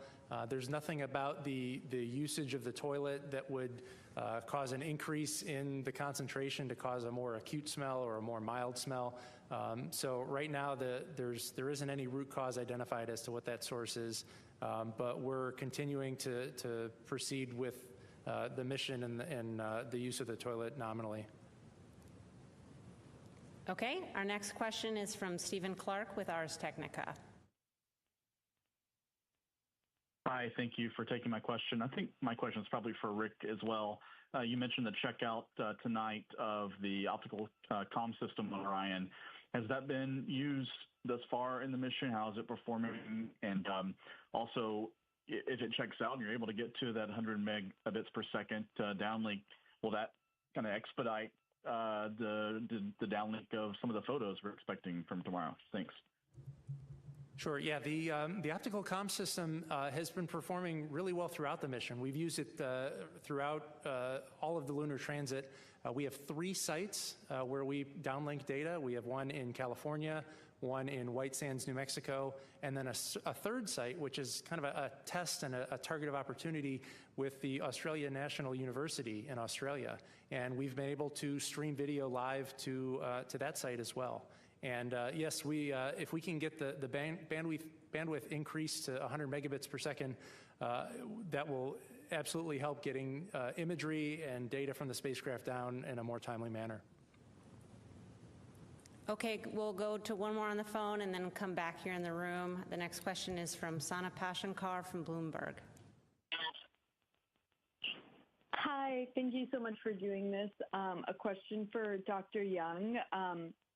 Obviously, it seems like an enormous amount of thought and effort and scientific considerations have been put into preparing for the lunar flyby. I was just wondering, when did the lunar science team at NASA start making preparations for the flyby? Did it start like when the astronauts were selected in 2023 or after Artemis I? Yeah, thanks. Yeah, thanks for the question. Not specifically for Artemis II, but for Artemis science operations in general, it's been a number of years that we've been preparing and integrating with flight operations. I will say flight operations has been incredibly welcoming. I think it's a testament to the fact that, science is one of the fundamental pillars of Artemis, and, specifically for Artemis II, Rick and Judd and Jeff have been nothing but, really, really welcoming, knowing that, of course, our destination for this mission is, of course, the moon. Specifically for Artemis II science preparations, we did, actually start working with the crew pretty quickly after they were selected, more in a classroom training environment, but that did kick off the discussions for our team about how we wanted to develop our science objectives given the mission profile characteristics as we learned more about that, about how the mission profile was evolving. And so that enabled us to really jump off on establishing our science objectives and, with me being selected as the lead for the lunar science for this mission, I was really able to build out our amazing team pulled from several different NASA centers, experts in lunar science, geology, visualization, geographic information systems, teams here at the Johnson Space Center who supported Earth observations from the International Space Station that are actually responsible for developing that gorgeous lunar targeting plan.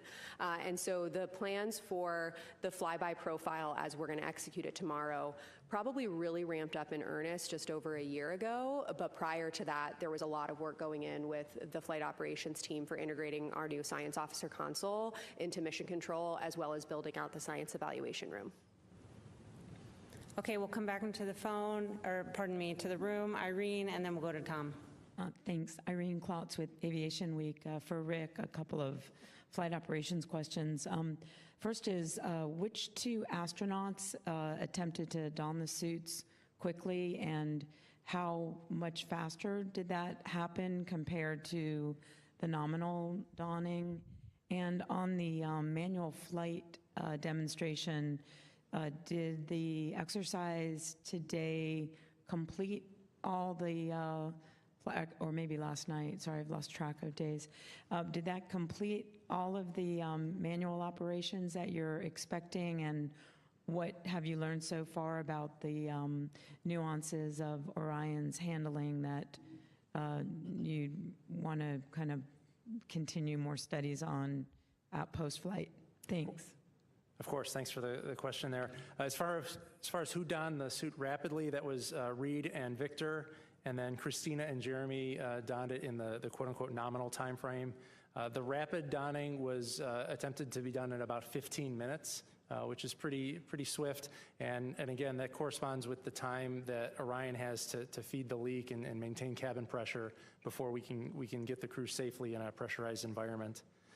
As far as the manual piloting that we have left, we have another test on Wednesday that will be in the crew's afternoon after they build the radiation shelter. And then finally, with respect to the handling qualities, I sat in the back of Mission Control during the proximity operations demo. I had just worked the ascent shift, but I couldn't stay away, and I had to watch. And it was pretty spectacular to watch Orion pretty much stop on a dime. You know, Victor would deflect the hand controller, release it, and you saw the ICP, the video of the interim cryogenic propulsion stage. You'd see it move and then just stop right on a dime. And so I would say we've got some pretty well-engineered control laws on Orion. Tom. Hi, guys. Tom Costello with NBC News. Thanks for so many great news conferences. I have just a basic question with, I don't have a PhD in rocket science. Can you explain for the audience how it is that when it goes into the moon's gravitational pull, and then when you come around the other side, the Earth's gravitational pull can take over or becomes stronger? You help me understand that, and that would be great. And then second of all, can I just confirm with you the photographic number of targets you have, and how many photos you expect to take? Sorry if I missed that. All right, I'll take a swing at the orbital mechanics here. So the translunar injection burn essentially raised our apogee, the height of our orbit above Earth, to a point where we target it such that the moon will, as it orbits Earth, we kind of intercept the moon and we allow the moon's gravity to take over. And then because we're not entering into lunar orbit, we coast past apogee relative to Earth, and we start falling back to Earth, and eventually the Earth's gravity is going to take over and bring the spacecraft back into the atmosphere.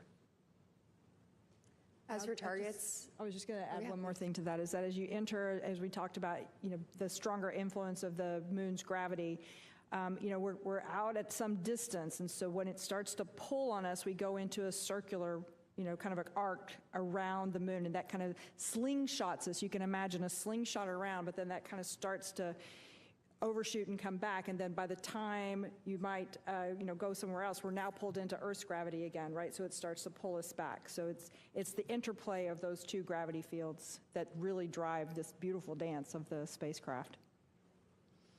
The number of targets, I'll have to get the exact number, but it's in the range of 35 targets. We actually do plan to put out the list of targets hopefully tomorrow morning so that the public can follow along. I will caveat that with, that's a plan, right? And they're going to flexibly execute that plan based on what they see. But we will put out kind of the list that they have been, studying too. As for number of pictures, It's a great question. The only way we can kind of make a guess at that is from the mission simulations we've done on the ground, where they're taking pictures of not the real moon. I have a feeling that the real moon is going to be a bigger draw. I would expect thousands of pictures that the crew themselves will take, not to mention the imagery that we will be taking with the Orion vehicle cameras. Okay, we'll go here and then back to Will Robinson-Smith after that. Hi, Emily Martin from CLS Fast Friends. Thank you so much for doing this. I was wondering, which specific science questions do you hope this flyby will will answer? The Apollo samples ultimately answered the question of the origins of the moon. What do you hope those data gathered by these human eyes will answer?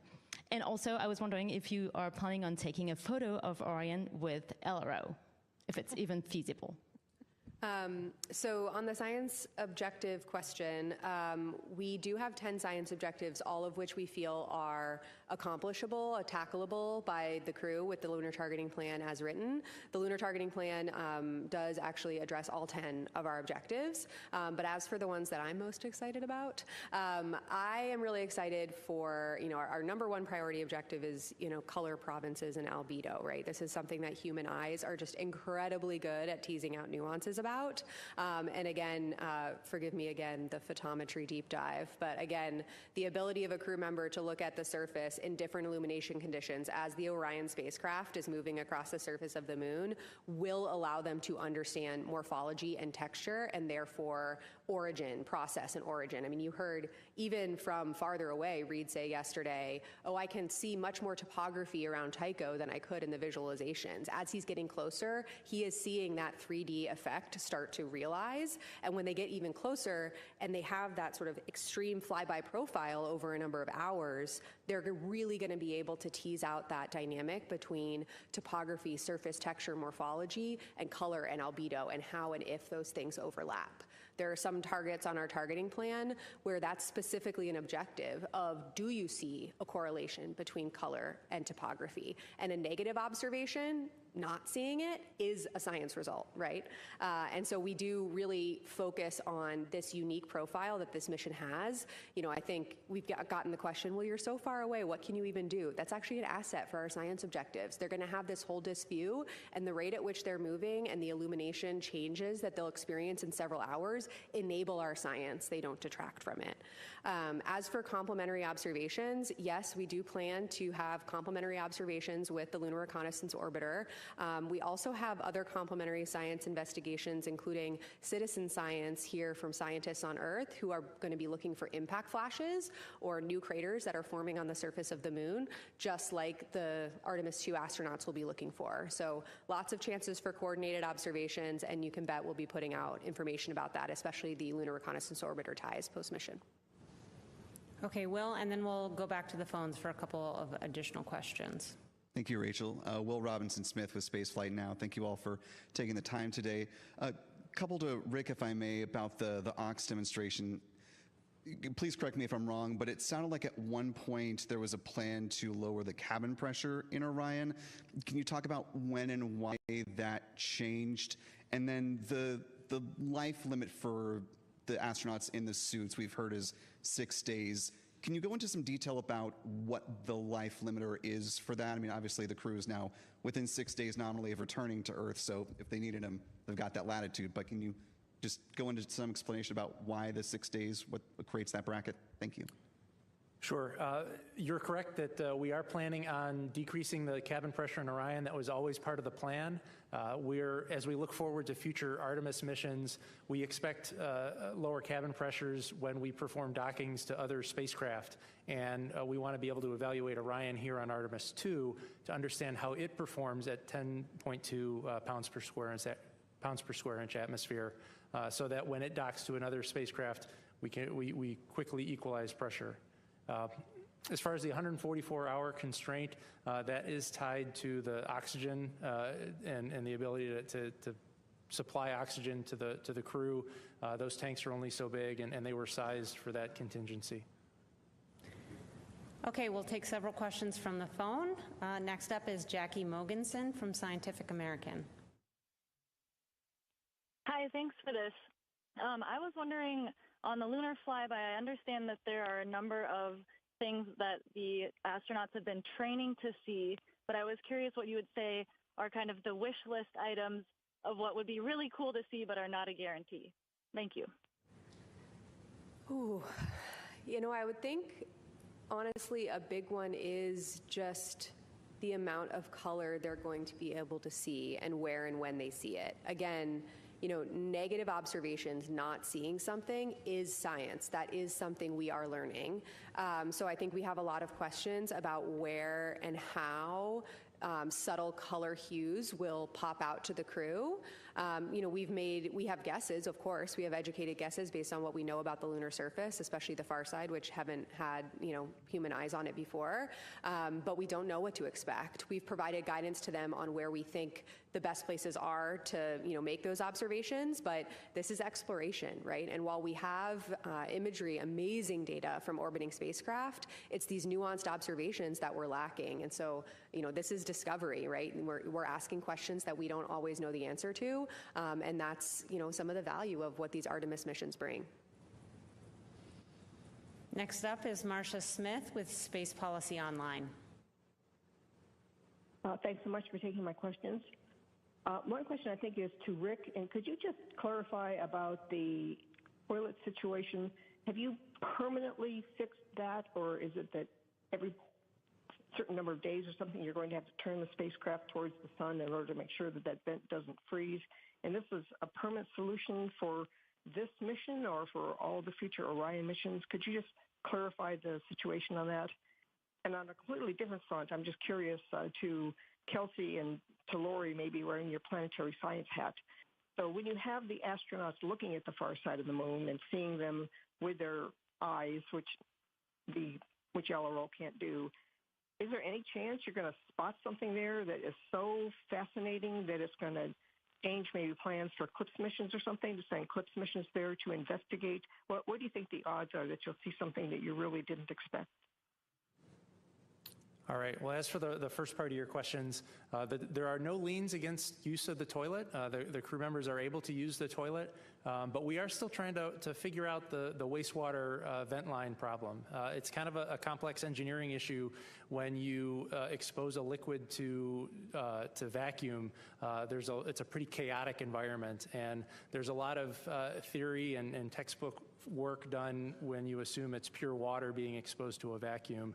But when you introduce the variable of it being wastewater, there's other complex phenomena that we don't quite yet understand that are factoring into that vent line.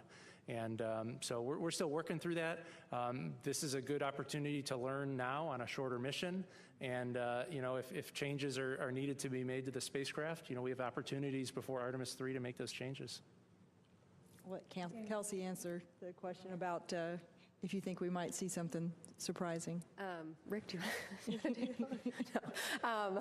You know, I think, you know, of course, we don't know what we don't know, and there's a reason. You know, I think your question kind of hits at the heart of why we explore, right? I mean, we can send reconnaissance missions to the bottoms of the ocean and to the poles and to Mars and to the outer solar system, and you know, I like to think that planetary scientists, you know, are pretty good at their jobs and pretty good at outlining plans of what they think we will expect to see.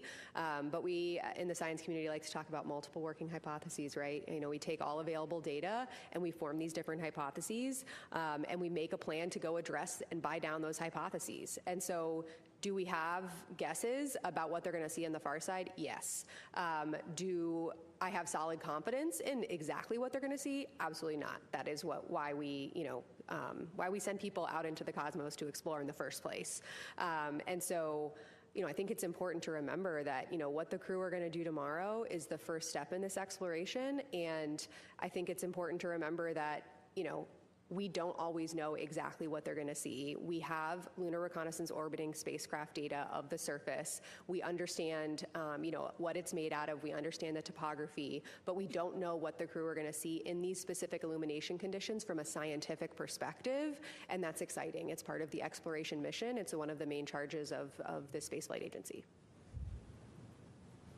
Okay, we'll go there. Thank you, Rod Pyle at Aster Magazine. This is drilling in a bit, so I apologize if I'm peeling the onion too much. This is for Kelsey. You know, during Apollo, if you look at interviews with some of the geology backroom guys, they were operating almost entirely from audio, and the video was really of low quality. So now that you've got this spectacular video imagery coming back, do you think you'll have a real-time feedback loop of evolving science targets while they're doing the pass behind the moon? Thank you. My goodness, what a good question. This is going to allow me to nestle into my happy place of science and operations. So the answer to your last question of if we will have targets evolve over time, the answer is, you know, for tomorrow, we're likely not going to be, oh my gosh, scrap the back half of the plan and add in all of these new targets. However, in looking to the future, as Lori commented on right at the beginning, for future missions, when we have longer stays, both in orbit and on the lunar surface, that longer term presence will enable us to flex the plan and enable and empower the crew, you know, of course, within the requisite safety constraints, to audible scientifically about the types of samples and the types of observations they're making. And so tomorrow, the science evaluation room is going to have that future in mind, right? They're going to be listening to what the crew has to say, and they're going to be passing up follow-up questions. And, oh my gosh, we heard you notice Grimaldi. That was not one of your targets, but what you just said was amazing. While the viewing attitude still permits, could you provide some additional words? That is absolutely in scope for tomorrow, depending on what we hear from the crew. Your question also gives me a good opportunity to share with you all what tomorrow is going to look like for those of us watching here on Earth. We will see video streamed from the Orion vehicle cameras. So we will kind of see the moon at the distance that, of course, the crew can see it at. We will also, at times during the flyby, go kind of on board with them the way that we have been experiencing the last few days with that interior camera. Although, I think I mentioned this yesterday, it's going to be very dark in there, so it will not look as crisp and beautifully lit as a lot of the footage that actually Lori and Rick showed earlier today, but it will give you a sense of being on board with them. And then you are not going to hear them all the time during the flyby. You will hear several times an hour a status of how they're moving through the lunar targeting plan and giving some descriptions. Those science sit reps, as we're calling them, will not come from the prime crew that are at the windows at the time. It will come from one of the two crew members who are not, you know, plugged into their crew tablets and really down and in on the observations. It will be a third person coming to an additional window to make those descriptions. So you'll see the streamed video, you'll hear from them several times an hour, and then as soon as we can after the flyby ends, our team will be working as a part of the flight control team to get those downlink requests in quickly so we can get all the audio down and get as many images as we can overnight and then throughout the rest of the mission. Okay. Hi, Lisa Grossman from Science News. I have two questions for Kelsey. One is, I'm glad to hear that the target list is going to be made public tomorrow. Is that cool user interface thing that you shared an image of earlier going to be made public at any point? We're working on how to archive that for the public after the mission. We're not going to be able to do it within the mission, but it is such a big part of lunar science in this mission. And, you know, for those familiar with the Science Mission Directorate, you'll know that, you know, we take very seriously the charter to make every every data set relevant to lunar science accessible to the public. And we have a charter to do that for this mission within 6 months post-mission. And so we will be working hard to identify how we can get this tool out to the public, given its criticality for lunar science. Thank you. And then what phase will the Earth be in during Earthrise? So what they will see on the Earth is Asia, Africa, and Oceania. And so for anybody listening here who is in Asia, Africa, or Oceania, you can go out and look at the near side of the moon at the exact same time that the crew will be looking at the Earth. For those of us not in those places, we can go out later and still see the same views, but for those in Asia, Africa, and Oceania, know that the crew will be smiling down on you around Earthrise and Earthset. Okay, and we'll take one final question and then go ahead and conclude. Marcia. Hi, Marcia Dunn, Associated Press. I'm looking for some numbers, please. What's the latest numbers on the maximum distance that Orion will be from Earth? What's the closest distance to the moon? I think I've heard 4,000 miles. And the total, the illumination for the far side, is it about 20% tomorrow? I forget the numbers. And it also, Dr. Young, take off your science hat for a moment and wax poetic about the fact that tomorrow astronauts are going to be flying around the moon for the first time in so long. So I'll take some of your first ones here, Marcia, and make sure I get them all, so let me know if I miss some. So a little before 2 p.m. Eastern tomorrow, we're going to pass the Apollo 13 distance record by humans, and that record is 248,655 statute miles. That's when we break the record. And then tomorrow evening, around 7:07 p.m. Eastern, we will reach the farthest distance from Earth at a distance of 252,760 miles. That's 4,105 miles farther than Apollo 13. You asked about the percent of illumination. My recollection, it's close to like 21%. Yeah, the caveat there, though, is that that is the percent of the far side that is illuminated at closest approach. So when they are closest to the moon, they will see 21% of the far side.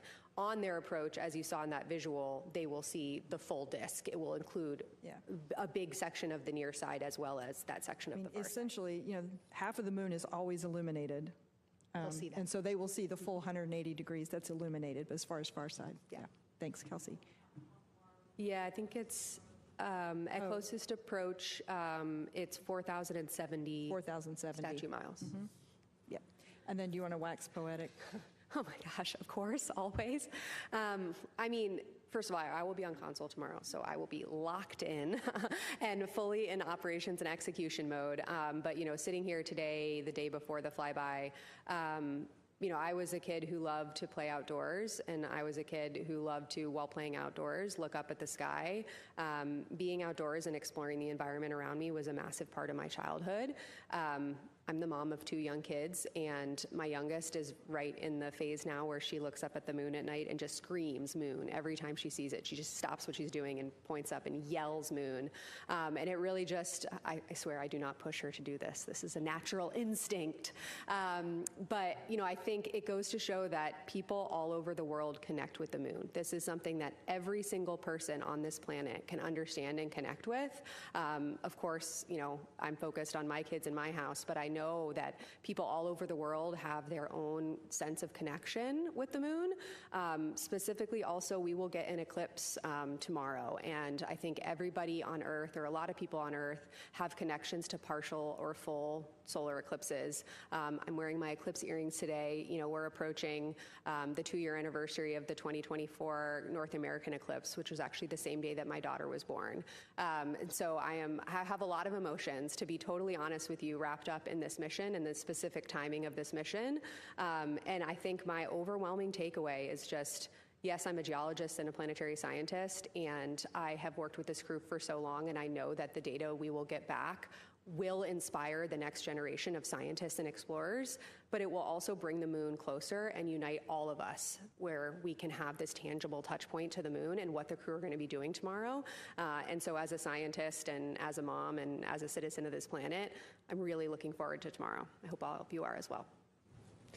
Well, that's a wonderful way to conclude. I want to thank our participants for being here today. We're going to go ahead and pop up onto the screen a graphic showing all the events for tomorrow. Our special coverage begins at 1 p.m. Eastern and extends into the evening.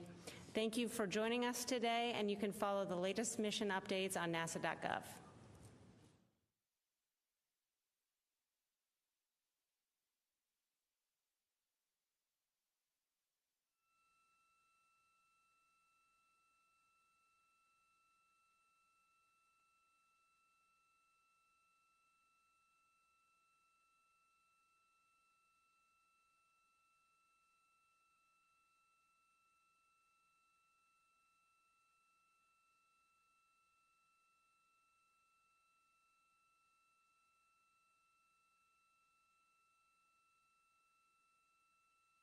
This is Artemis Mission Control at Johnson Space Center in Houston, Texas. Mission elapsed time for the Artemis II flight is 4 days and 58 minutes. This is the Orbit 1 team monitoring all of the systems aboard the Orion spacecraft. The crew aboard the spacecraft is wrapping up the OX suit DFTO, the Orion Crew Survival System Suit Demonstration Test. During this test, the crew got into their suits, and 2 of them got into their seats. This is the first time the crew has gotten suited while in microgravity, and we also pressurized their suits. Integrity Houston, we do have big picture words to pass for you, and we see ourselves coming up on a longer LOS here, so please give us a call when it's good to pass those words on to you.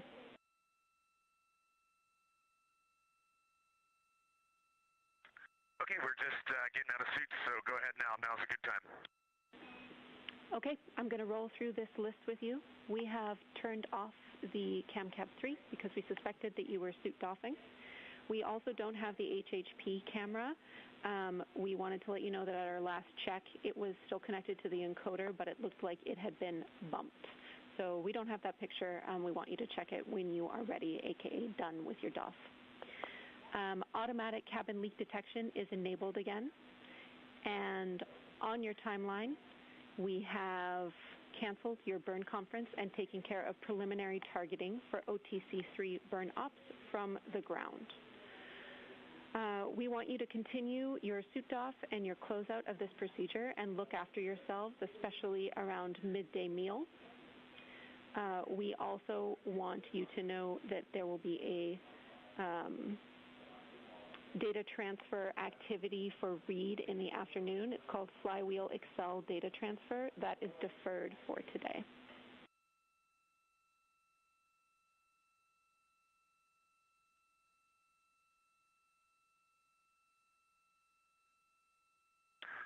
Okay, we copy all.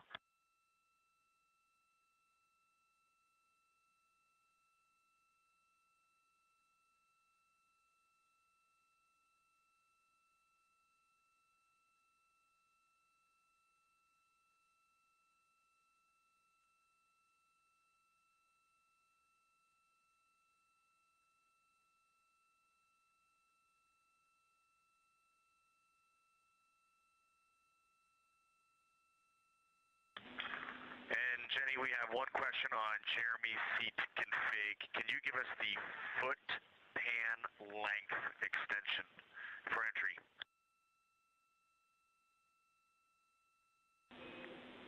We're checking on that. I'll have it for you in a minute. While I have you, I want you to know that soon we will have some calls up to you to perform, likely on the SIP, which will get us back into a good vehicle config after suit doff. I'll be back in a minute with that setting for Jeremy's seat.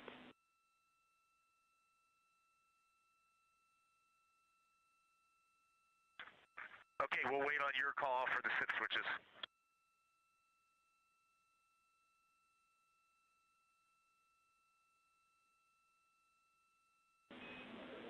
Copy, and Jeremy's psi position is 5, and if you're talking about the CAF extension, that is fully extended. It should read 6.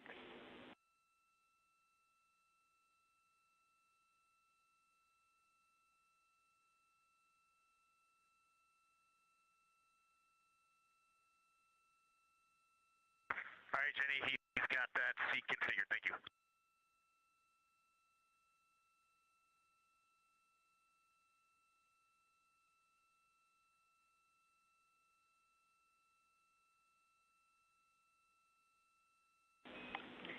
Finally, one more for you, Reed. If you did not use mags today, we would like you to save the unused mags.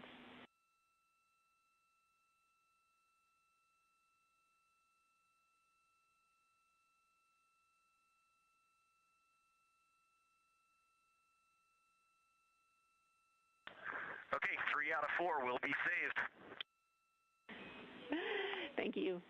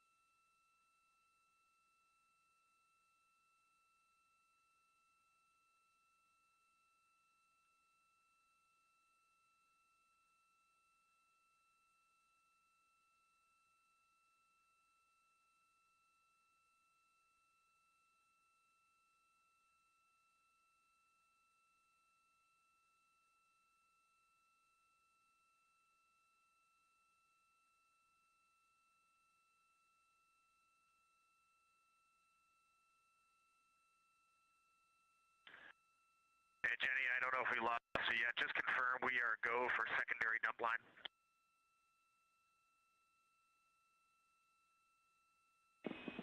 Secondary. We're still with you, Reed, and we're checking.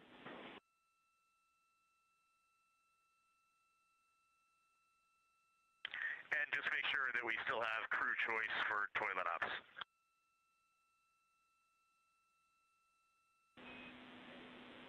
Affirm, the crew plan is still go for toilet, and we're checking on the secondary line.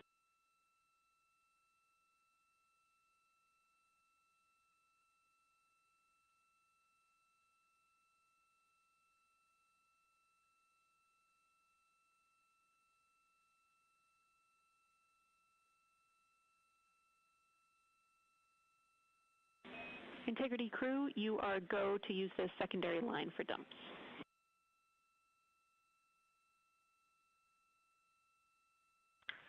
Okay, sounds good, and we'll reconfigure the cut before we do that. Thanks. Affirm, thank you.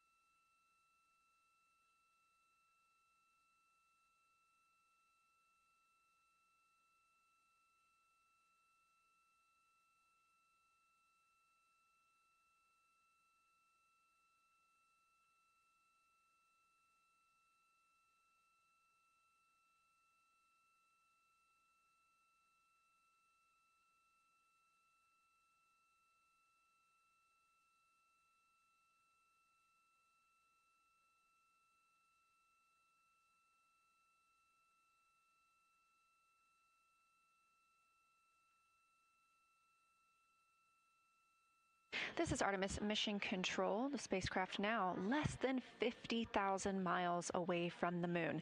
Again, we are excited for lunar flyby tomorrow, the first time we've sent humans around the moon in over 50 years.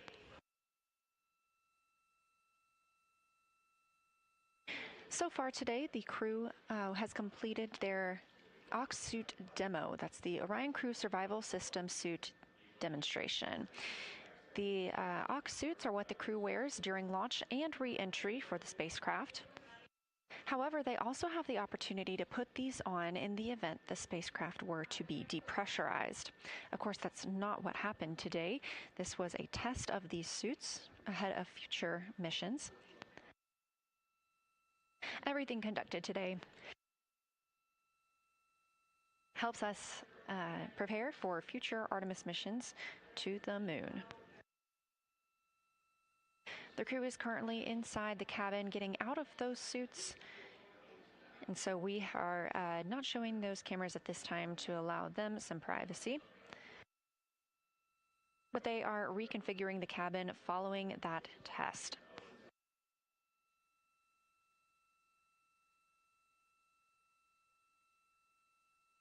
During that demonstration test, we saw all 4 crew members get in their suits, have successful suit leak checks and communications checks.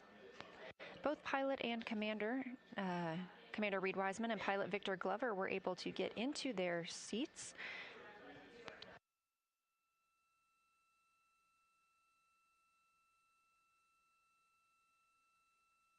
And again, they are now reconfiguring the cabin and taking down the portions of the seats that they had added to help with this task. The crew will soon be moving into their midday meal period. And then later this afternoon, having the OTC 3 burn, that's outbound trajectory correction 3. We did cancel OTCs 1 and 2. These small outbound trajectory correction burns help keep us on the proper trajectory for our lunar flyby and our return to Earth. The team does intend to execute today's flyby or outbound trajectory correction 3 burn. These are small burns using the reaction control system thrusters on Orion.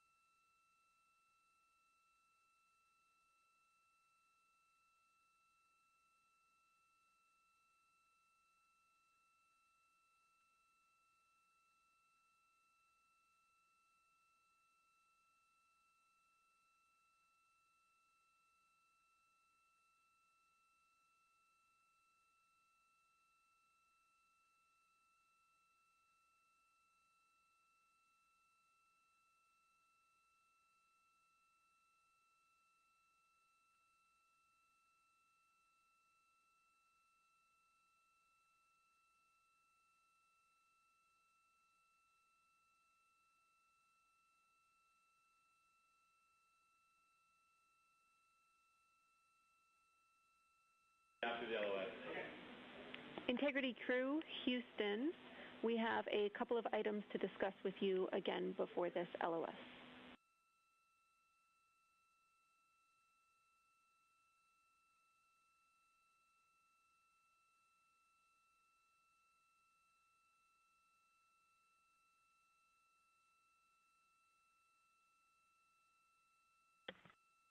Go ahead. Hey, Christina, a couple of vehicle things for you to start. First of all, we want you to be aware that we need to increase the fan speed higher because our cabin pressure is lower. We're trying to get that cleaned up this afternoon, but we're not quite there yet. So more on that later. We also have a crew procedure that we will need you to execute, and it is the suit DOF vehicle config procedure, which is 22.2.102. This is steps 1 through 7 to get the vehicle back in a good config following being suited. We need you to stop the HHP camera feed, please. We do not see it, but we need to stop it for bandwidth reasons. We want to tell Reed that his PCD-1 is go for email use. We also can tell you that we have good targets on board for OTC-3. It's looking like a 10.1 foot per second burn.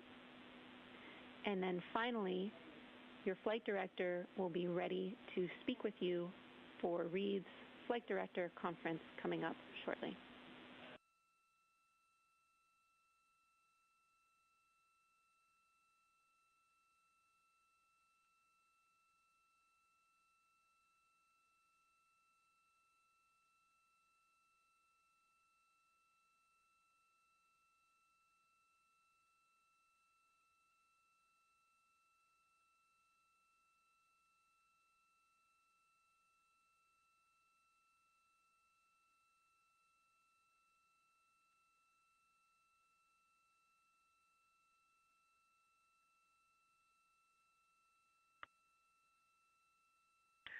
Okay, Jenny, copy the fan speed thing, but no action for us on that.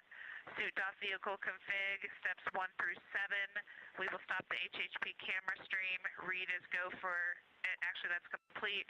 Reed is go for email on his PCD-1, and we'll be ready to talk to Jeff. We understand we will be suit drying per the suit DOF procedure as well. Please confirm. Affirm, that is a good readback on all, and we agree on the suit procedure. Thank you, Christina.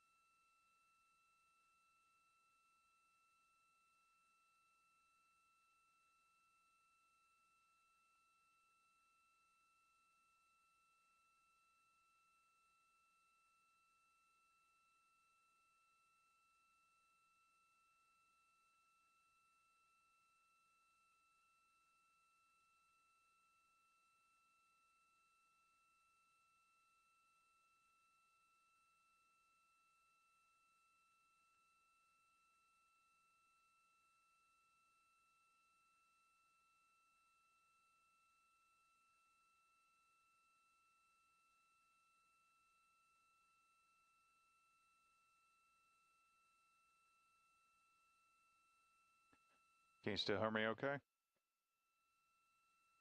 Great.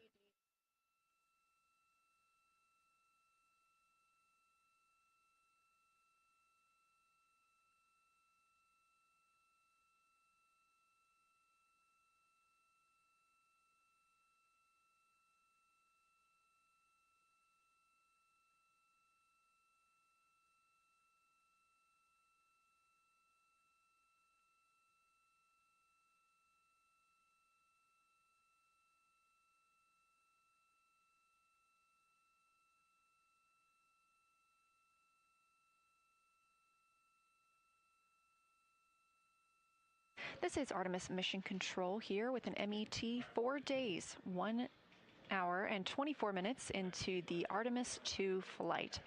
The crew has wrapped up their Ox suit demo, that was the Orion Crew Survival System suit demonstration, and are moving into their midday meal time frame. Later today, we'll have the OTC 3 burn, that's the Outbound Trajectory Correction 3 burn. This is scheduled for 10:03 p.m. Central Time, and we are now expecting this to be a 10.1 foot per second burn. I'm joined today by Ox project lead, Dustin Gomert. Dustin, thanks for joining me. Oh, thank you for having me. So this is, tell me about your role. Well, I'm the Ox project manager, system manager, whatever role you need me to be, but I kind of have them all. And so our team is in charge of the Ox, the Orion Crew Survival System suits that are on Artemis II right now. And we saw a test of those today. So can you tell me about those Orion Crew Survival System suits, Ox suits? We have called them both things all day long. Can you tell me about those and what makes them unique? Well, the thing that makes them different than anything we've done before is their long duration survival capability. And so these suits are very specifically designed such that if something were to happen to the crew en route to the moon or while in lunar orbit, they could survive in them for up to 6 days. And so it's a pretty unique capability to have that where your environment, your home, your personal atmosphere is just bigger than your body. And they still provide the functions for you to keep being human and doing all the things you need as a human while in this environment. And today was not the first time that this crew has suited up. Obviously, they wore these on launch day, but what other kind of tests were run here on the ground in these suits, either with or without the crew? Quite a few. So we spent a good, I would say almost 2 years doing certification testing of this and the better part of a decade in design and tweaks of them to get to the point we are today. And the crew, have spent almost 2 years training in the suits. They get custom fit for each one. Every person is measured, every joint of their body down to even individual finger segments almost are measured for the crew. And so we have them very finely tuned and finely trained for activities that they would do in these suits. The thing we can't do in these suits on the ground is truly understand how they behave in microgravity. And that was one of the things we were after here today. Yeah, what about microgravity makes it easier or more difficult in some ways to test these suits, or even just being in the Orion capsule? Oh, 1 minute as we're hearing some comms from the crew. From around an hour-long forward LOS. No response required.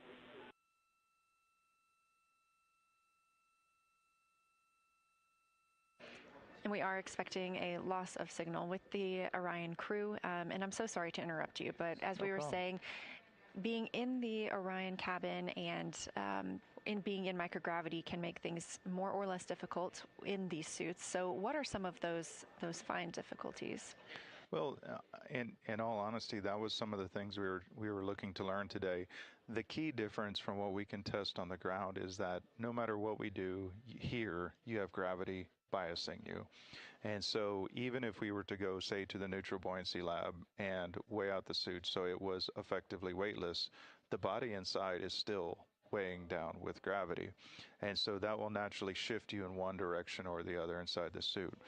Maybe your head goes up or head goes down, or you go forward or you go back. On ground, we test them in every possible axis. We turn them on their belly, on their back, on their side, and we try to get every possible fitment. At the end of the day, you still don't fully know. And so this test, one of the things we're looking to get out of it is how do you truly fit inside that suit as we predicted in microgravity to give us that confirmation. You know, do your elbow joints still align? Does your wrist joint still align? Does your head still fit in the right position that allows you to do all the motions that they've been trained to do? And so we're looking forward to following up with the crew after this test to learn a little bit about what they experienced and take those notes and help refine it for the next missions. Well, it was very interesting to see them in the cabin, suited up today, and of course we'll see this again for Splashdown Day. So thank you so much for joining us, Dustin. We really appreciate it. Oh, thank you. It's a pleasure to be here.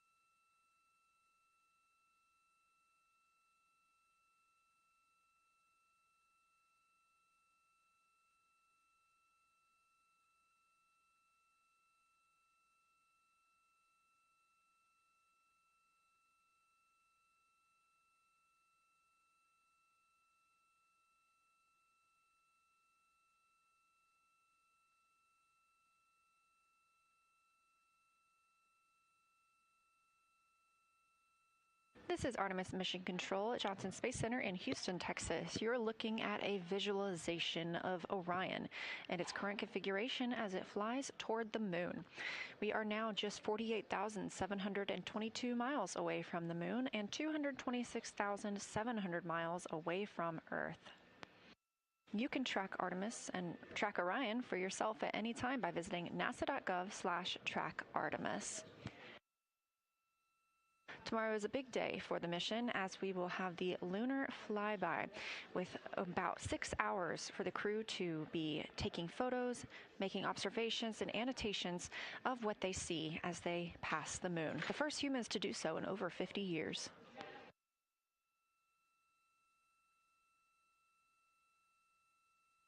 Of course, we'll be live for it all, so we look forward to you joining us.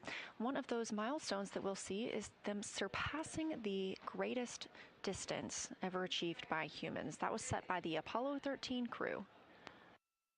We expect that to occur in 17 hours and 38 minutes, so don't miss it.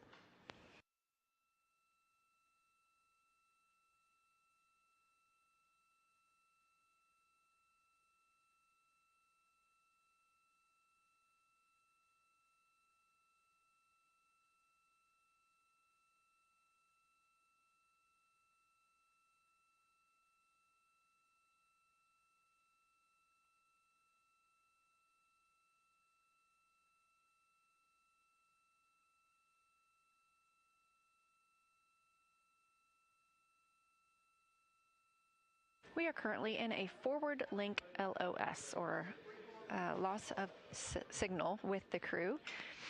These are tracked as we fly this mission. We are using the Deep Space Network at this time. They are far enough away from the Earth that we need to rely on this network rather than our usual tracking data relay satellite systems that you see us use with the International Space Station. But we are aware and track all of these moments when we are loss of signal with the crew. However, we still have data from them. So if they needed to, they could call down to us here in Mission Control.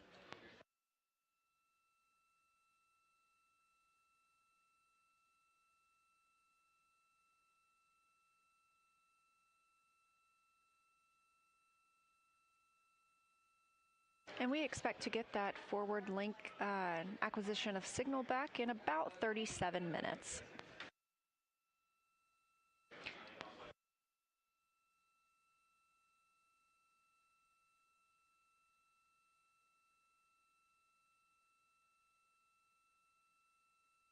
The crew is currently in their midday meal. They previously executed the Orion Crew Survival System demonstration. This involved all crew members getting in those orange suits you saw them in during the launch. This is also what they'll wear during their return to Earth. Those suits could help them survive a depressurization event in the event that were to occur on the spacecraft. Of course, today was just a test, but that would give them a breathing environment for about 6 days.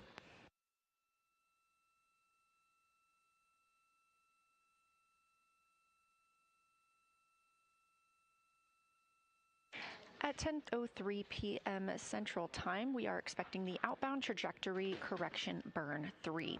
We did cancel the first of these 2 trajectory correction burns. These are small maneuvers using the reaction control system thrusters on the spacecraft that help us fine-tune our trajectory around the moon and on our way back home to Earth.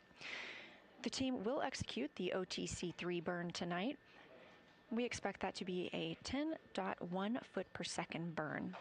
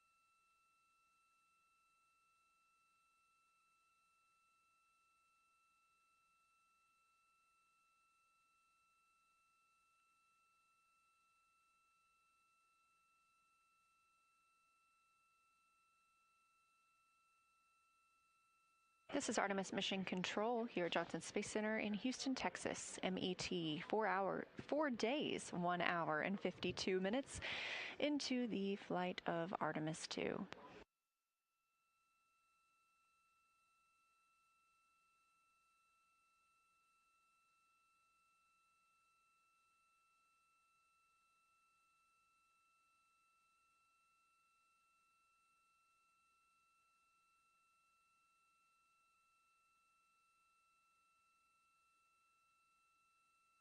Correction, we are 4 days, 2 hours, and 14 minutes into the flight of Artemis II. We are in a forward link LOS, meaning we are out of communication with the crew from the ground side.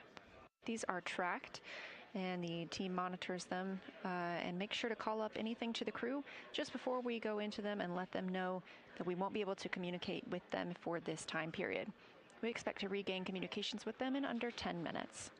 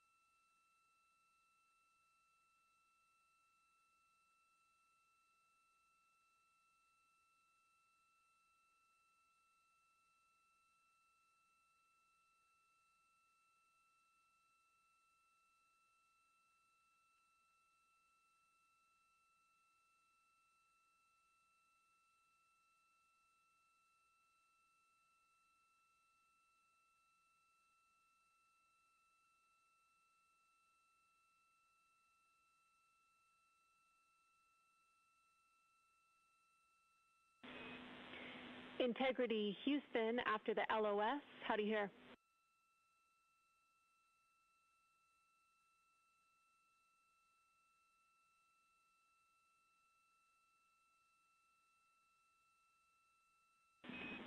Integrity, we have you the same. Please execute procedure 2.1.0, cabin leak suspected. We need to get the cabin pressure control to maintenance. This will perform a cabin O2 introduction.